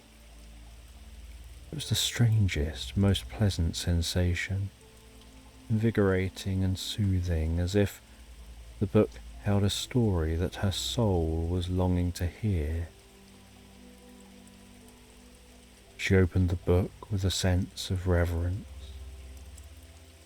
The pages, old and yellowed, exuding comforting fragrance of vanilla and musk, a deep scent of antiquity. The pendulum on the cover seemed to dance gently as she flicked through the pages, each page turn adding a new rhythm to the symphony of sounds within the bookshop. Inside, she discovered that the book contained questions, enigmatic and profound, etched delicately onto the pages, the ink glistening subtly under the soft glow of the lamp. They were not ordinary questions, but the kind that could stir the soul, the kind that could cause one to contemplate the deepest mysteries of existence. And as she read one of the questions out loud, a surprising thing happened. The silver pendulum embossed on the book's cover began to swing gently. She watched, mesmerized, as it swayed from side to side.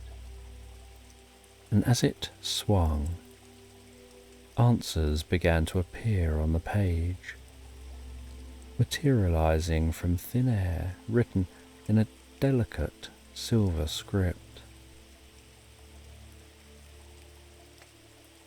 It was like a guide for the seeker of truth, each question leading to an answer that inspired even more questions, drawing her deeper and deeper into a spiral of thought and wonder.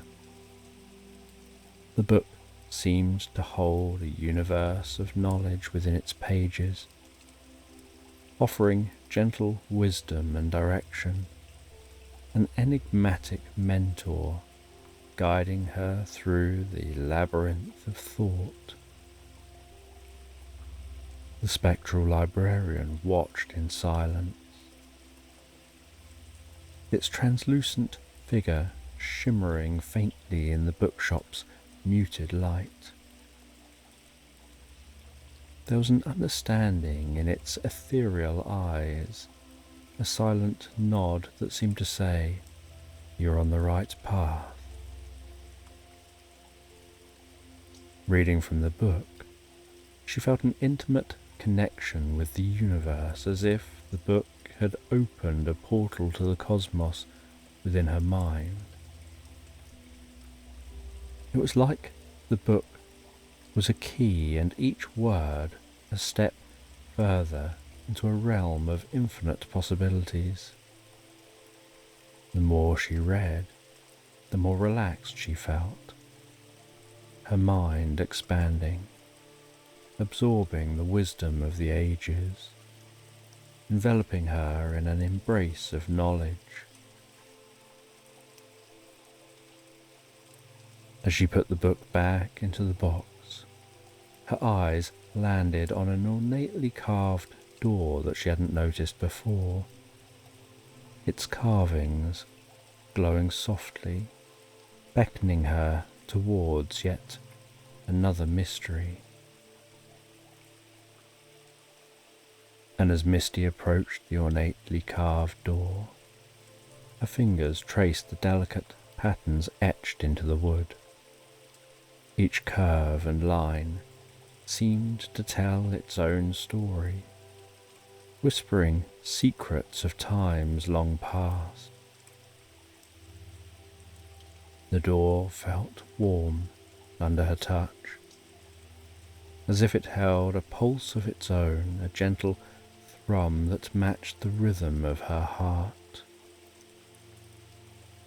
A date stood beside her, equally entranced by the mysterious door, and together they took a deep breath, and with a gentle push, the door swung open silently, revealing a hidden chamber bathed in a soft, golden light.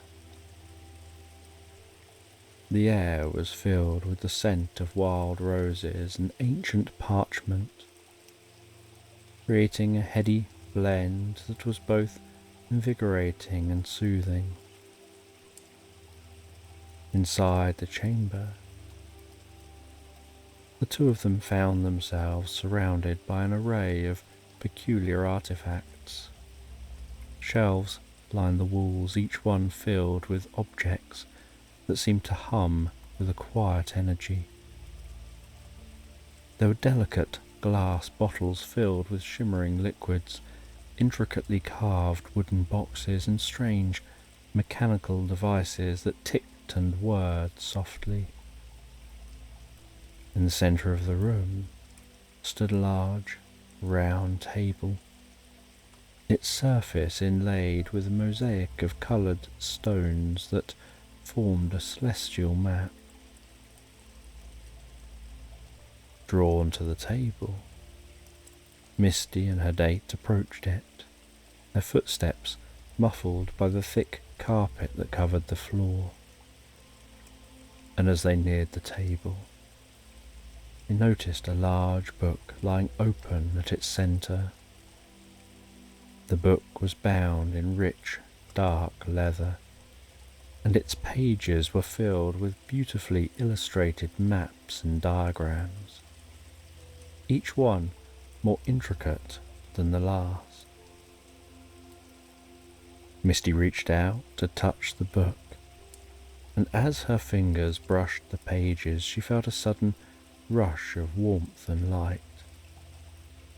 The illustrations seemed to come to life, the stars and planets shifting and moving as if guided by an invisible hand.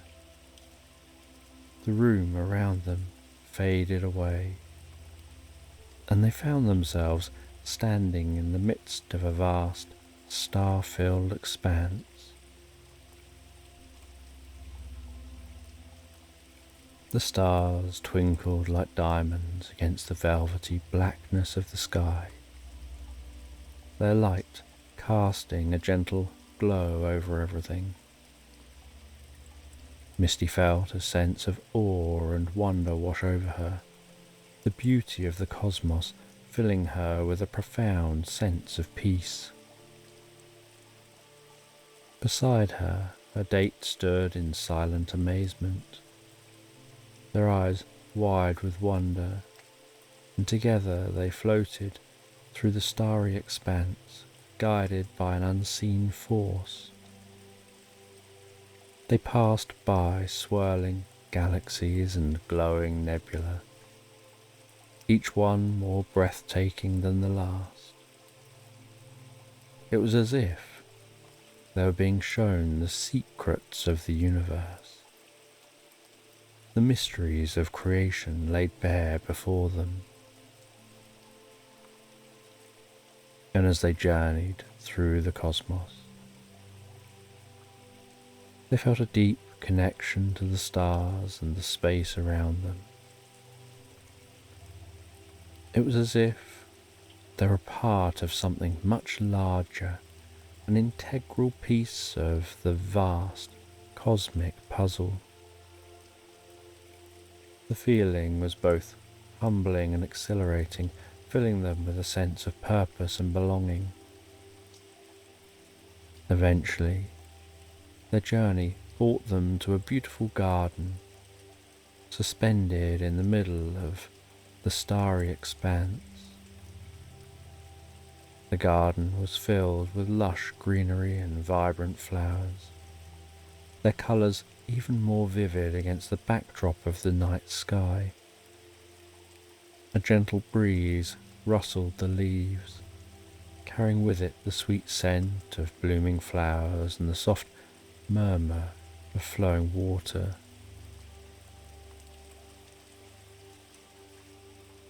In the centre of the garden stood a tall, elegant figure, its form glowing with a soft ethereal light.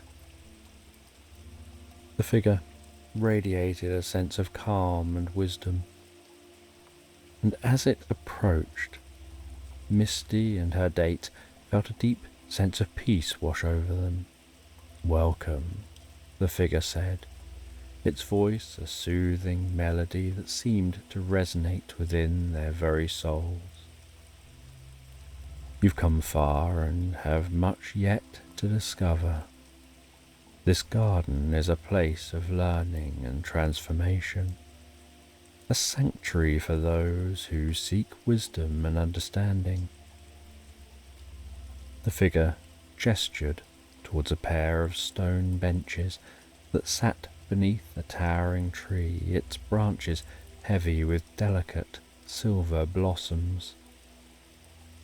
Misty and her date sat down, the cool stones soothing against their skin. The figure joined them,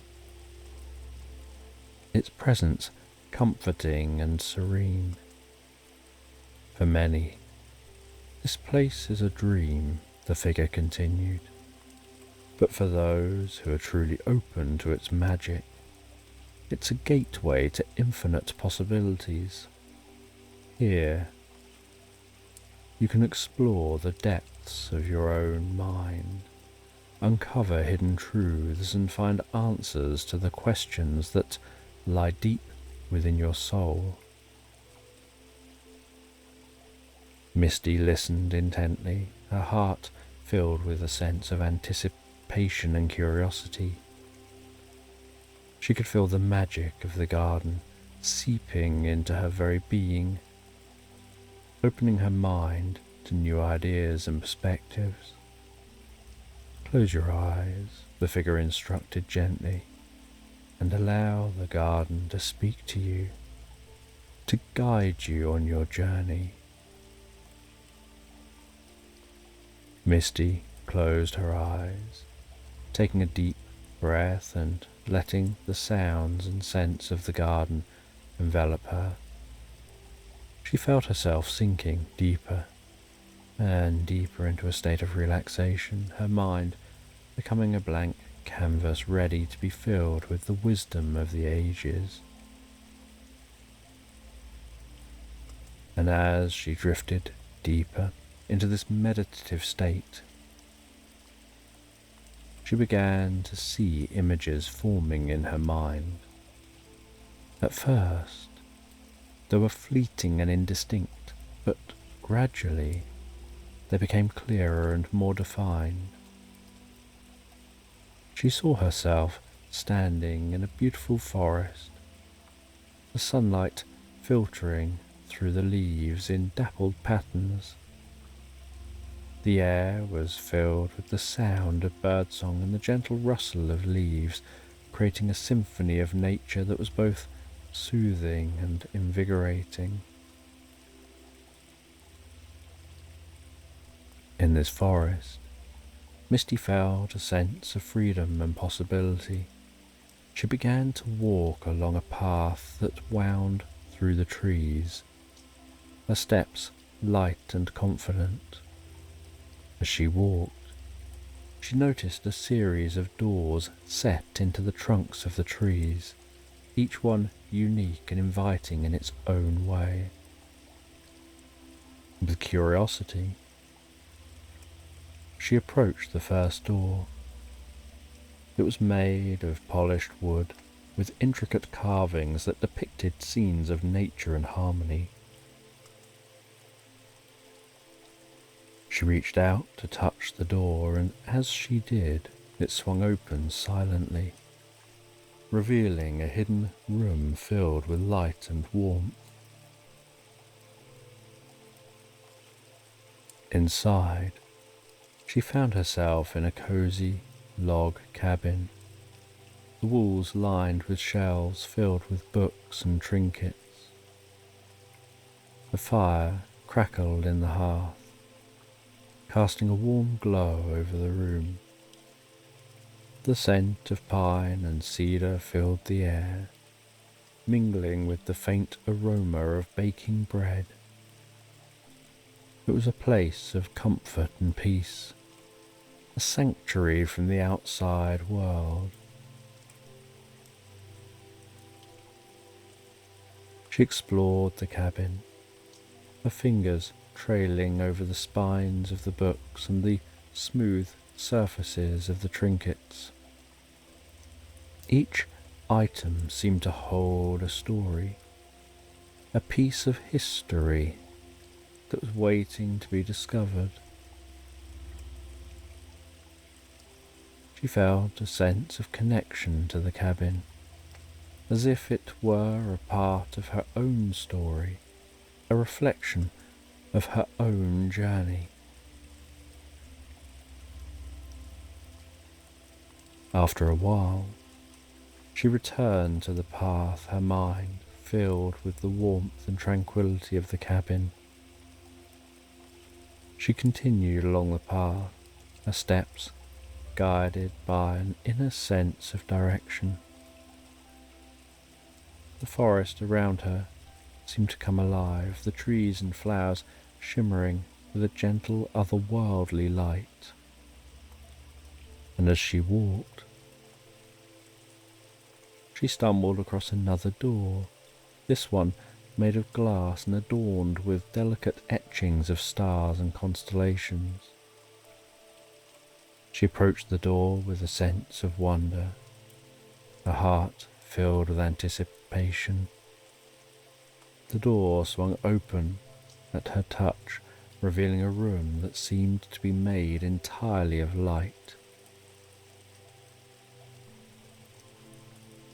She found herself standing in a galaxy, the stars and planets swirling around her in a mesmerizing dance.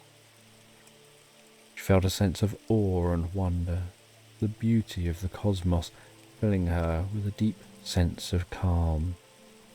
She floated through the galaxy, her mind expanding with each passing moment, absorbing the knowledge and the wisdom of the stars.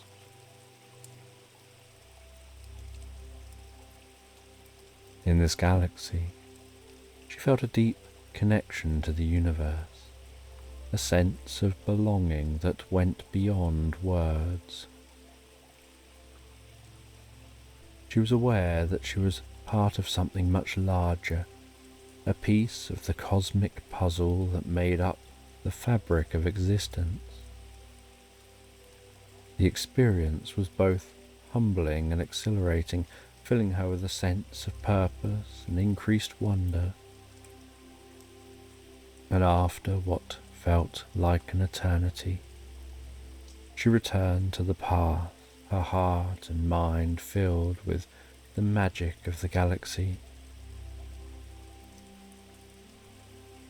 She continued along the path, each step taking her deeper and deeper into the forest and closer to her own truth.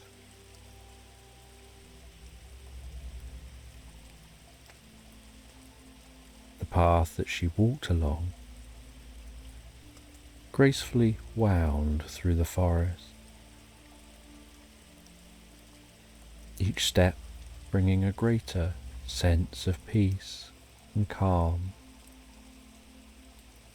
She enjoyed the dancing sunlight, creating intricate patterns on the forest floor, the way the birds sang their melodious tunes, how the leaves whispered secrets to the wind. And she continued along the path, finally encountering the last door. This door was unlike any of the others. Made of shimmering silver, it sparkled with an ethereal glow that seemed to come from within. She approached the door with a sense of reverence, knowing that it held the key to her deepest desires and dreams.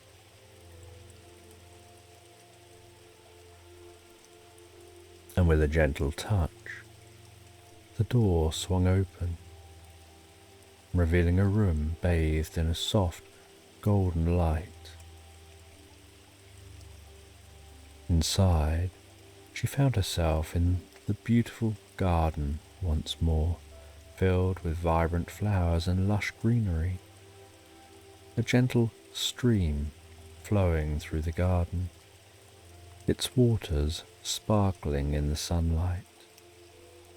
The air filled with the scent of blooming flowers and the soft murmur of the flowing water.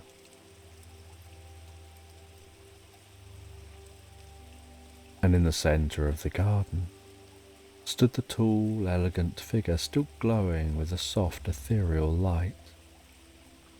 The figure radiated a sense of calm and peace, and as it approached, Misty felt a deep sense of peace wash over her. "Welcome back," the figure said, its voice a soothing melody that seemed to resonate within her very soul.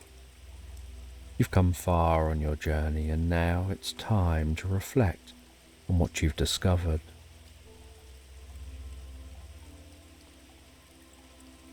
She sat on the stone bench beneath the towering tree, its branches heavy with delicate silver blossoms. The figure joined her, its presence comforting and serene. For many, this place is a dream, the figure continued, but for you, it's become a place of learning and transformation. You've explored the depths of your mind,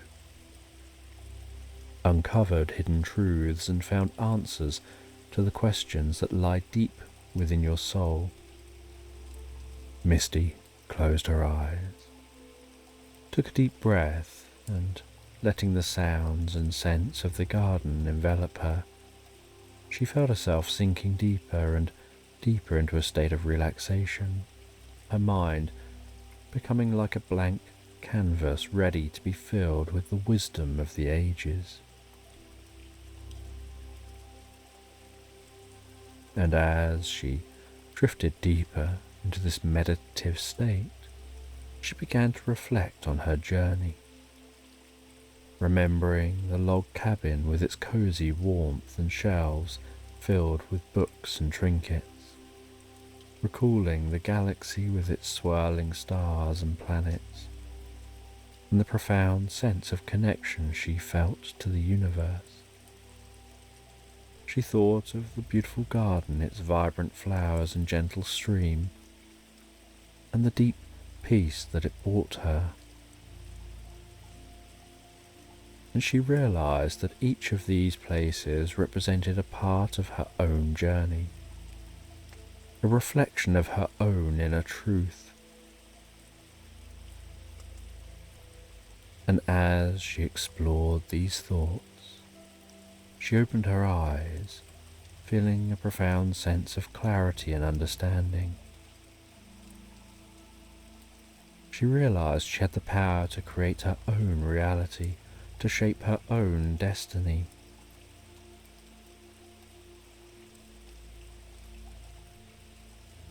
But with everything she'd learned, it was all guiding her towards a future filled with infinite possibilities. The figure stood there, its glowing form casting a gentle light over the garden. "Remember," it said softly, "this place is always within you. Whenever you need to find peace and clarity, you can return here to this garden of magic and wonder." She nodded, her heart filled with gratitude and a sense of purpose. She knew that she'd carry the magic of the garden with her, a source of strength and inspiration. And as the figure faded into the soft golden light of the garden, she took one last look at the flowers, the way they seemed to shimmer with an inner beauty, the stream and the way it flowed so gently with soothing, relaxing rhythm, aware of the air filled with that scent of blooming flowers, and the sound of that murmuring, flowing water.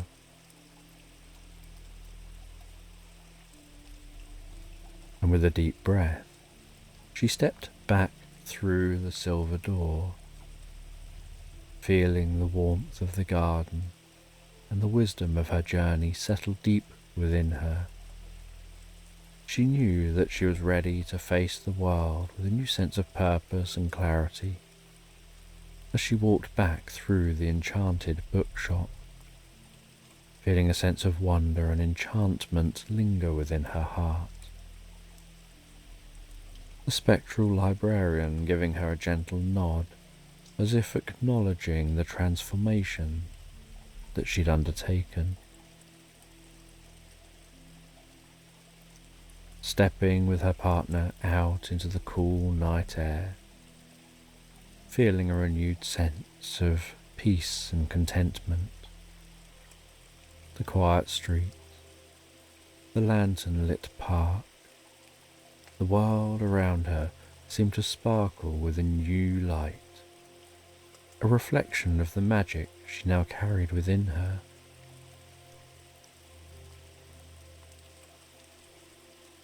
Her date commented that it was truly amazing,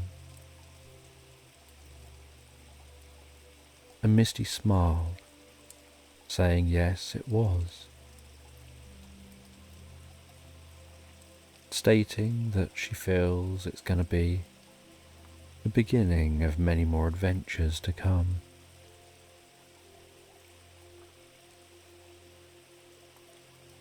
And that night, when Misty was home alone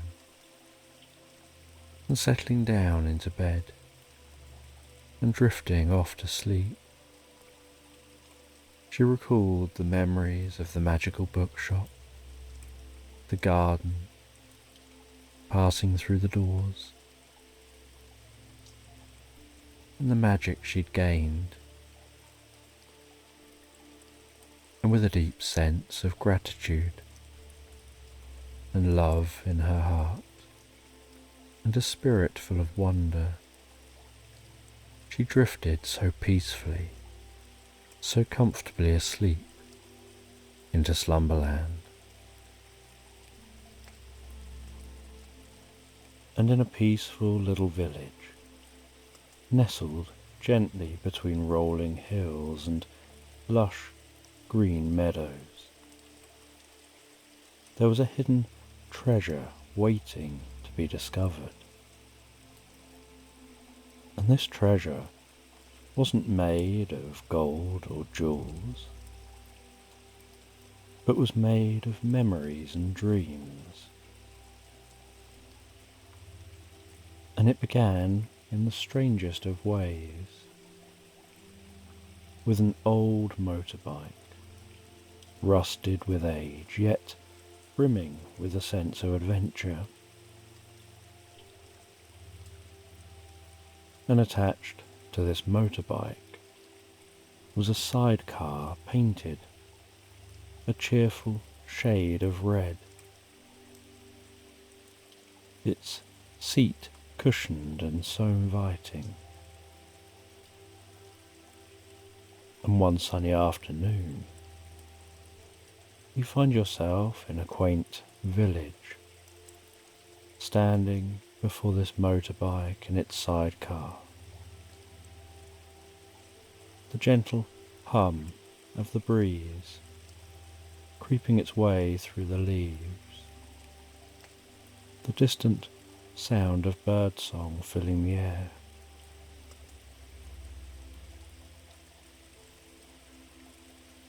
You climb on that motorbike. You sit your cat in the sidecar on that most comfortable soft cushion. You gently strap the cat in with its seat belt and begin to set off on the motorbike, its engine so gently purring to life. And you begin to follow the winding path, the road taking you through fields of wildflowers, vibrant colours of those flowers swaying with the rhythm of the wind. You enjoy the warmth of the sun on your face, the cool breeze tickling your cheeks. You can see the fur of your cat flapping and moving in the breeze, the cat seeming to enjoy the journey with you. The gentle scent of blooming flowers tickling your nostrils and filling your senses, as the world around you seems to slow down, each moment seeming to stretch out, inviting you to savour the beauty of the journey. And as you continue to ride deeper and deeper into the countryside, you spy an old wooden sign pointing towards a forest and the sign reads Majestic Caves Ahead. And so you begin to journey towards the forest, curious about those caves, the trees arching overhead, the coolness of the shade, the change in the sound quality as you pass into the forest, passing through those arched trees, beginning to notice a deep sense of pine and earth, the rustle of leaves just audible against the backdrop of the sound of your bike, the dappled sunlight tickling the ground as you venture further and deeper, eventually discovering the entrance to those caves.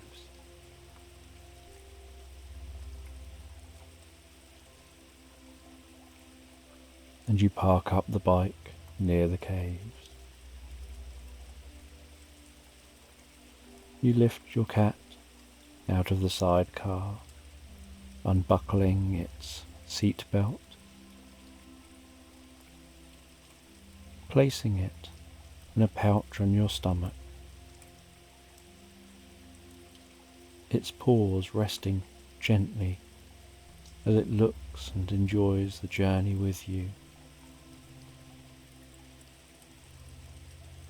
As you head into the caves, and the further from the entrance you get, the darker the caves turn, and yet you notice in the darkness a distant glowing. And as you continue walking, each echoey footstep reverberating around the cave walls, you notice the glowing, the magical looking mushrooms erupting from the walls of the cave.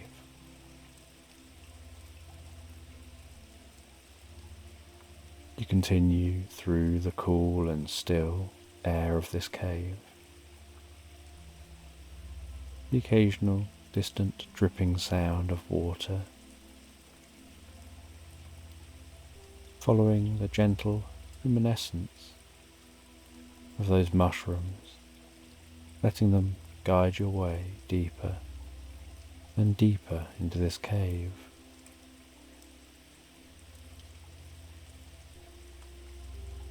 And inside this cave,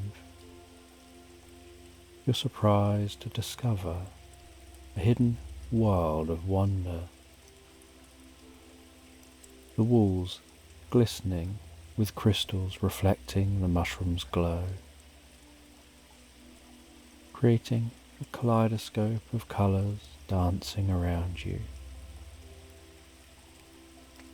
And as you explore, you find a small, intricately carved box resting gently on a ledge,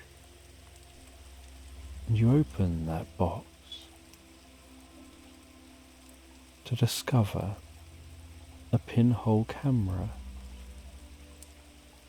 its brass frame polished and shiny. And with a sense of curiosity, you look into the camera and are surprised to see a portal shimmering with a soft iridescent light.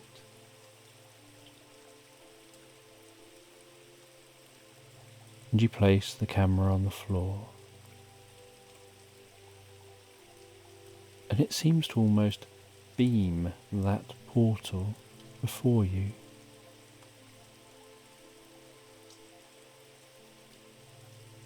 And with a deep breath, you step through the portal and discover yourself in a vast library filled with the most fantastical looking books.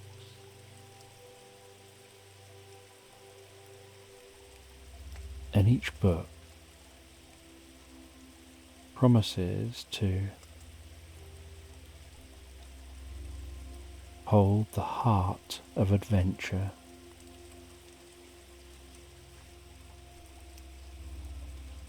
And you explore this library, and you find a book which deeply intrigues you.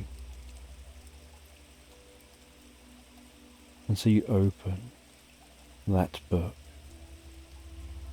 and as you do, you find yourself drawn into the book, whisked away to a different land,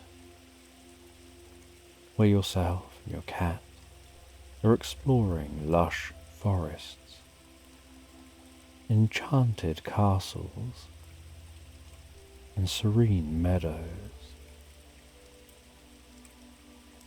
And as you stand there, you can see that you're holding the book with this fantastical land surrounding you.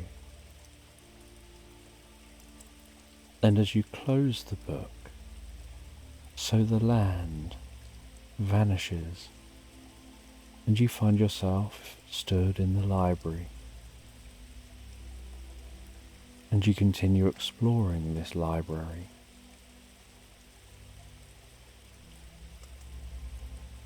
You find a grand window,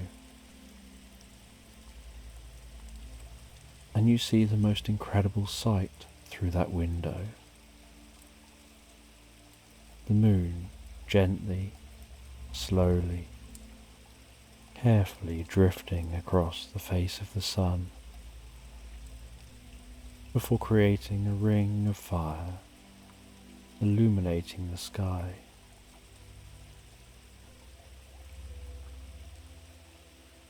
You feel a deep sense of awe and tranquility.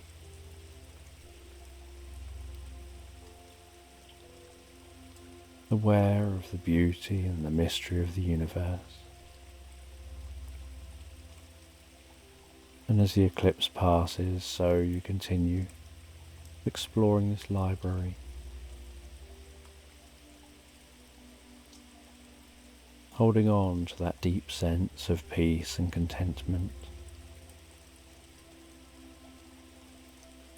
And then you leave the library, step back through that portal, finding yourself again in the caves, seeing that pinhole camera just sitting there on the floor.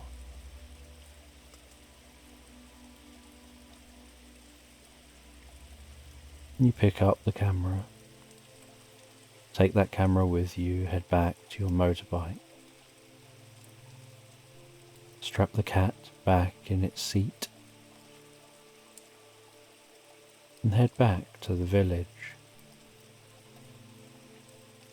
As you head back to the village, so the sun begins to set, the golden light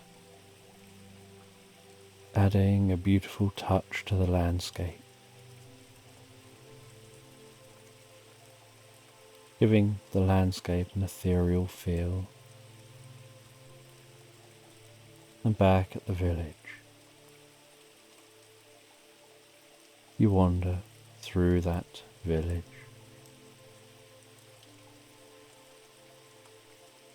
You head into a small, inviting bookshop. Intrigued by the name of the bookshop, you head inside. Once inside, you can smell the scent of the old book, of the ancient wood, seeing the unevenly stacked and arranged books, stretching from floor to ceiling in every room. Books of all types. And the shopkeeper, an elderly woman with twinkling eyes and the most beautiful, warm smile, greets you and beckons you to explore the shop. You take some time browsing the shelves. Your cat seemingly exploring the shelves with their eyes. You pull out one of the books.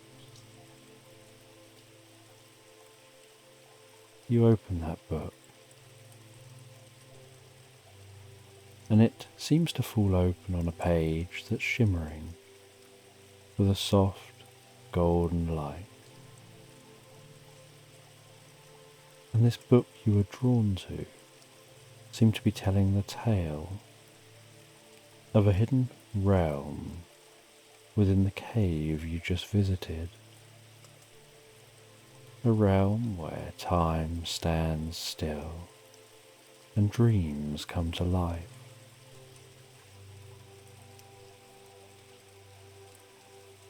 And as you continue to read, you feel yourself becoming more absorbed in the story again, the words seeming to paint a vivid image in your mind. So vivid you can almost hear the echo of your footsteps. You can almost sense that glow of the mushrooms. And you learn something deep and meaningful from this book. And after looking through that book, the shopkeeper hands you a small journal and tells you that this journal is for your adventures. And as you leave the bookshop, so you notice the sky is now inky and dark, and the village is bathed in the gentle glow of the moon. And you head back to an inn you've been staying at. And you settle down into your room at the inn. You begin to write in the journal about your day's experiences, while your cat curls up on the end of the bed, purring gently, writing with one hand, gently petting the cat with the other, finding the words flow so effortlessly, so easily as you write. And while writing, you feel yourself relaxing deeper and deeper with the moonlight gently creeping in through the window. The breeze through the window gently swaying the net curtains. The most comforting sensation of the cool breeze through that window, tickling your nostrils. The most beautiful ambience of nature wafting in through the window. And after you finish writing, you relax back and begin to drift into a dream. And as you dream, you feel a deep sense of peace and contentment, feeling a sense of finding yourself on some deep and meaningful level, and the next morning you awaken to the gentle chirping of birds outside. You enjoy breakfast at the inn before heading out through the village, finding a hidden garden tucked away behind a wooden fence, the gate slightly ajar, and as you pass through the gate, you discover that sanctuary of lush greenery and vibrant flowers, like a tranquil oasis with winding paths and secluded nooks inviting you to explore. And in the centre of the garden is a grand oak tree,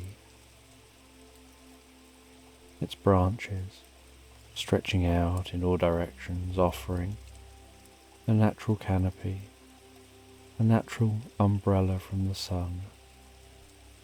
And beneath the tree is a stone bench, and this bench looks deeply worn, like it's been there and sat on for hundreds of years. And sitting on that bench,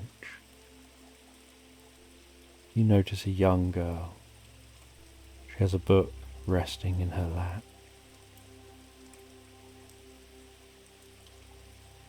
She introduces herself and tells you that her name's Leander.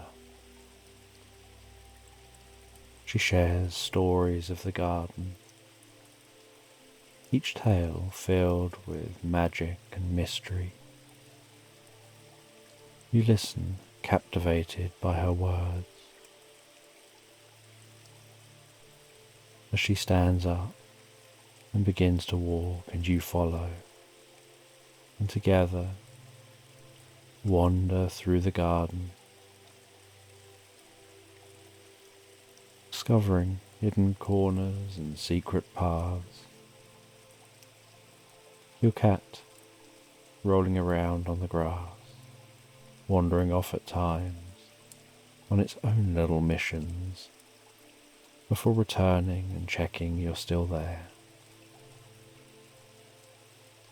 Leander leads you to a small, sparkling pond on the edge of the garden, with water so clear at the right angle it reflects the sky above like a mirror. And you gaze into the pond, and you can see the shimmering light beneath the surface.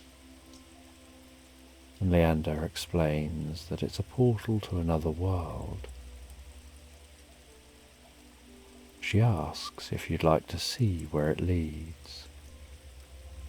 With a sense of adventure, you feel that that would be an exciting thing to do. And she holds your hand and steps with you into the pond, and you can feel the coolness of the water. And your cat, not wanting to miss out, runs and jumps and latches onto your back and climbs up onto your shoulder, and then drops off your shoulder into the pouch in front of you. And together you wade deeper and deeper into the pond. The light of that portal glowing brighter and brighter as the world around you fades, and you feel yourself gently travelling through the portal, finding yourself standing before the most beautiful landscape. The sky a deep and endless blue, dotted with the occasional fluffy white clouds. rolling hills undulating before you, covered in the most beautiful carpet of vibrant green grass and colourful wildflowers, and you head through this meadow, and you head towards some distant caves.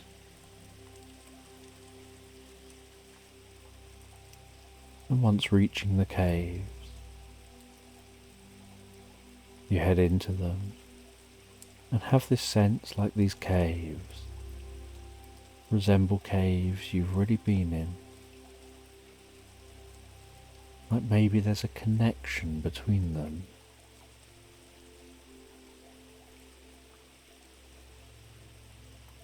And there's a certain hum or resonance, the way the air passes down the cave, seeming to create the most beautiful note emanating from all around you. And deep in this cave you discover some intricate carvings telling the story of this land. And Leander explains that the caves contain great wisdom. They're a place where past and present meet, where those who seek knowledge and understanding come, and you take some time to marvel at the beauty and history etched into the stone. And deep in the cave, you discover a small alcove filled with ancient scrolls and books. And Leander carefully picks up a scroll and begins to read aloud in a language you don't recognize.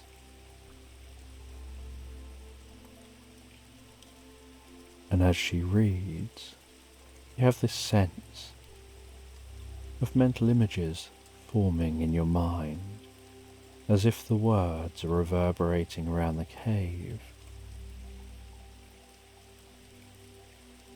and somehow making your mind see what the words are about, even though you don't understand the words themselves. And you start having these images and ideas in your mind of this land being ruled by benevolent beings who used to harness the power of the earth and sky to bring peace and prosperity to all. And although you don't understand the words, you start to feel a deep sense of connection to these stories, to this land, as if somehow the magic of the cave is wrapping around you, enveloping you.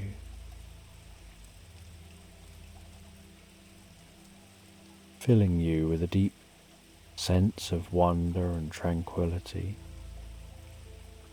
And as you listen, you start to realize that these stories aren't just tales of the past, but guides for the future, demonstrating the power of dreams and the importance of seeking wisdom and deep understanding. And eventually, Leander finishes reading, places the scroll back, and guides you back towards the portal, all the way back to that garden. And you leave the garden and head back out, continuing your journey around the village, continuing to explore the outer reaches of the village. And as evening sets in, So you head back once again to the inn. You write in your journal about your day. The cat resting gently on the bed before your eyes get heavier and heavier. And so you close the journal, drift deeply and so peacefully asleep. And the next day, you awaken knowing you're only here for a few more days. You set off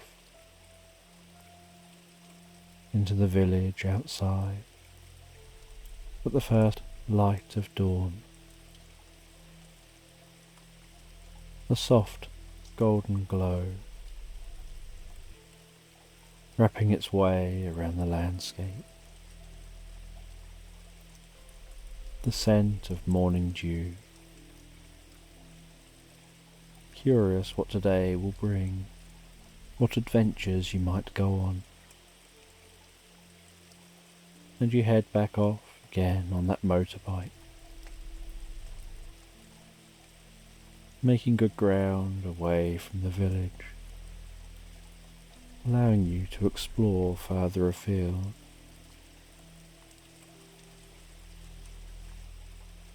And you find yourself way off from the village, heading into the landscape, arriving at some forest, heading deep into the forest, and discovering some ancient ruins.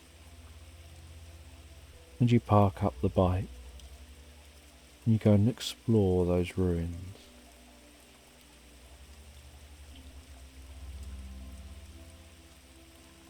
And while exploring the ruins,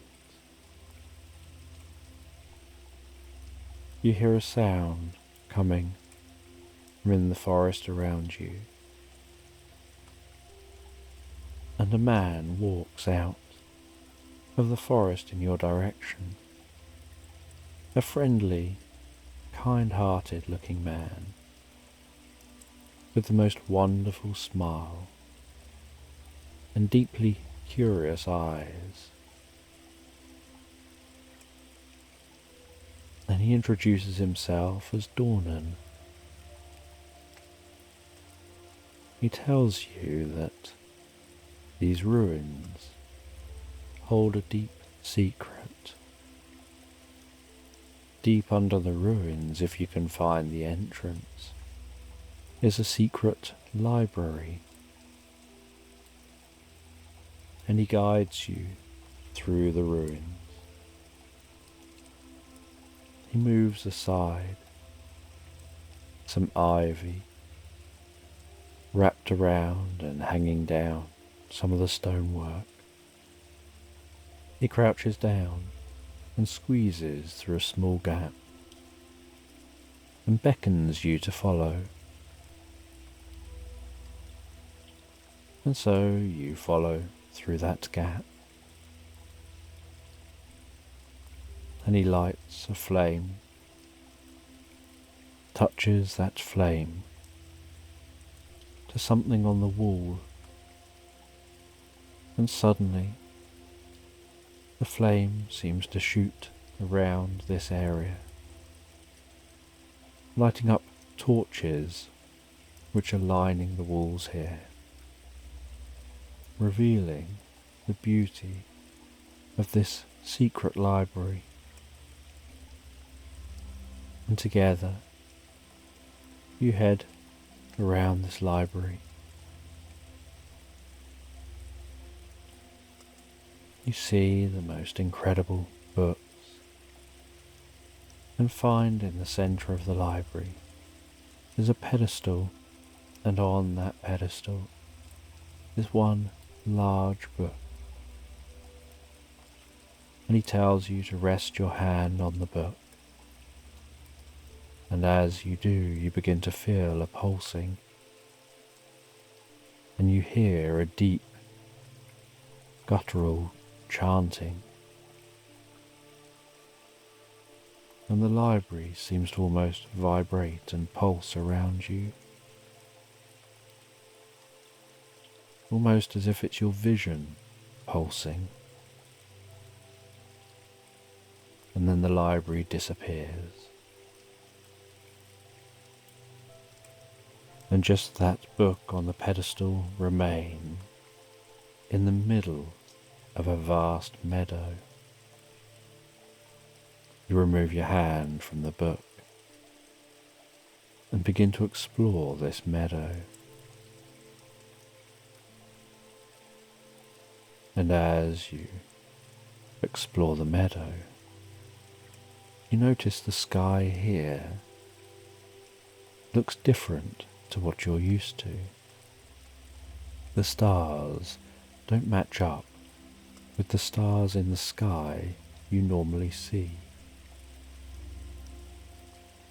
And you can smell the distant scent of freshly baked bread somehow wafting through this meadow.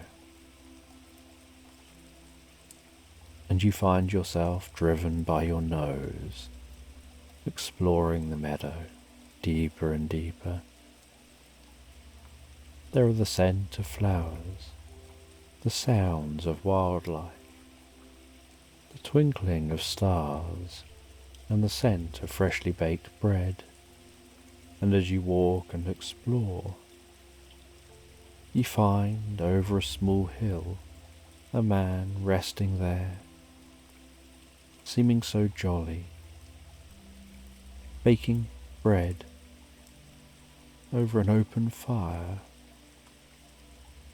He asks you if you'd like to join him, and you sit down on a log near the man. He hands you some torn off bread and then covers it in some butter and tells you this is the most luxurious bread and butter you've probably ever tasted. And together you enjoy eating that bread and butter, enjoying that rich taste. He then offers you a pastry he's made with the sweetest cinnamon scent. And you enjoy this pastry and almost feel a sense that you don't want to leave here. But after a while, you know you have to head back. And so you head back through the meadow and find your way back to that pedestal. You rest your hand on the book. You hear the chanting. You notice the world around you vibrating before fading away and the library returning.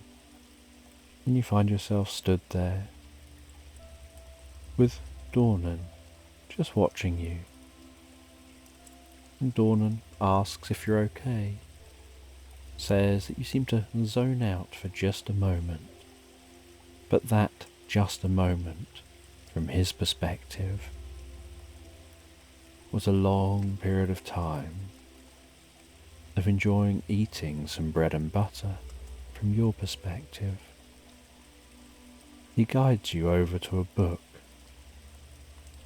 called The Solar Eclipse. He shows you the intricate patterns of shimmering light etched onto the cover. He tells you this book is magical and carefully opens the cover. And as he does, the room around you begins to fade as you feel yourself pulled into this story. And as the room fades, so you find yourself in a field watching the sun pass across the sky, gradually beginning to set. most beautiful colours, undulating and tickling the earth below. And you can see that there's an elderly man with an ornate bronze telescope and a group of people enthusiastically crowded around them.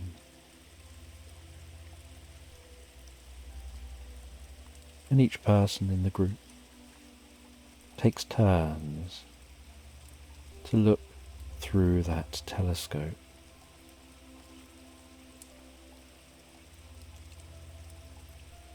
And as you approach with Dornan, the man notices you and tells you you've arrived just in time for a solar eclipse.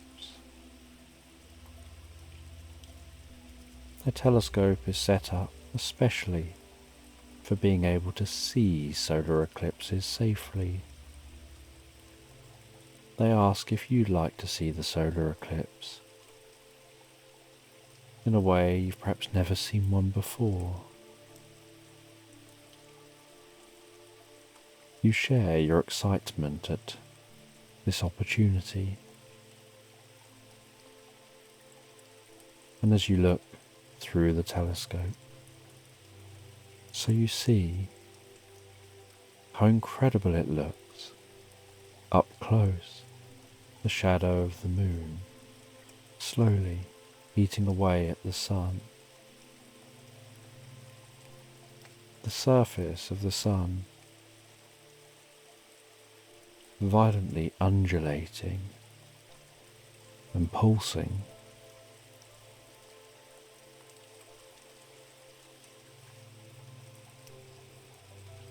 And the man tells you his name is Orion. He tells you that when the eclipse happens, the veil between different worlds is thinnest,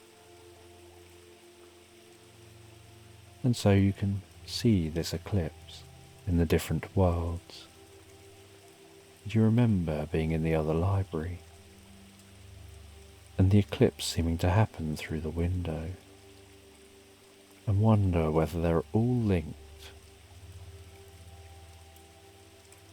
He tells you it's at that moment where you have the best chance of accessing magic and possibility. And as the eclipse reaches its peak, the world turns into the most beautiful twilight, the air seeming to almost hum with energy.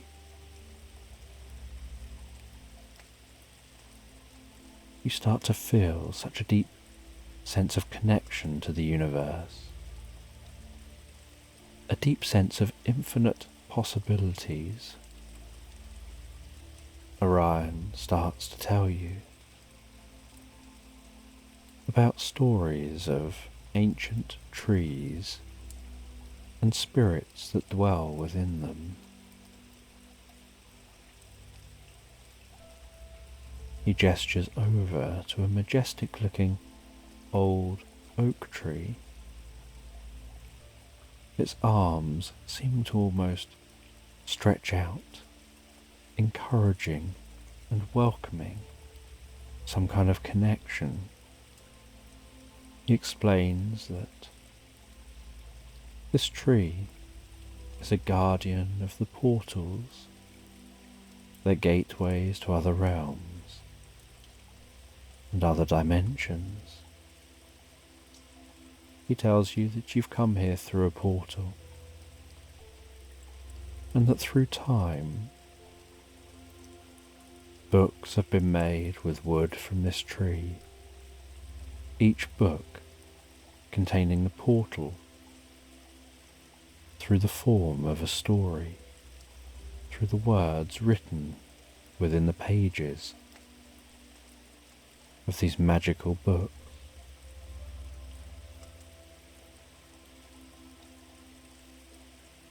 He says that you can approach the tree, run your fingers gently around the bark of the tree,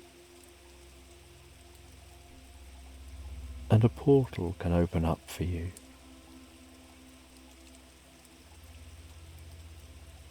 Because the tree itself can generate portals. And so you head over to the tree, gently run your fingers over the bark of the tree, and you find a portal opening before you. You walk through that portal to a land of deep violets, glowing mushrooms, large crystalline structures, presenting a deep sense of wonder and mystery.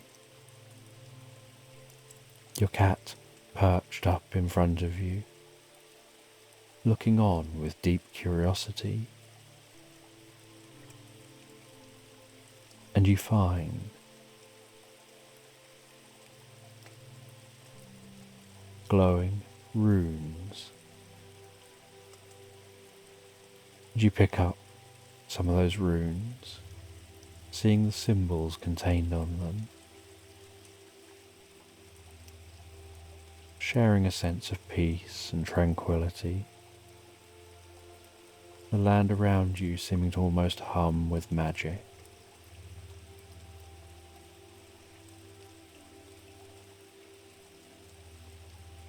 You head back through the portal to share your experience.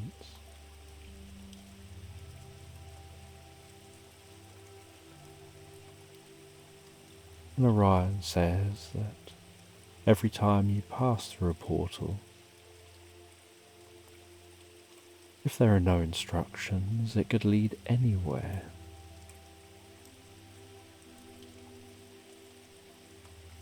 He says that the journey of curiosity and discovery never really ends.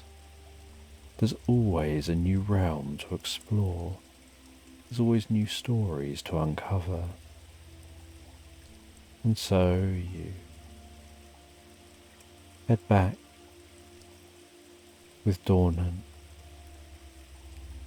You leave this place. You ride the bike back to that inn and settle down once again, drifting and floating so peacefully asleep. And the next day, you're curious what you'll discover, what today will bring. You know that it's your last day here, before you and your cat head home,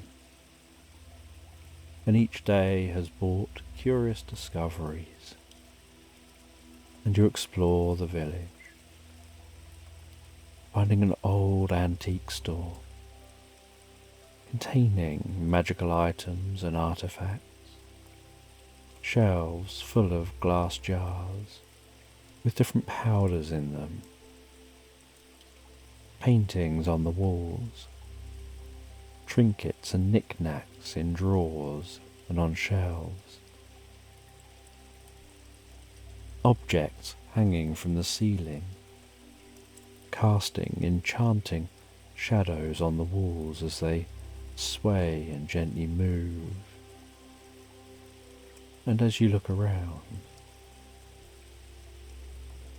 you find a curious, small, little brass item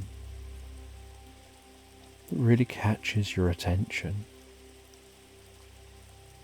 It's got some intricate patterns etched into it, and so you pick that up and take a closer look. And the owner of the shop says that it is an attachment for a pinhole camera. But the pinhole camera is obviously lost to time.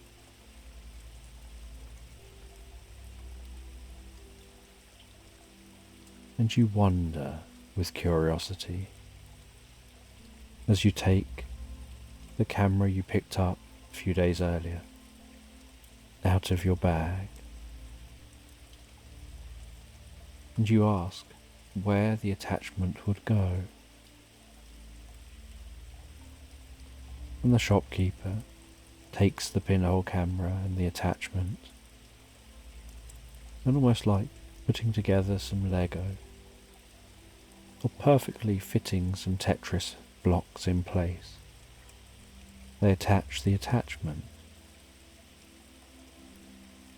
And even they feel a sense of shock and surprise at discovering the attachment seems to have come from this camera. Now both must have got lost many years earlier and separated from each other, the camera remaining lost somewhere, and this attachment finding its way to the shop. And he says that the attachment means that the pinhole camera can now do more than capture images. If you place a crystal within the camera, a specific type of crystal, it will capture moments and memories, almost holographically contained within the crystal. And then these crystals can be used to project a portal to different times and places. And with curiosity, you say you want to try this out. And they guide you to a quiet spot outside the shop. You carefully point the camera at the village square, intending to capture the charming scene in all its morning glory. They hand you a small crystal. You place it in the camera. You reveal the pinhole of the camera.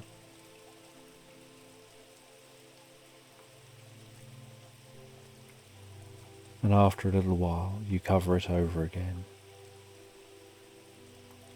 And then you feel a strange sensation. And you remove the crystal and place it into a place in the center of the camera, and then uncover the hole in the front.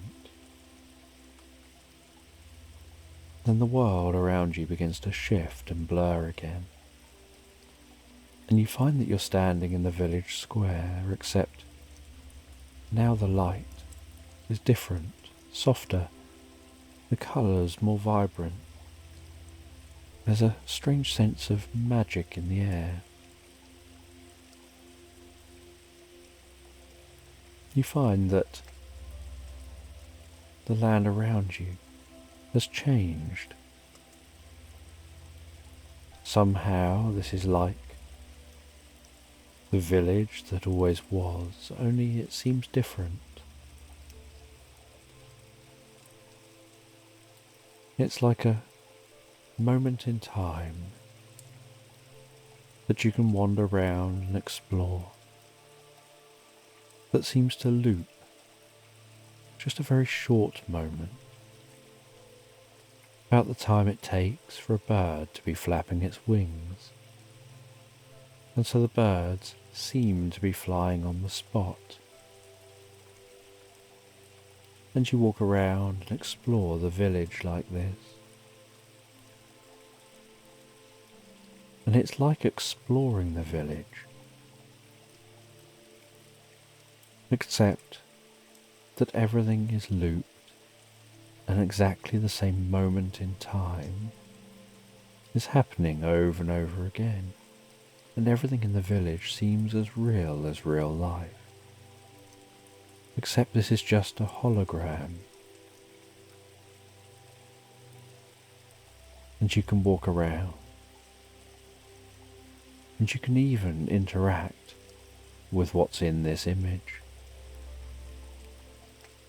And then you head back to the camera, lift the lid, twist the crystal, and the image disappears, and you wonder what it's like for those outside of the experience. What do they see and experience themselves? And after your experience, you head off and take a few more of these curious photos before heading back to the inn, knowing tonight's your last night, and so you have the most hearty, most delicious meal and conversation. You relax in the inn by the log fire. You read a good book before heading up to bed. You write in that journal while the cat rests on the bed. And then you rest back on the bed yourself. The cat climbs onto your lap, snuggles up on your stomach as you're laid back on the bed, and you gently stroke that cat as it purrs on your lap. Before drifting and floating asleep, knowing you're heading home in the morning, and you've got your journal of curiosities, of the strange experience you've had in your time here in this village. And you wonder whether it'll shape your dreams and how it will shape your future and how you approach the future. And you drift and float asleep, so deeply, so comfortably asleep, into slumberland. I'm just going to tell this bedtime story in the background. And in this bedtime story, you find yourself playing a game of cards against a wizard wearing a fitted purple jacket. And you're playing this game of cards in a tavern with a crackling, large, open fireplace. The sounds around you of people drinking, laughing, having a good time.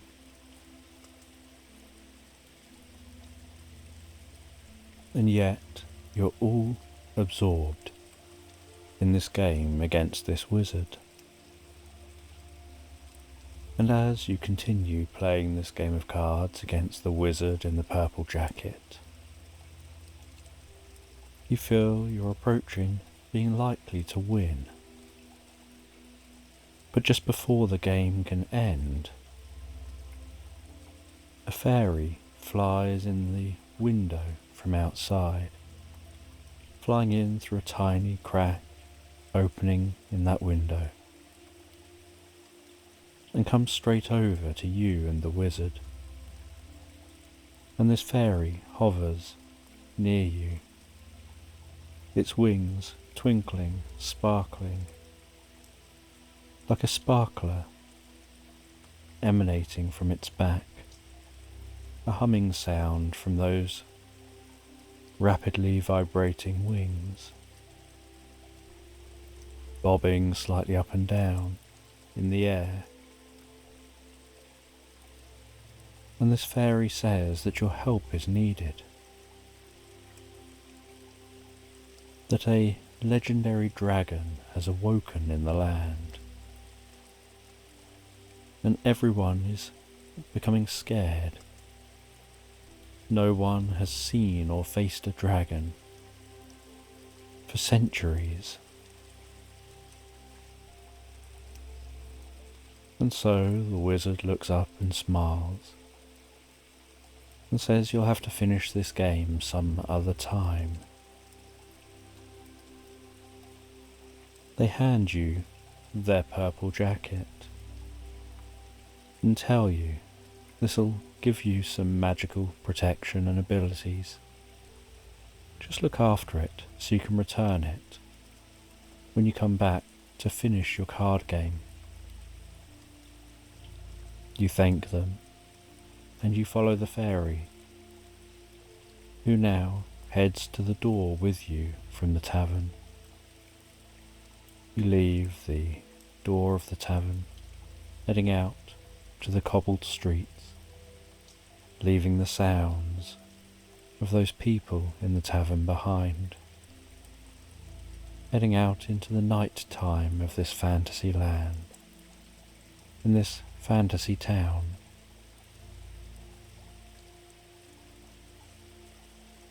Being aware of the slightly cool air and the way you can breathe that air in and out and feel it passing through your nostrils. And the fairy is still rapidly talking to you, telling you where you need to go, the directions you must take. And she hands you a map, which starts off small as she's handing it to you and becomes larger when you take it. And then she flies off, leaving you alone with that map. And you see that on the map is a route plotted already, heading from this town, following the main road out of town, which heads around and along the edge of a river, through countryside, past the fields, into the woodland. And you know it's important that you make good stride on your journey. And so you set off straight away, walking away from the town, seeing the lights of that town behind you, leaving the sounds of the town behind you, just hearing the occasional night sound of birds and crickets, the glow of the moon in the sky, the way the illuminated clouds gently drift through the sky, occasionally passing over the moon.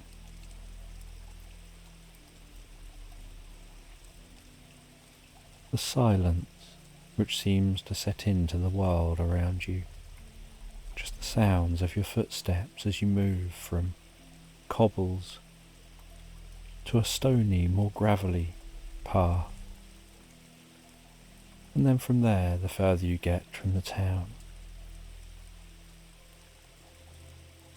you find you're walking on a path made of more compacted mud. And you continue along this path through the countryside.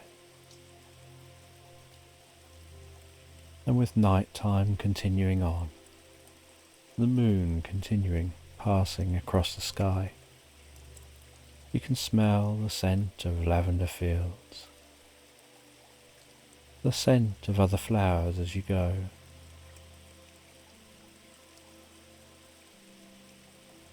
Unsure exactly what your quest will entail when you find this dragon.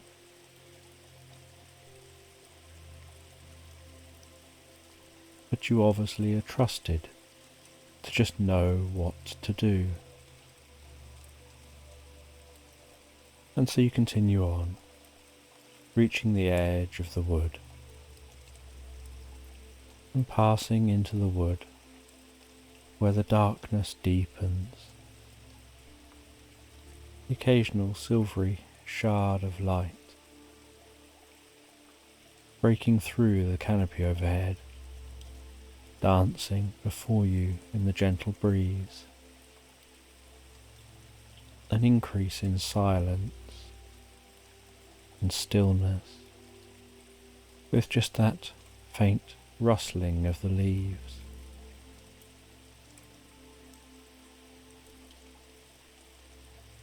And you continue walking deeper and deeper through this woodland. And when you feel that you've walked for quite some time, and there's probably only 4 or 5 hours before the morning,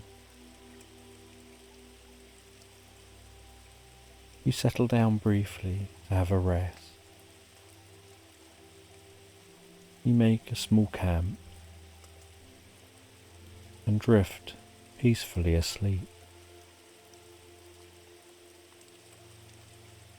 And you sleep for just 4 or 5 hours until you begin to hear the morning birds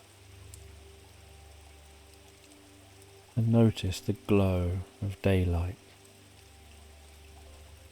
shining around you. And you exit your camp, continue your journey, walking deeper and deeper into the woodland. And after some time walking deeper into the woodland, you see a small cabin, and you decide to approach the cabin, see if you can grab some supplies to continue your journey. You knock on the door of the cabin,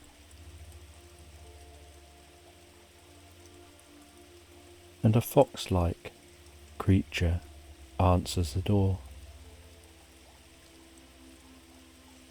They invite you in. They ask you if you'd like to take a seat. And you sit down and they offer you a drink. They ask you if you'd like any food. You have something to eat, something to drink. You explain your quest. You explain that you'd quite like to try and have some supplies, if they've got any, that you can take with you.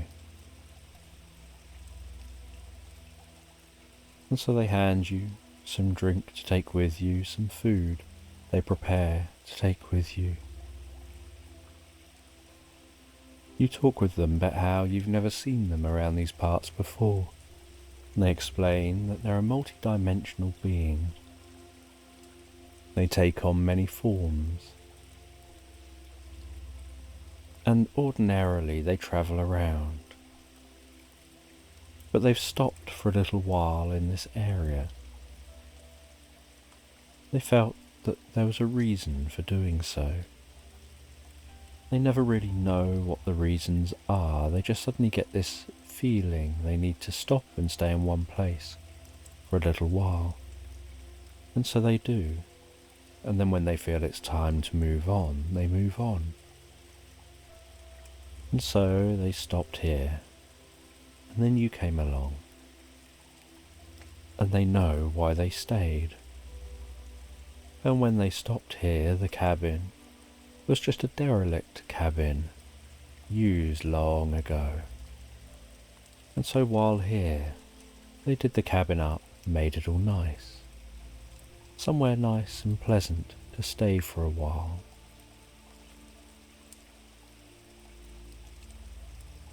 And you begin to think about moving on and where you'll go next. You've got your map, and so you look at the map and you can see the journey.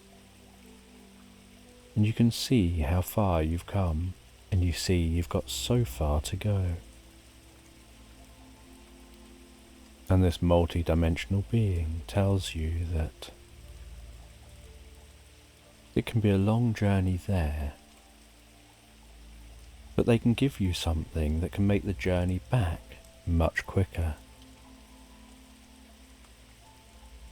And then they guide you through to a small room off the main area of the cabin. They dig around in a dusty box, and they take out what looks like a seal, and they break it in half, and they place half down on the floor in this old little room,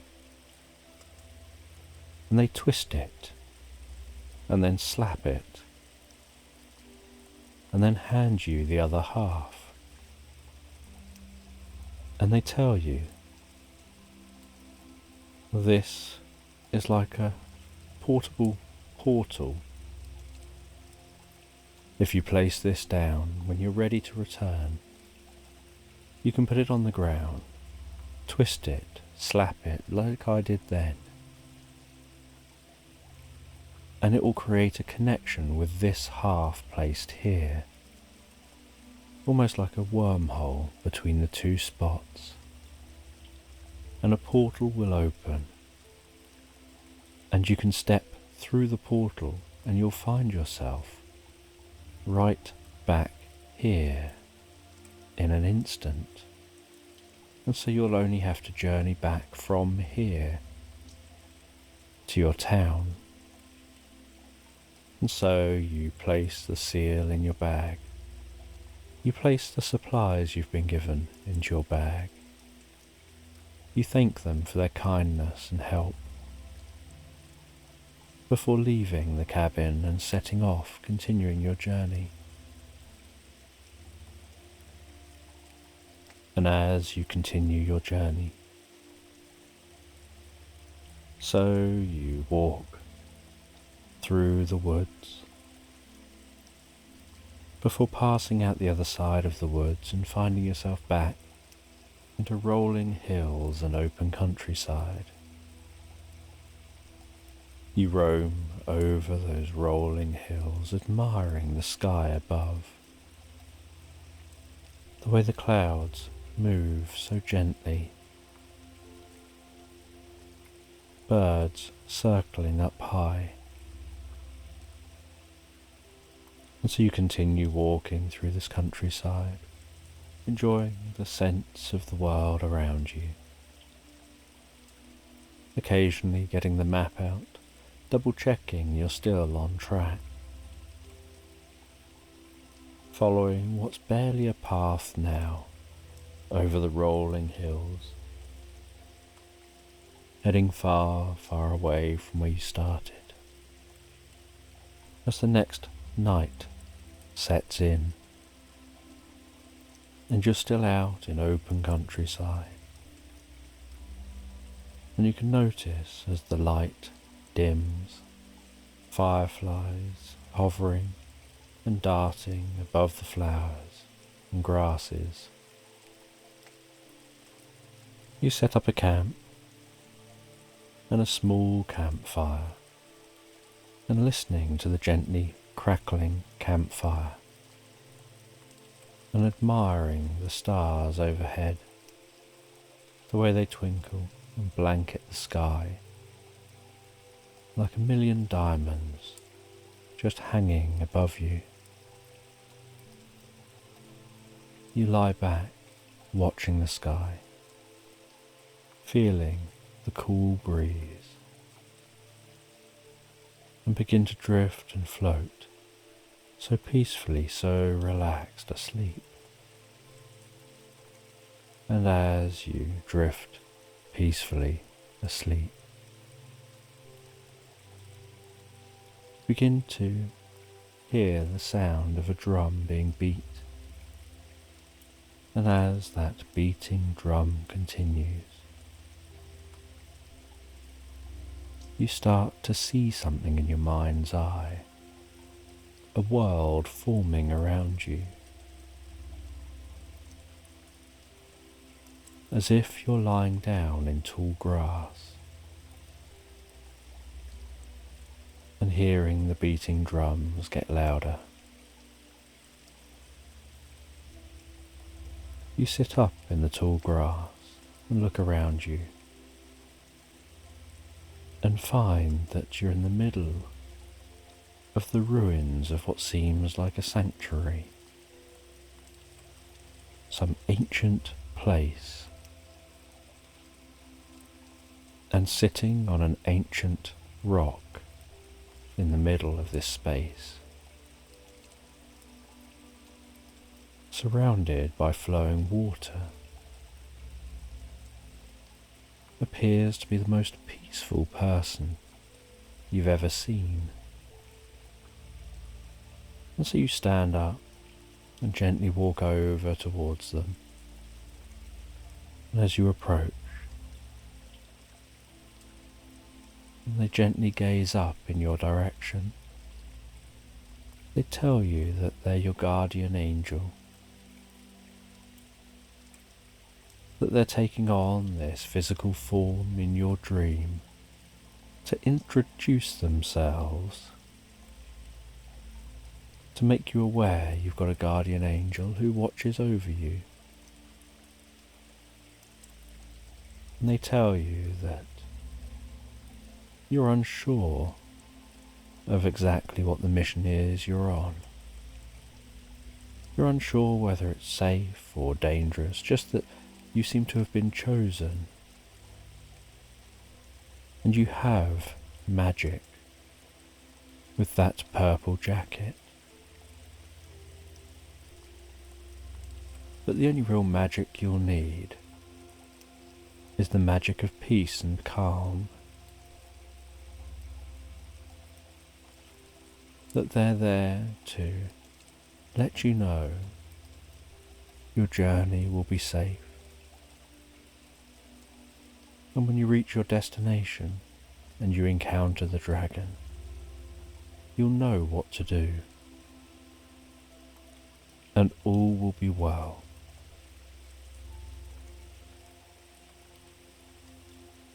And they ask you to follow them. And so you follow them, walking alongside the flowing water. And as you walk, the flowing water gets wider and wider,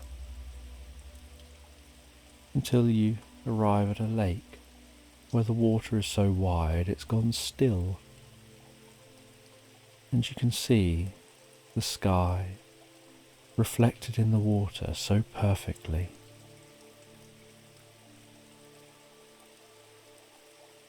And then they tell you to come to the edge of the water. You walk to the edge.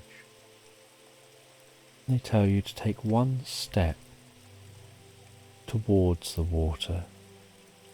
And they have an arm around you gently. And they take a step with you.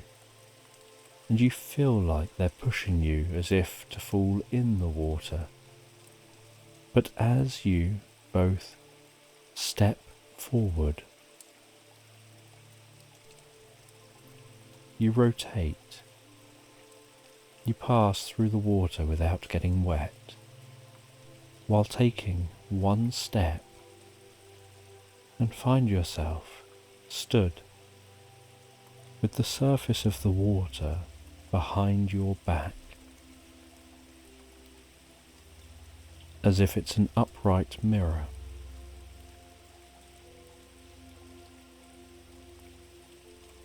And you find yourself in a room surrounded by mirrors. And technically you're inside the lake, but you're not wet and you're not in water. And the surface of the lake is behind you.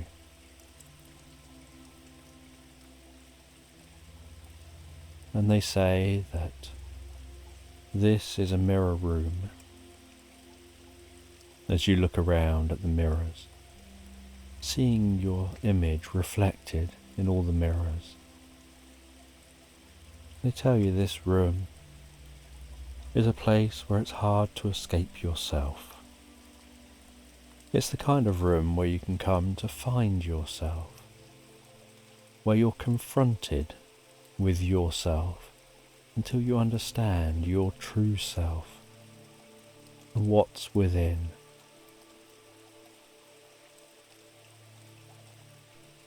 And they walk you around this mirror room, and you notice each mirror is very slightly deformed from each other mirror, Some mirrors slightly more concave, some mirrors slightly more convex. Some mirrors warped in slightly different patterns. Each mirror presenting a slightly different version of you back to you. And yet you know it's you in each reflection. And they walk you around this mirror room. They tell you, on some level, you're going to learn what all of this means. And after a while of walking round, suddenly you get a feeling like things make sense on some level. And with that feeling, they walk you back to where you started. And with a little bit of a push, they guide you back through the mirror. And you pass through the mirror, seemingly swinging round and stepping on the bank with the water behind you on the ground, just as it should be, and you dry standing on the bank with the guardian angel. And they tell you need to be aware of what you learned in that mirror room. It'll help you on your journey.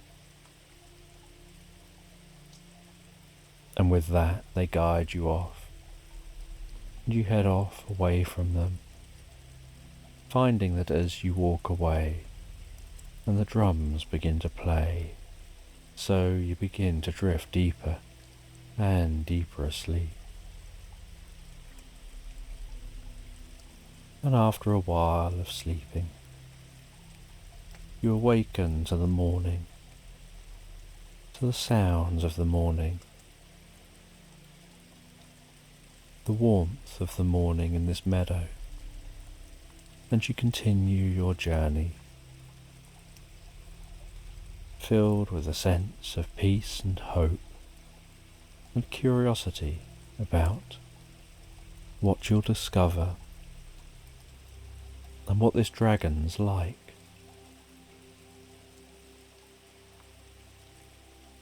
And you continue walking with just yourself for company, enjoying your own company.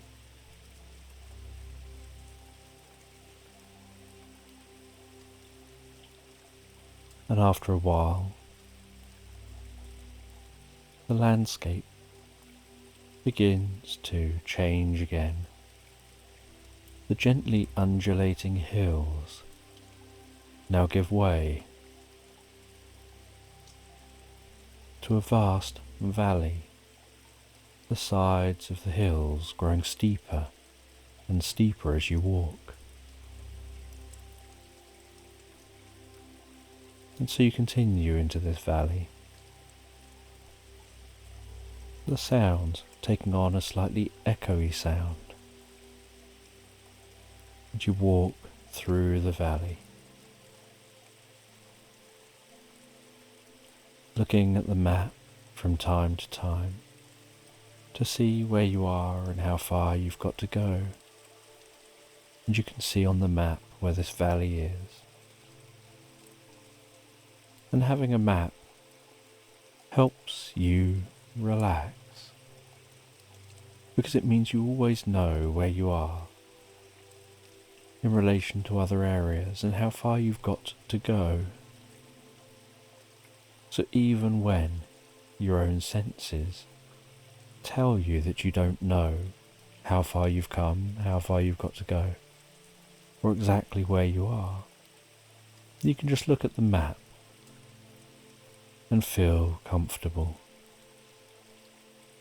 And so you walk through this valley, and you can see that the point you have to reach is just beyond the valley. And you pass through that valley heading out the other side, following a gentle stream that started in the hills of the valley and headed down at this point towards the centre of the valley, and then veered off away from the valley. And so you follow that stream, the trickling sound of the water, and you can see in the distance what looks like some kind of an ancient building. And as you eventually approach that ancient building, you find that it looks like a pyramid that had perhaps stood there for thousands of years, partially collapsed, worn and weathered. And you see an entrance into the pyramid. You head into that entrance,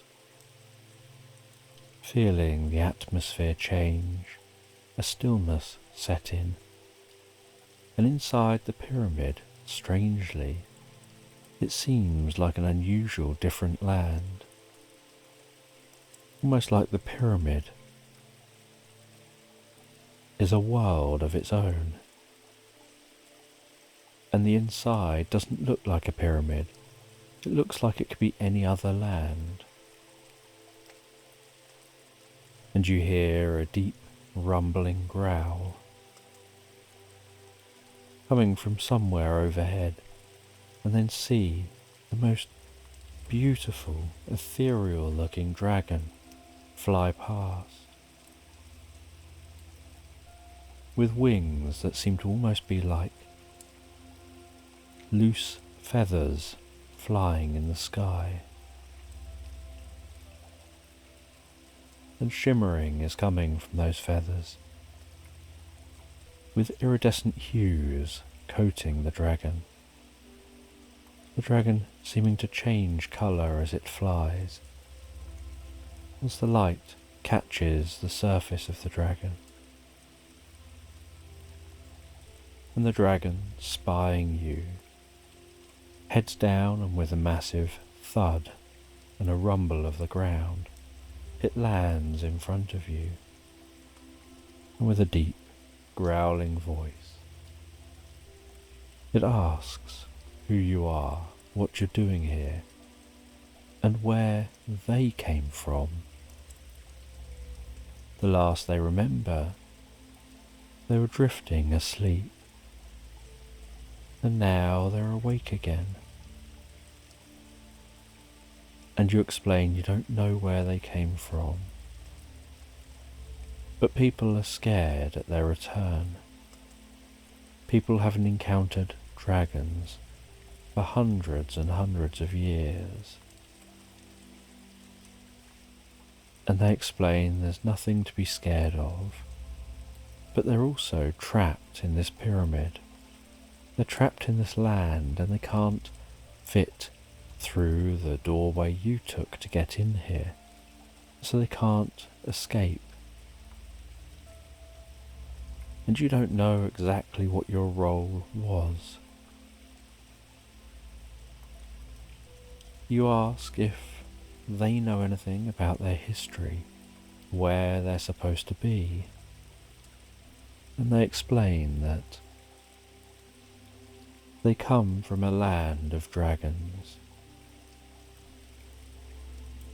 but they were trapped here in this land, and they became a thing of worship.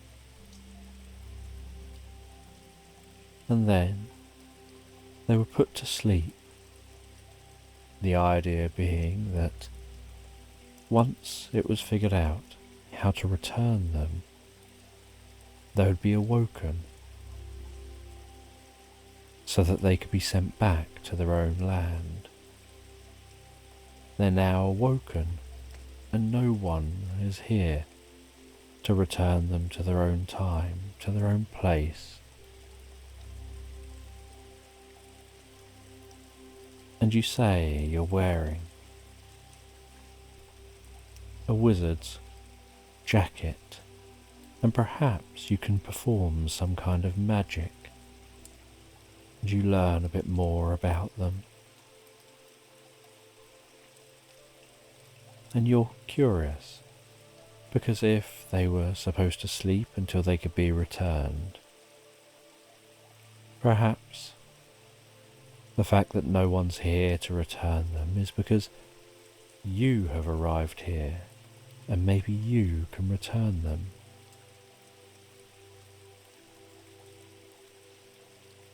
And you look around in this pyramid, which still just looks like a normal land,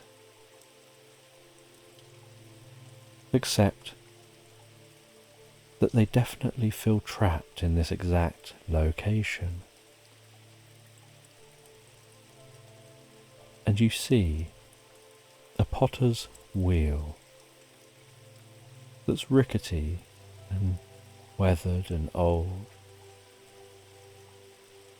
And you have this feeling like perhaps you're supposed to use that.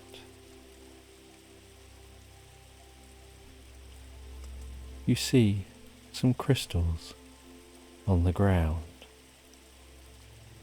And you cast a magic spell over those crystals, and they begin to glow and pulsate with purple light. You notice there are spaces for them in the potter's wheel if you can just fix the wheel up. And so you fix that wheel up, and you begin to turn the potter's wheel. And the crystals begin to turn, imbued with your magic. And a glow begins to emanate and pulse and become stronger. And as it emanates, pulses and becomes stronger, so it seems to be filling this space, the purple light expanding, growing. The crystals almost singing a lullaby as they spin. And as they spin faster and faster, so you can feel the magic growing and spreading from within you. You start to make sense on a more conscious level of your time in that mirror room, how there were multiple versions of you and you knew each one was you. And with this, you notice that this purple light seems to have some form of ability to show up the inside of the pyramid.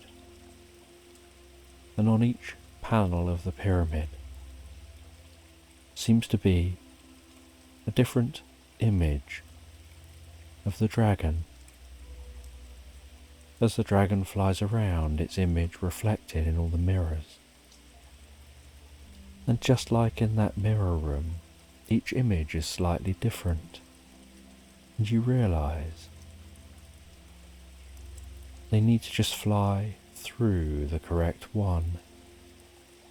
That these mirrors can be passed through. Each one is like a different universe. And they instinctively recognize which one to pass through, in the same way that you were helped in that mirror room to pass into the room and back from the room via one very specific mirror. And the dragon flies towards one of the mirrors as you continue spinning that potter's wheel faster and faster. And you watch as the dragon passes through a mirror And just as it's passed fully through, the mirrors shatter. The potter's wheel stops generating purple light. The crystals suddenly splinter, and silence sets into the pyramid, and a darkness sets in. And it's almost like the inside of the pyramid. It's like the inside of a pyramid, long forgotten. As if it had come alive just while the dragon was here. And now it's as it would be for an unoccupied pyramid that hasn't been occupied for hundreds, if not thousands of years. And you leave the pyramid. You think about your journey home. You take out that seal from your bag, place it on the floor, twist it, slap it, and an electric blue portal opens up before you, like an orb in space. You step through that portal, and you find yourself in that room, in that cabin.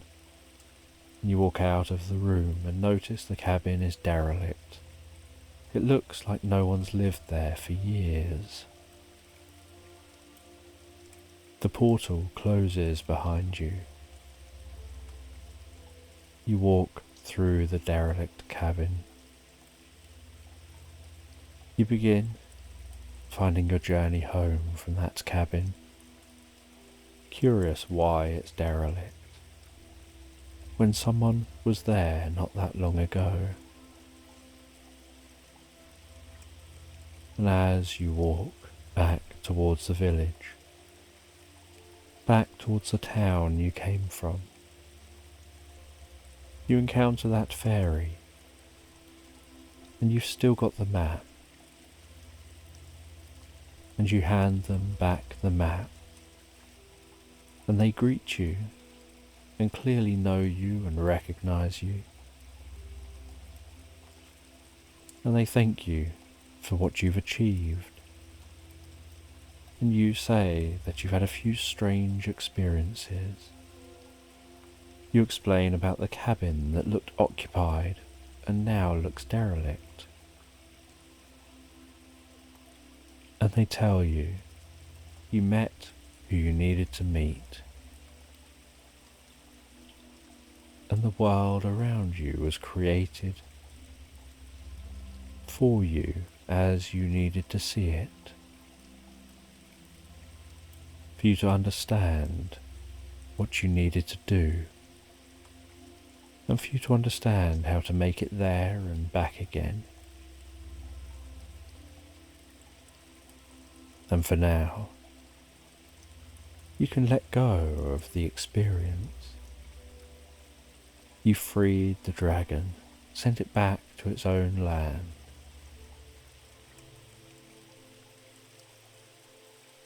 And you head back through the town back to the tavern, where you see that wizard sat at that table near the fireplace. They greet you and ask for their jacket back. You return their jacket.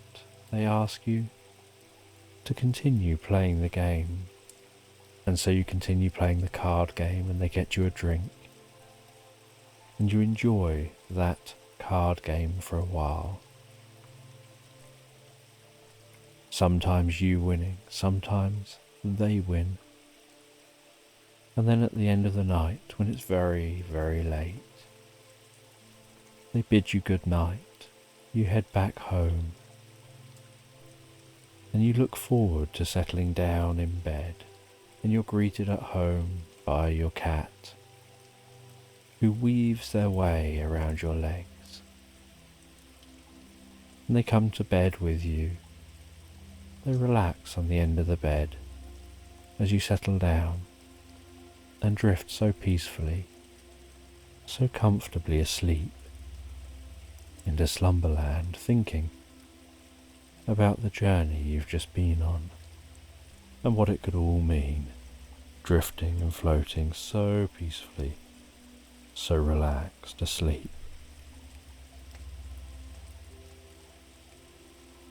And this is a bedtime story about a queen who lives in a palace high up in a mountain. And she often feels that she leads quite a isolated existence. Being the queen, she's often expected to just remain in that palace. People will come occasionally and visit. She'll hold functions and balls, but most of her time is spent just gazing out over the land below, and she can see from this palace high up in the mountains the vast landscape stretching out below, the snow-capped mountains, the crisp blue sky, the forests and weaving rivers, the peaceful meadows, and all she can do is look out and dream about being able to go and explore, about having the freedom to lead a life.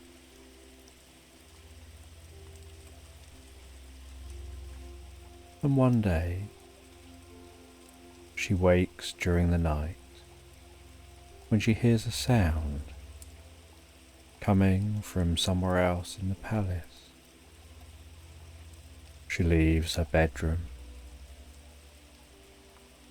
walks quietly down the large corridor on the softest of rugs,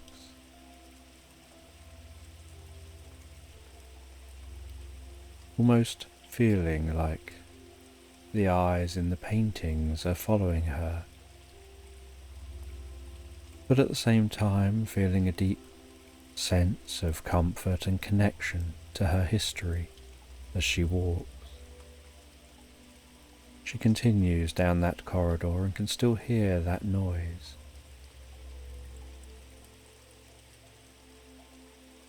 Until eventually she arrives at the heavy wooden door to one of the studies. She carefully and slowly inches open that door, and inside the study she sees a fairy flying around, flying from ornament to ornament. She can hear its wings with their high-pitched buzz, just a blur behind the fairy's back. She asks who this fairy is and what they're doing in her palace. And the fairy says that they've been observing the Queen for many years,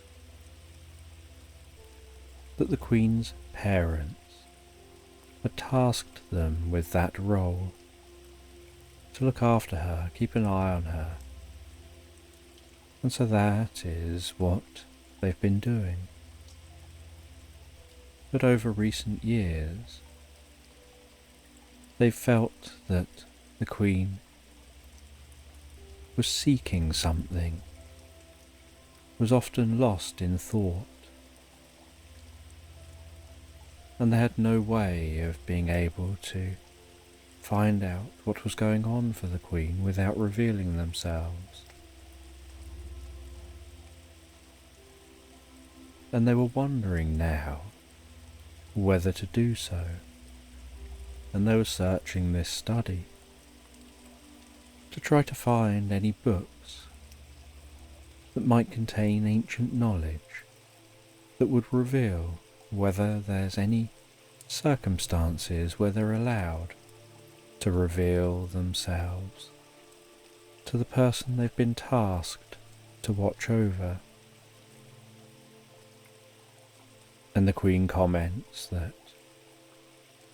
it seems like a pointless point now when they're talking, and the fairy agrees that it does seem rather pointless about whether it's allowed or not when it's happening.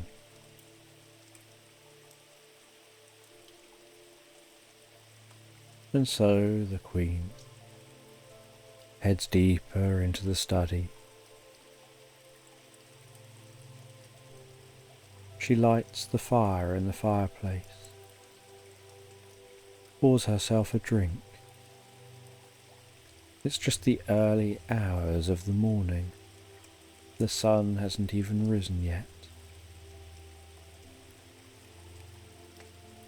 She sits herself down in the most comfortable of armchairs near the fireplace. As the fire begins to crackle to life, gestures for the fairy to stand or sit down somewhere rather than buzzing around, and then talks to the fairy and shares her thoughts and worries, her concerns, the things she feels she's missing out on, the life she would like to have. And the fairy says that she can use magic to help her to be able to go out unrecognized, and she can then explore and find herself, find out who she truly is,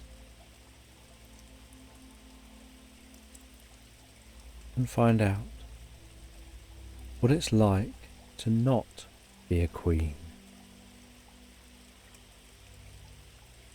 And the Queen remarks that this is all very well and good, but what about those in the palace? They would obviously miss her and recognize she's missing. And the fairy says that with her magic, she can always take the Queen's place for a time. She can make herself look like the Queen. The Queen can share with her some of the tasks she's supposed to do over the next few days. She already knows the Queen's mannerisms. She's kept a close eye on the Queen. And so the Queen has a gulp of the drink and says, "Let's make it so." And the fairy pulls out a tiny magic wand with fairy dust sprinkling from the end with each movement. And as the fairy dust liberally flies off in all directions, the fairy begins to chant an incantation, doing specific gestures, hand movements, specific patterns.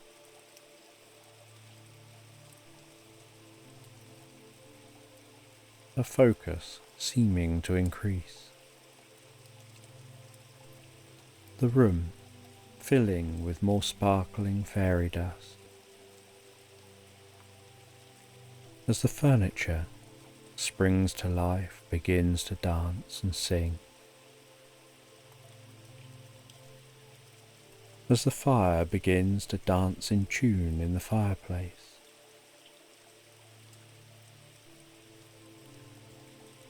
as the fairy continues her incantation,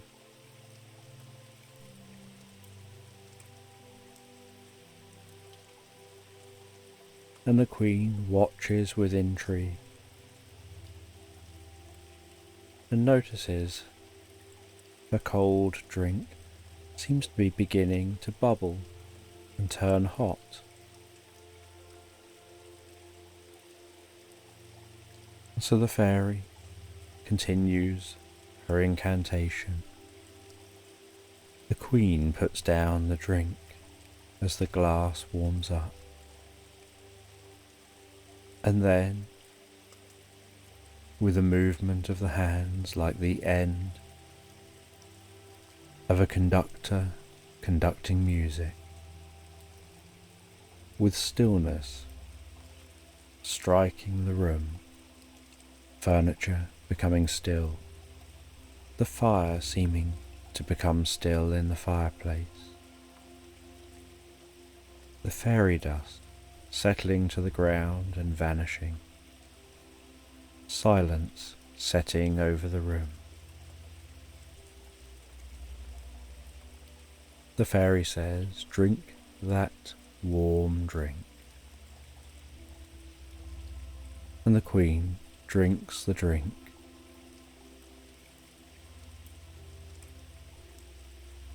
And as she drinks the last drop,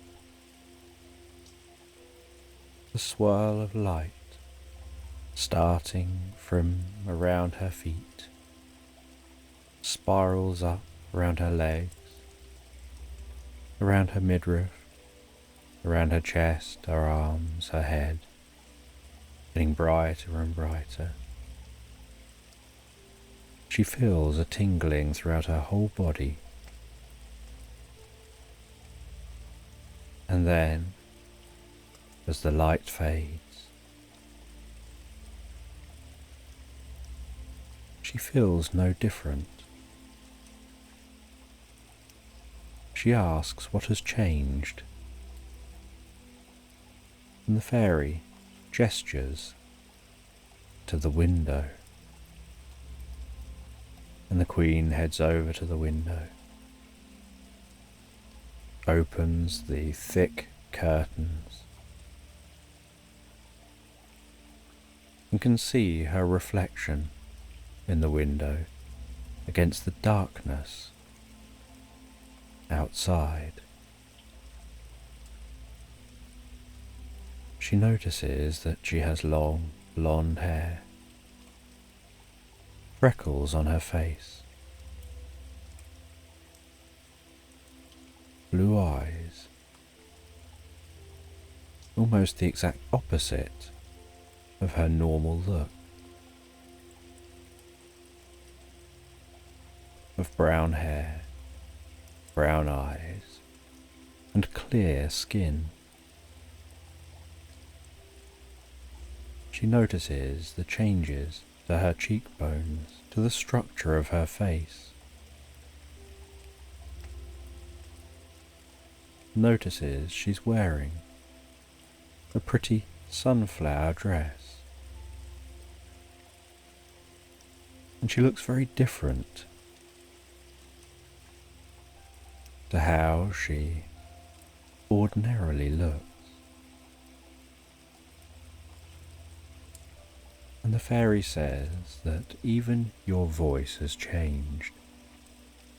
To yourself you sound as you do, but to everyone else you sound very different.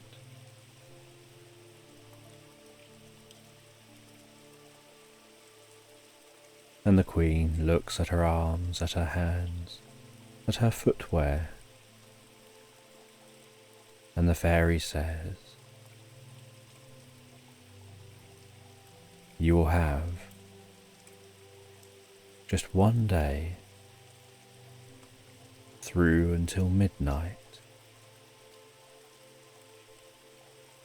and so a little over 24 hours.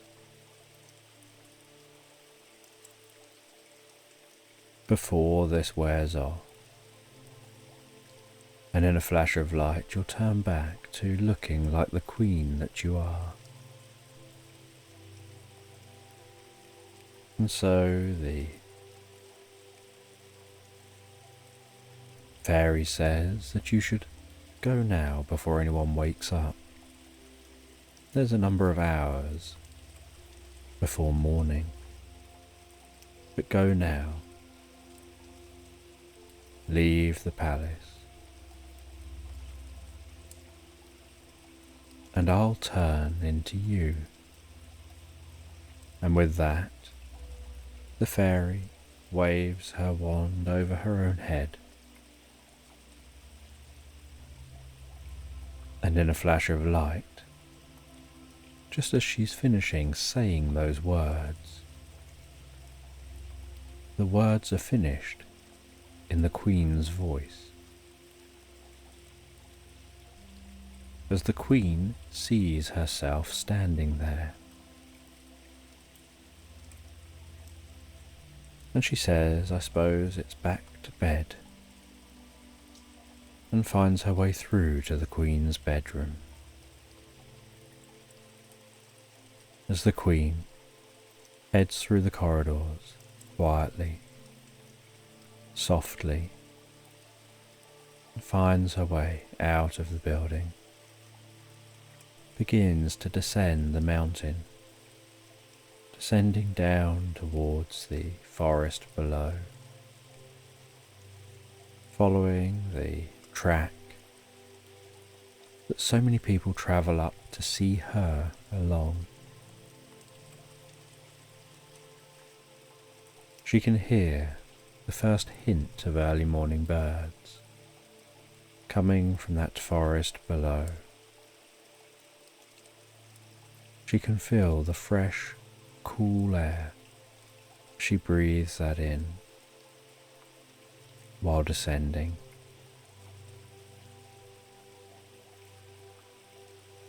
And she feels a sense of excitement and curiosity about this experience that she'll have.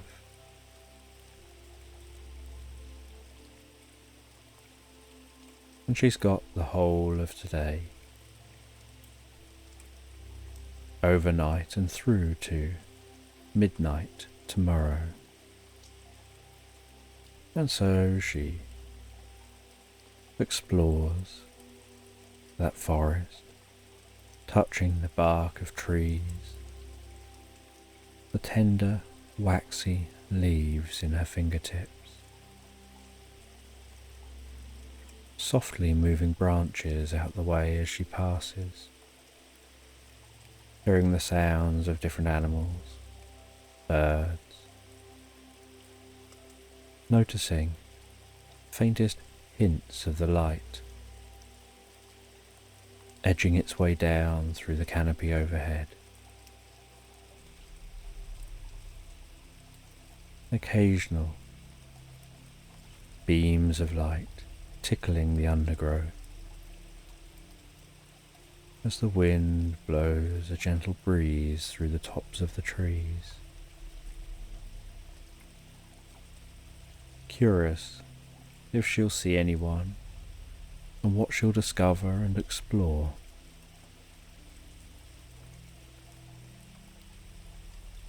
And she continues on through the forest, finds her way towards a river that passes through this forest, that travels down from the mountain, that's travelled from the mountain about as far as she has.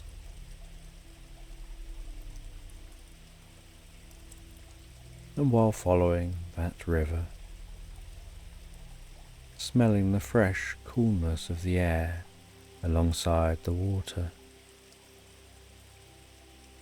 the gentle sound of that water as it bubbles along beside her, finding it easier to pass through the forest along the bank of the river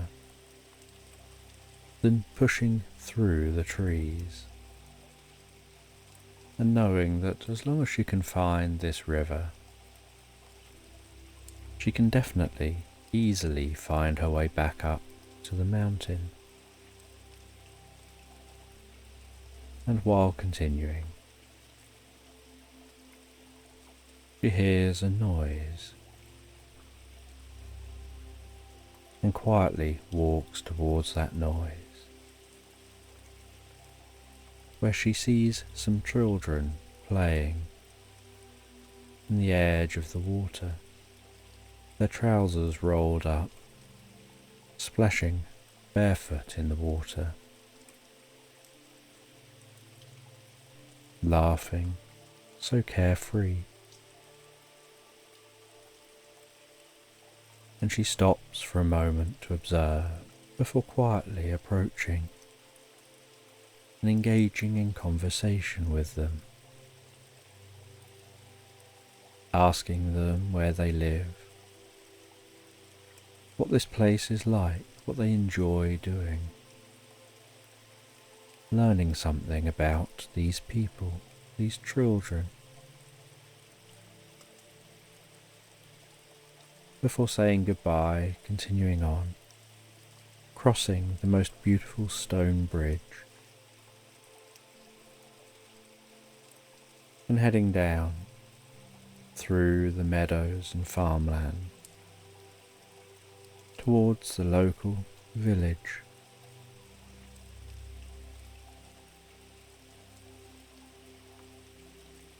And as the morning continues and the walking continues, she sees a farmer walking along with a horse that's ploughing a field. She says good morning to the farmer, engages with the farmer and learns about their role as a farmer. They talk about having to wake up early, having to work long hours, the pleasure they get and the achievement they get from the role they take. And she continues on, hearing the sound of the church bell ringing for the morning,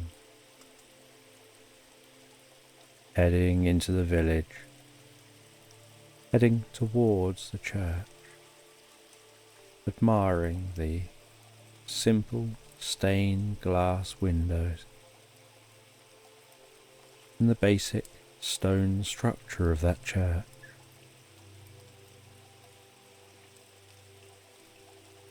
She meets some people who greet her so friendly as they enter the church, and some as they leave. Some are carrying flowers in baskets, others carrying fruit and veg. She talks to a number of the people, each one sharing how they enjoy the life they lead,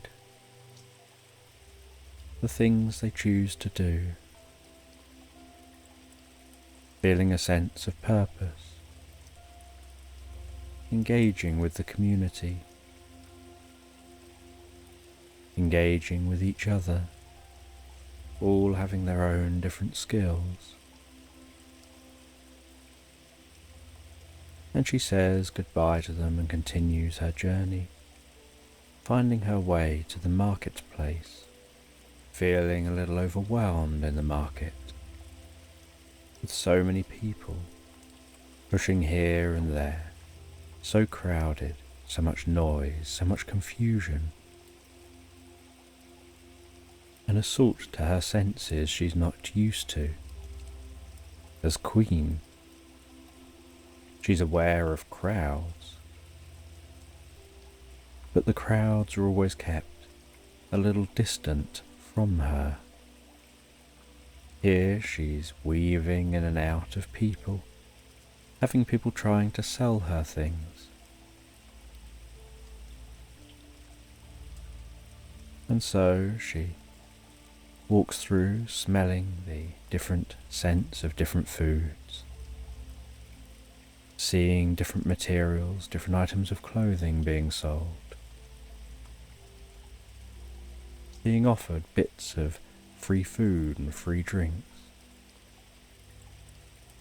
She talks to different sellers, learns about their experiences, before continuing on out the other side of the village, continuing to explore.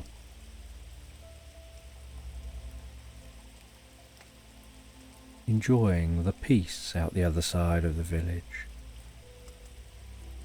heading through meadows, following the river past a mill, its wheel turning as the water flows past,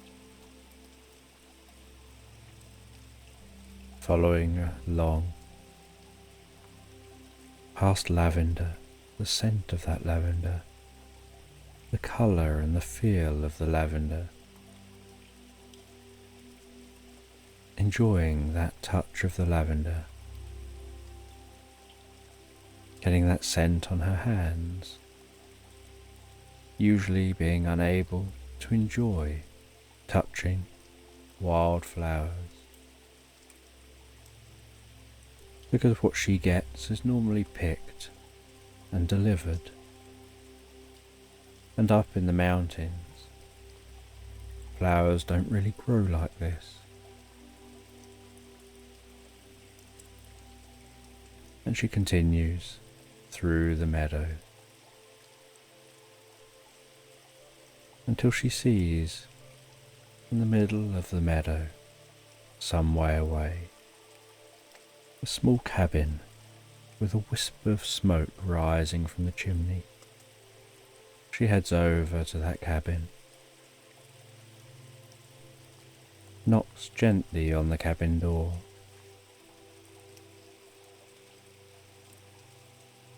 and a small man with the friendliest of smiles and the cutest of little ginger cats answers the door.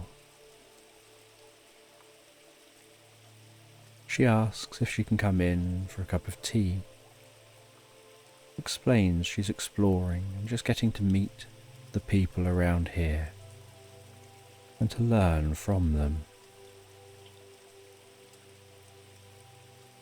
And they invite her in. She sits by the fire, the cat jumps up on her lap. She begins stroking that cat and it begins to gently purr and snuggle down onto her lap even more.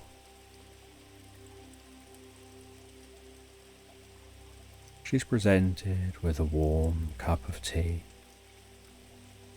which she drinks while talking to this friendly, small old man, who explains what it's like to live around here, to have a community to engage with, to feel a sense of worth. And they talk about their time in this land, the history of the land as they know it.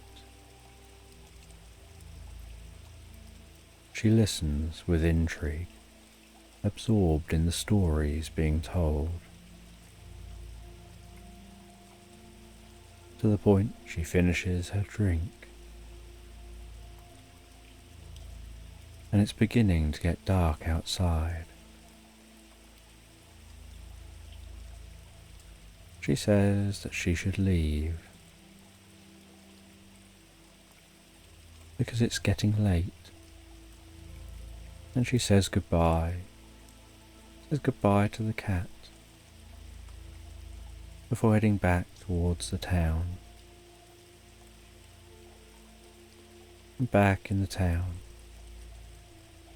she hears a lively tavern, and she's never been inside a tavern, so she heads to that tavern, heads inside, asks if they've got a room for the night, and she's given a key to a room and told where it is. She heads up to the room, freshens up, before going back down to the bar, and at the bar she chats with more locals, seeing what they're like when they're not working, when they're enjoying themselves. She chats with the bar staff. She engages in drinking with them, in playing bar games, feeling a part of this community, before finding herself getting more and more tired, and so heading to bed, and waking the next day knowing she has to make her way back to the palace before midnight. And so she takes some more time to explore this village. She starts to ask people about the Queen, about what people thought of the Queen. And they explain that she pretty much seems to let them lead their own lives. She's a very good queen, but they never really see her. She doesn't interfere with their lives. And some of them say they feel sorry for her, that she probably is lonely up there all by herself. The queen of this land, yet not really a part of this land.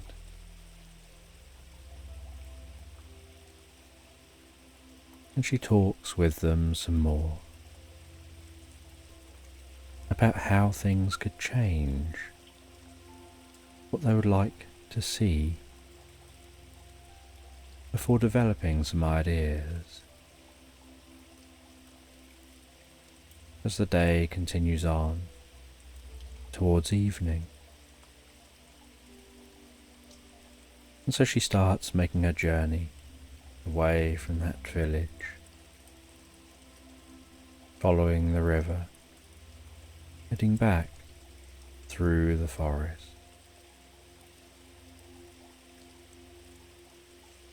Finding her way all the way back to the palace high up in the mountain. And when she arrives back at the palace, she knows that she doesn't want to be seen not looking as the Queen. So she waits for a while,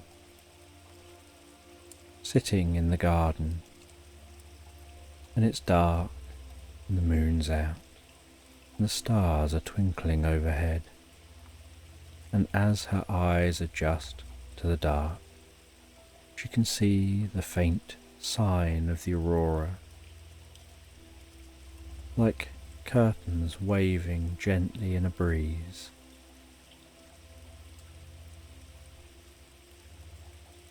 She enjoys sitting on a bench in the garden, gazing out at the view, the way the moonlight reflects and sparkles on the river's surface below.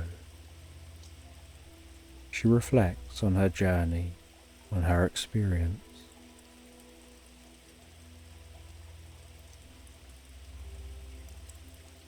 And as midnight strikes, with a flash of light from her feet up to her head, She turns back into herself. She sneaks back into the palace, finds her way back through to the study where she meets with the fairy, who is back as the fairy. She talks with the fairy about her experience, about what she learned about herself, about others, about happiness, and changes she would like to make, that she knows those around her might feel uncomfortable with those changes being made, not wanting her to take such risks, but she decides she wants to feel more part of a community. She doesn't just want balls with wealthy, other aristocrats from other places, but she wants to open her home to the local people, to engage with the local people, to travel herself for supplies into town, to head to the market, to enjoy walks in nature,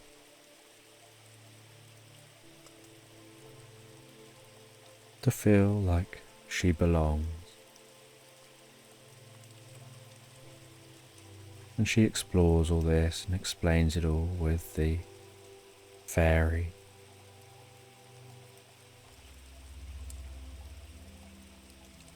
And the fairy says it sounds like she's no longer needed to be here right now, but if she's ever needed again, she'll just know it and she'll be there. And the Queen thanks the fairy, as the fairy seems to just vanish. And the Queen leaves the study, heads to bed, and wonders if she missed anything in the day and a half that she was gone, or whether everything ticked on as usual. And she looks forward to the changes she'll be making as she relaxes back in bed and drifts and floats so calmly, so peacefully, asleep into slumberland.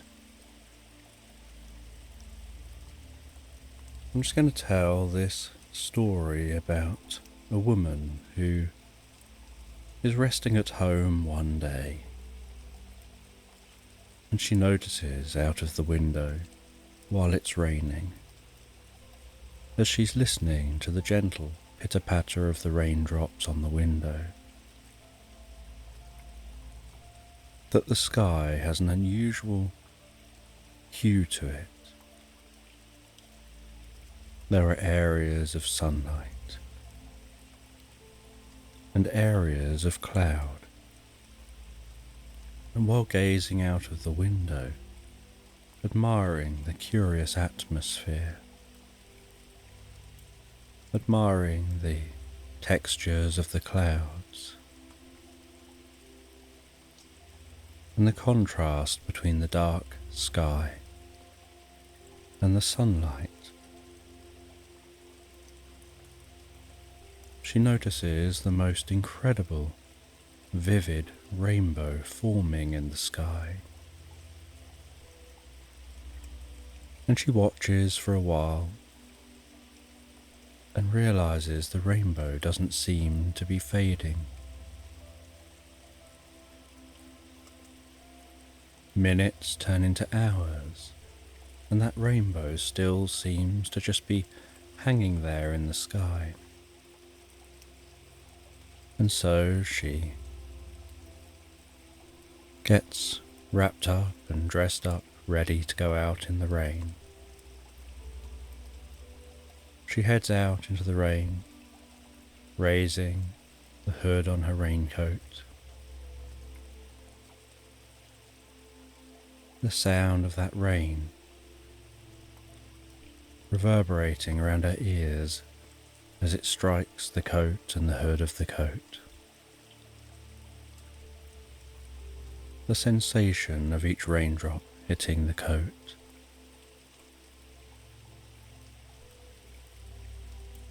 And some of the spray from the rain catching her face. And the weather is the most comfortable temperature. As she's wrapped up, it's not too warm and not too cool. And nobody else seems to be out, perhaps all tucking away out of the rain. And she walks in the direction of the rainbow. And she's going in search of the legendary pot of gold that she hopes to find, where the rainbow touches the ground. And she doesn't know whether the pot of gold is at the left side of the rainbow or the right side of the rainbow. But she feels that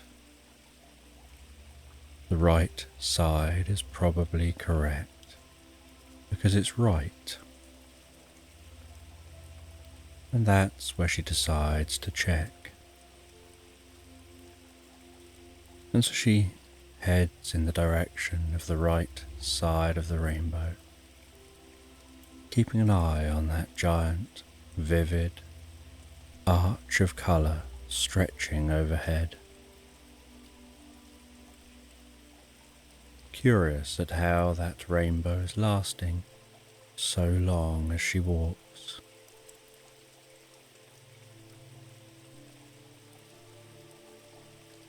And as the rain continues, and the sun shines through the rain, casting that ethereal rainbow in the sky,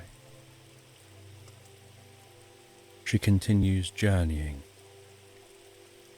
towards where the right side of the rainbow touches the ground.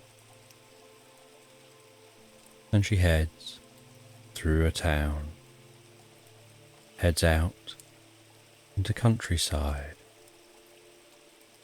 and she can see that rainbow still way off in the distance. She continues following that rainbow, curious how it's staying where it is, heading deeper and deeper into countryside, noticing how the countryside seems to strangely be shifting and changing as she walks, as if reality is shifting and changing.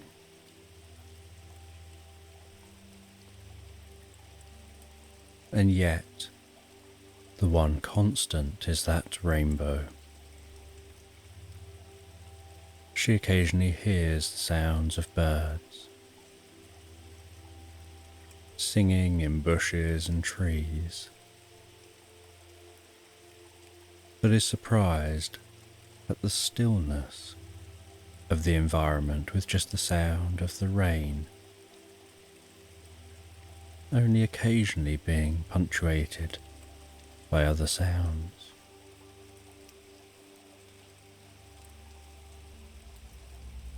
She reaches grounds of an ancient monastery that seems so still, and the stonework of this ancient monastery casts the most incredible contrast to the nature, the greens of the grasses and the trees around. She cuts through that monastery, curious what it was like in the past, long before it became ruins.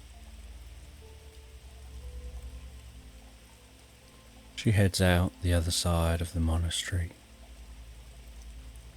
continuing to head towards that rainbow, which has now hung in the sky for many hours. It's almost as if time is caught in a loop, not proceeding forward, but still playing, like just a loop of rain in a moment.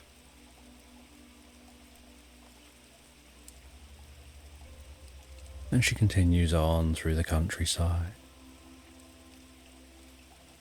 The feeling of walking through fields where the ground is slightly spongy.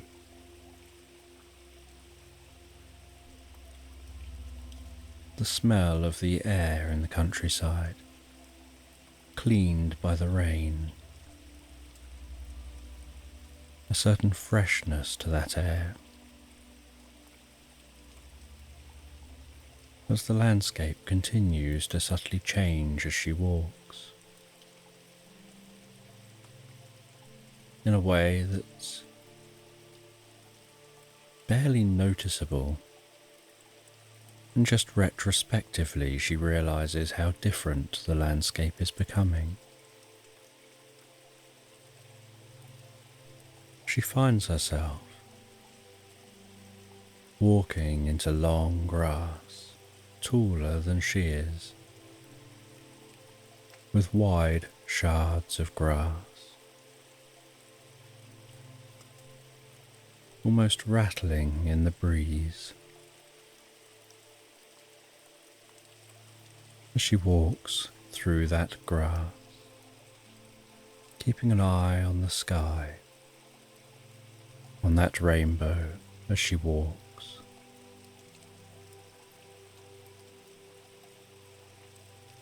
And she notices the rainbow getting wider and wider, and knows that she's nearing the base of the rainbow. And she hopes that she'll find the gold that she seeks.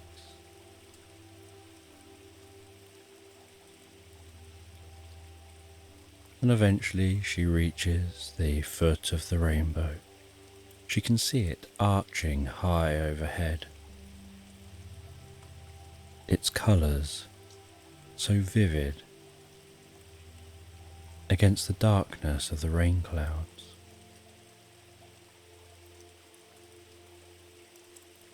But at the foot of the rainbow, instead of finding gold,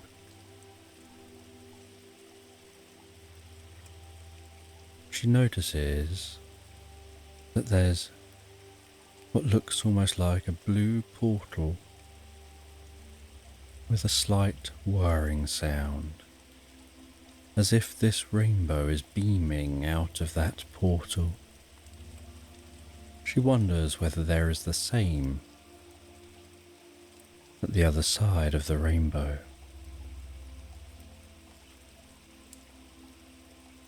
And this portal takes on the shape of an orb, and she pokes a stick into the portal, takes that stick out and decides to walk through the portal. And as she walks through the portal, so she comes out in a continuation of that long grass. But the environment is incredibly warm. A very different environment to the one she just came from. It seems much drier, and as she looks behind her, she can see the portal, but not the rainbow. And as she looks behind her, she notices the entire environment is very different. And she continues walking through this long grass,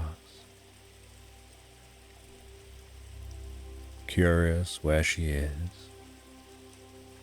And as she walks through this long grass, so she starts to hear the faint, distant sound of flowing water. And she heads towards that sound of flowing water. And as she nears the sound, so it becomes louder and louder, and she can begin to smell the scent of the fresh water flowing.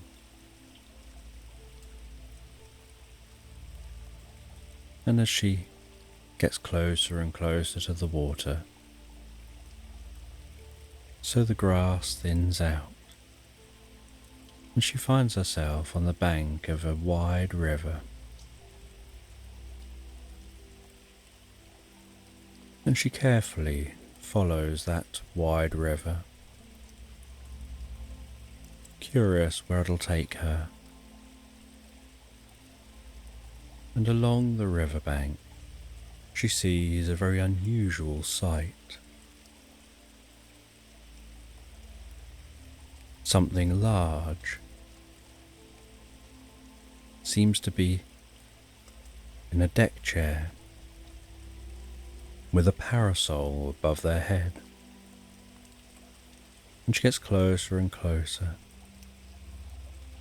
and realizes that it's a manatee, seemingly resting on its back, enjoying the weather, shielding itself from the sun with the parasol.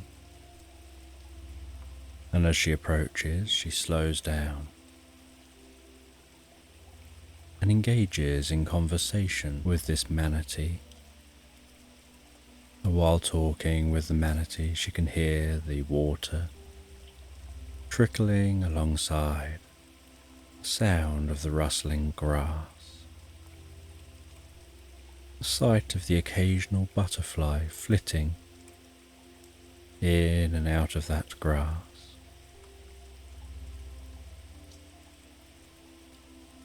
And as she talks with that manatee, she asks where here is. And the manatee tells her that she's in a land of elephant grass. And she asks what the elephant grass is.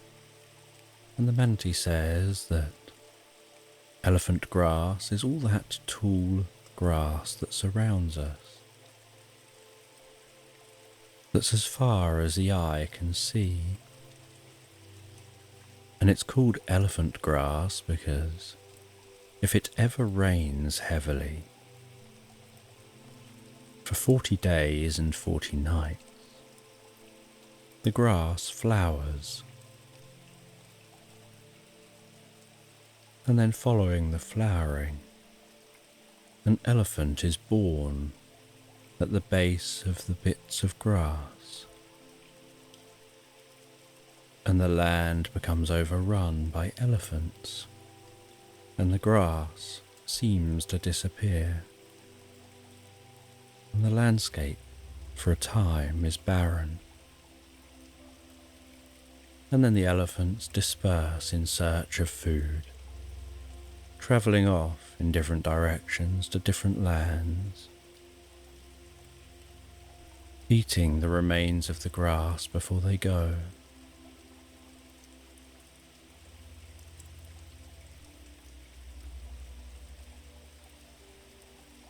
And this manatee explains that sometimes it's been known to go wrong, that a strange kind of rain happens,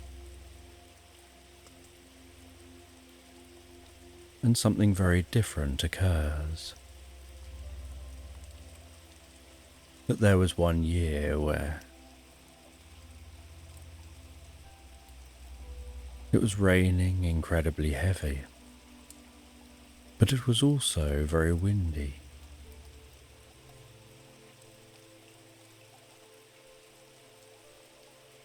And the wind and the rain mixed. The fronds of grass intertwined with each other. The river that weaves its way through this elephant grass overflowed, and this river contains elements from the distant mountains, which mixed with the soil. And as the rain subsided, and the river settled down, out from the ground erupted tens of millions of chickens, running around, noisily pecking at all the seeds, pecking at the remnants of the grass. Chickens as far as the eye could see. And the woman engages further with this manatee, not once thinking that actually it's a strange experience to find a manatee lying back on a deck chair with a parasol overhead, who can also talk. Something about the experience just felt natural. And she sets off from that manatee, having asked for directions on where she should perhaps go next. The manatee had said about the mountains, and so she thought perhaps she'll head towards those mountains, and was curious what these elements were, which wash down the river from the mountains. And so she follows the river up towards those mountains. And while walking towards those mountains, she notices a white pelican standing in the water, so patiently waiting, staring into the water. She calls out to that white pelican and asks them the direction, if she's going the right way to the mountains. And the pelican tells her that she is, that she can head this direction past the lost city, where eventually she'll find a garden. And in that garden, she'll find the path into the mountains. And she leaves that pelican, continues following this river.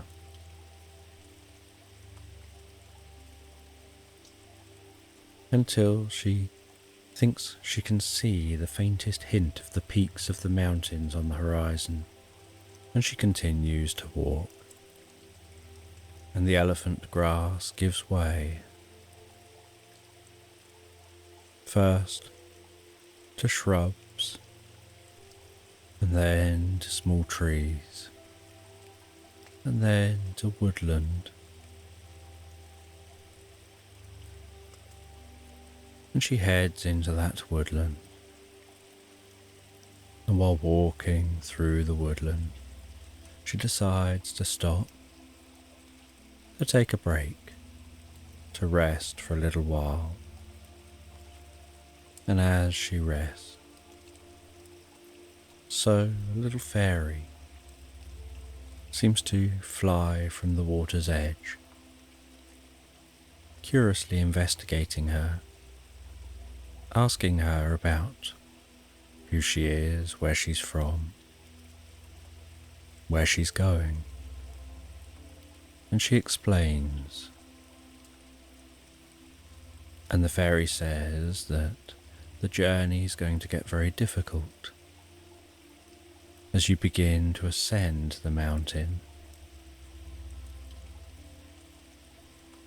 But hidden within the mountains are multi-dimensional beings called the Hugs. And the Hugs can't be seen, only felt. And they're incredibly friendly. Their aim is to help, to bring hope, to bring comfort. And you'll encounter them, but you may not even realize you've encountered them unless you need them.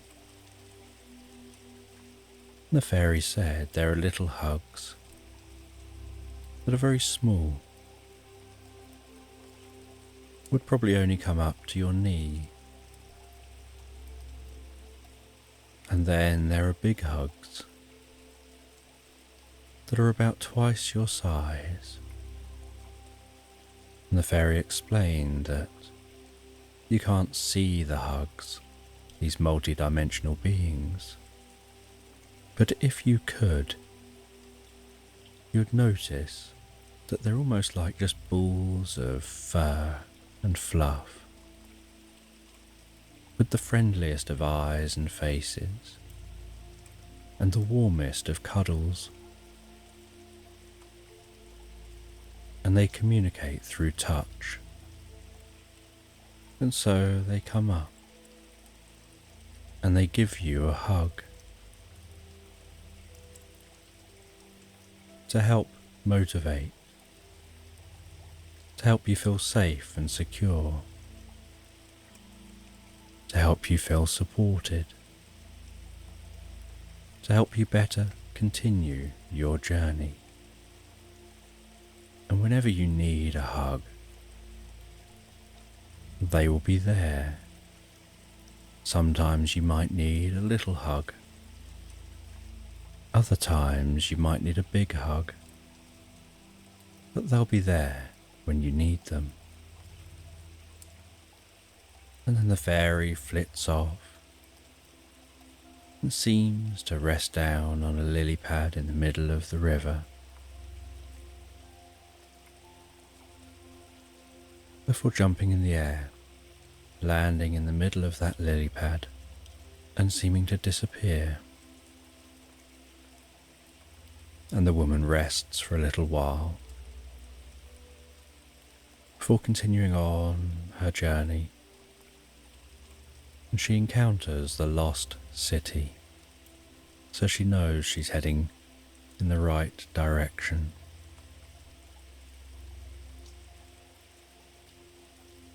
And the lost city appears to just be rocks and ruins. And she climbs some areas she's sure used to be walls, and weaves through other areas she thinks may have been doors, and follows other areas that look like they were probably paths, maybe even roads. She feels that she can almost hear the sounds of what this metropolis used to be like. The chinking of blacksmiths working with metal, the clopping of horses, the murmur of people selling to each other in markets, enjoying each other's company. The vibrant nature of this place when it once existed, and having a curiosity about how it all came to an end with time. Maybe the people from here just gradually moved on and went their own separate ways, as she now continues on her separate way through this lost city. back into the woodland, hearing the rustling of the leaves overhead as the wind blows a breeze, pushing past branches, feeling the bark of the trunks of trees as she weaves around them.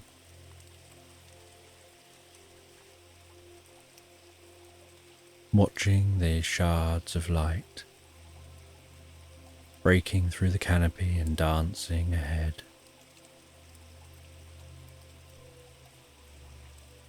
In the dust of the woodland, glittering, sparkling, almost twinkling like fairy dust.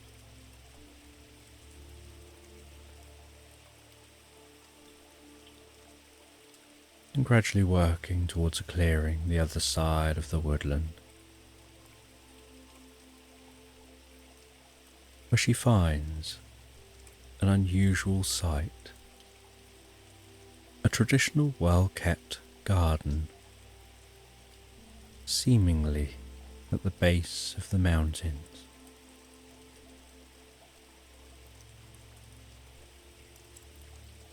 And she walks up to the gate to the garden.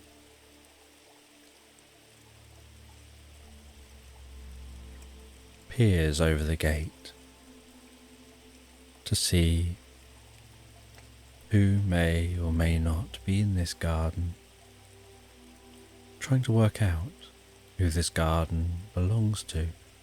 It's well maintained, so someone must be here at some point.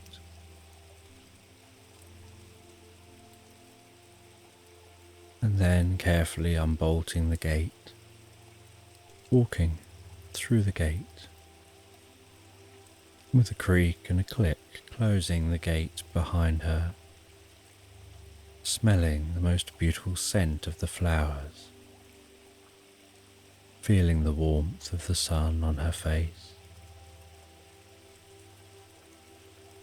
and then seeing the most friendly looking cat lying in the sun in the garden. And as she gently, slowly, carefully approaches that cat, so the cat flops onto its side, gives a little meow, and she reaches out and scratches its belly gently, rubs its fur, rubs just under the cat's leg, and the cat rolls onto its back, and she spends some time with that cat, curious who owns this garden, and notices while she's engaging with the cat that the sun is setting behind the mountains, and it wouldn't be sensible to climb the mountains in the dark. And so she wonders if it'd be okay to set up a camp in this garden.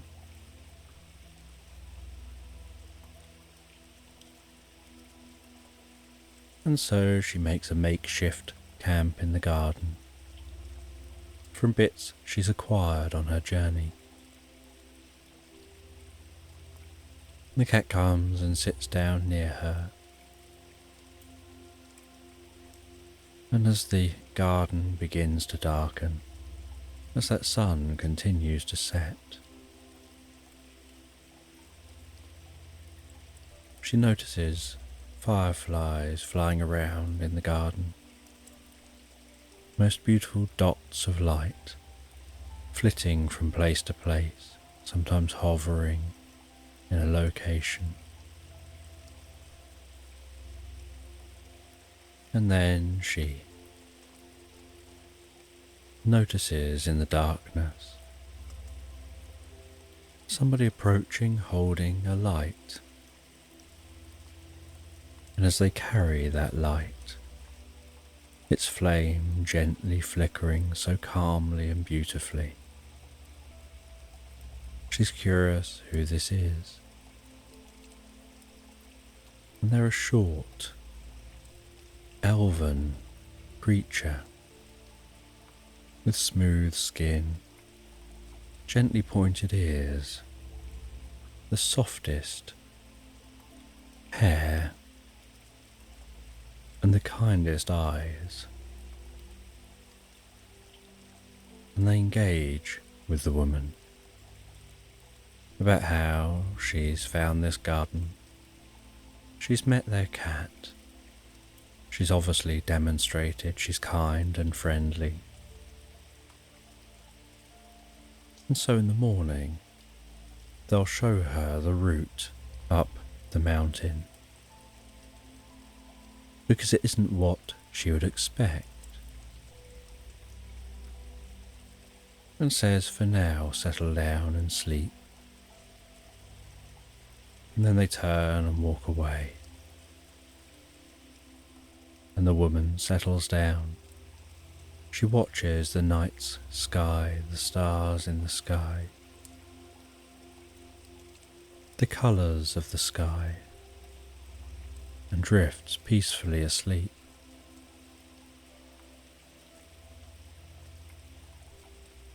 And the next morning, she wakes to the cat padding on her arm, feeling so calm and comfortable. She walks across the garden, curious about the previous evening's encounter. And that elven person appears again, guides her to the sundial in the middle of the garden, twists the top of the sundial, and with a click, they then tilt the sundial, revealing some steps, and they say, descend those steps, and it'll take you to the path to ascend this mountain.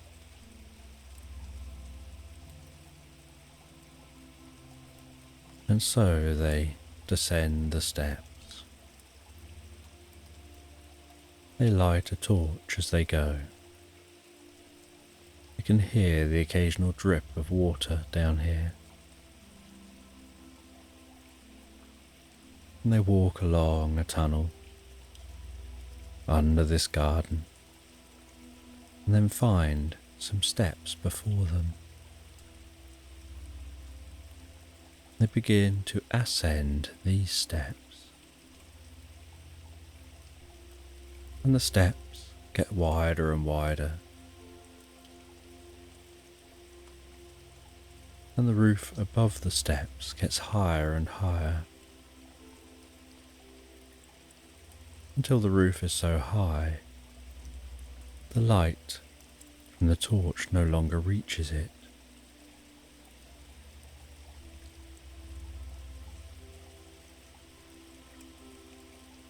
And they ascend, and they ascend, and they ascend, encountering glowing moss, streams of glowing fibres around the walls, helping to light this space.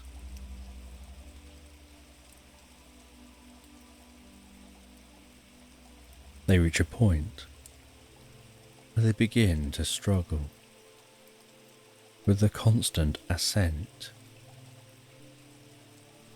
and then feel a sense of being hugged and filled with strength and motivation, kindness and support, and encouragement to keep going.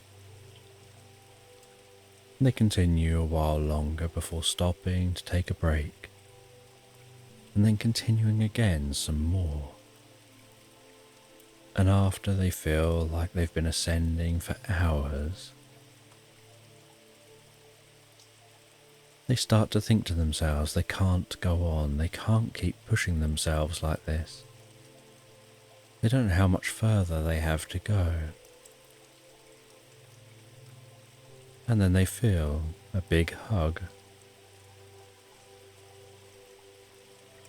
And they continue on after eating and having that rest, until eventually finding themselves at an oak door with ornate carvings. And they open that door and realize they're in a room looking out from the top of the mountains, carved into the mountains with windows. And in this room, they see multiple elements, different powders, seeming to be worn directly from the rocks. And carefully feeding in to the trickle of water from up here, and watching as that water trickles across a thin path in the floor of this room before beginning to trickle down the side of the mountain. Those elements merging, mixing, being like the lifeblood of the entire landscape below.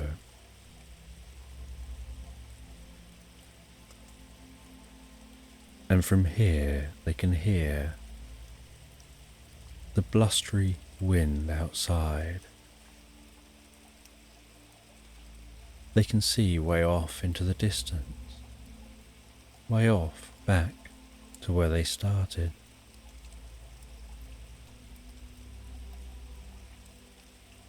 They see the faintest hue of blue of that portal way off in the distance, so vivid and vibrant. From here it just looks like a pinprick of light, and yet it's still visible. And they look around this space, finding this room seems empty, but it seems purposeful. It has windows. It's designed as a room. Elements seem to be just wearing off the walls and carefully flowing and mixing with the water. And then they see from the corner of a room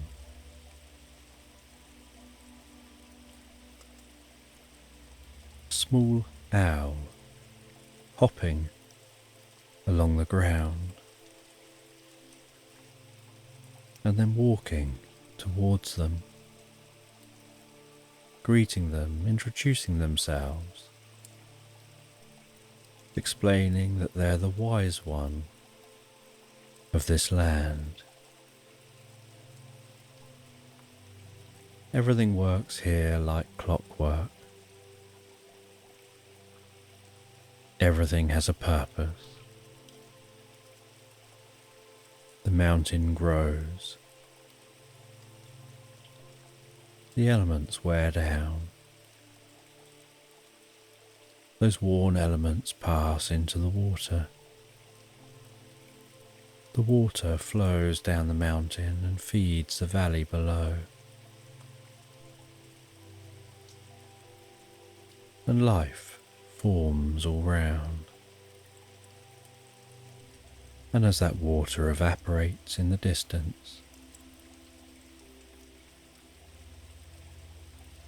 the wind blows the water towards the mountains again,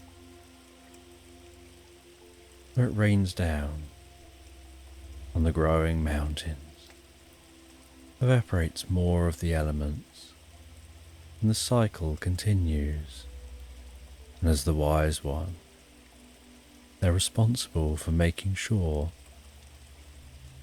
that this continues day after day, with no break in the cycle. There's some variation in the cycle. Sometimes some elements mix more than others. Sometimes it rains more than other times and for longer than other times. And this creates a certain level of uncertainty and change.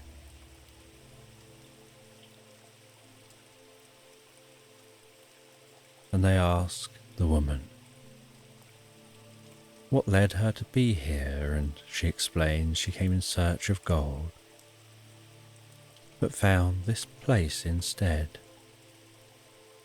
finding a portal where the gold would normally be. And they say to the woman, "You struck gold. Very few people have ever made it here. It's very rare for anyone to find the base of a rainbow, and that the bases of rainbows are portals between lands, each base leading to different lands, and the portal is different depending on the rainbow and the quality of the rainbow, leading to different lands, different dimensions." And they explain to the woman that she needs to head back and find her way back, that they can share some knowledge with her, make this trip meaningful. But she needs to head back before the rainbow dissolves and the portal fades. And they hand her an enormous kite and what resembles a kind of surfboard mixed with a wing. And they tell her to get back, the quickest way is to kite surf.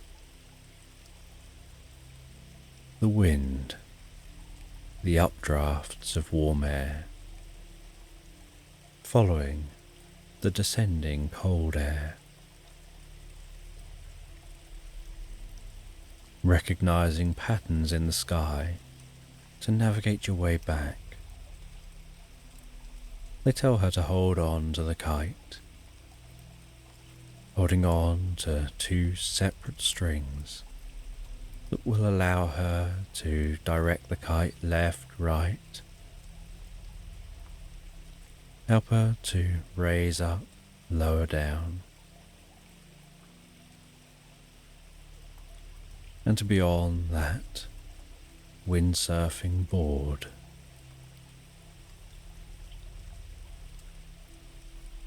And with a sense of uncertainty, she heads out of this room onto a ledge here at the top of this mountain. She then feels a big hug giving her a hug and feels comfortable. And the owl says, "You can trust us. You can trust yourself. This is no storm in a teacup.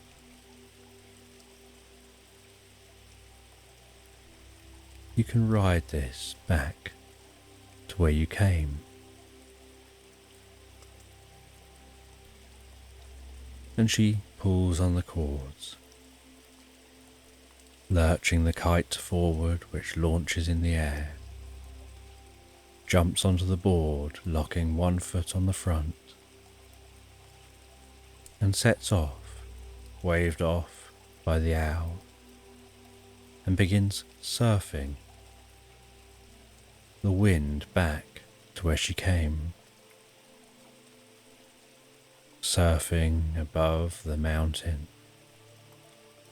above the garden, above the woodland, weaving and following that river back in the direction she came from.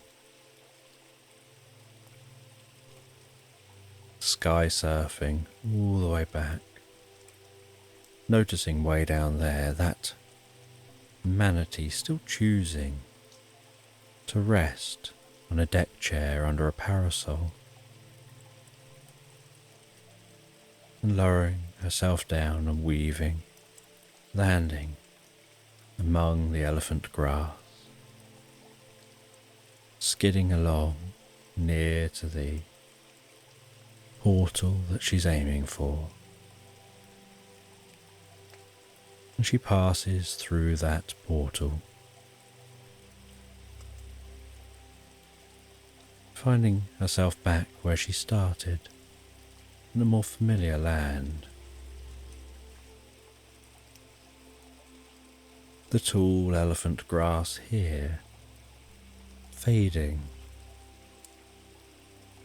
as the portal fades, where it had bled out through the portal into the land around. Seeing behind her the rainbow fading, the portals closing, the clouds clearing, the rain stopping, as she found her way back home, and as the sun increased in temperature, now there were no clouds or rain, she took off the raincoat and carried it with her. As she walked back towards her home, and as she arrived home and went to get the key out of her pocket to open the door, she finds a tiny little carved statue of an owl, inscribed on the base, saying something to remember your journey by.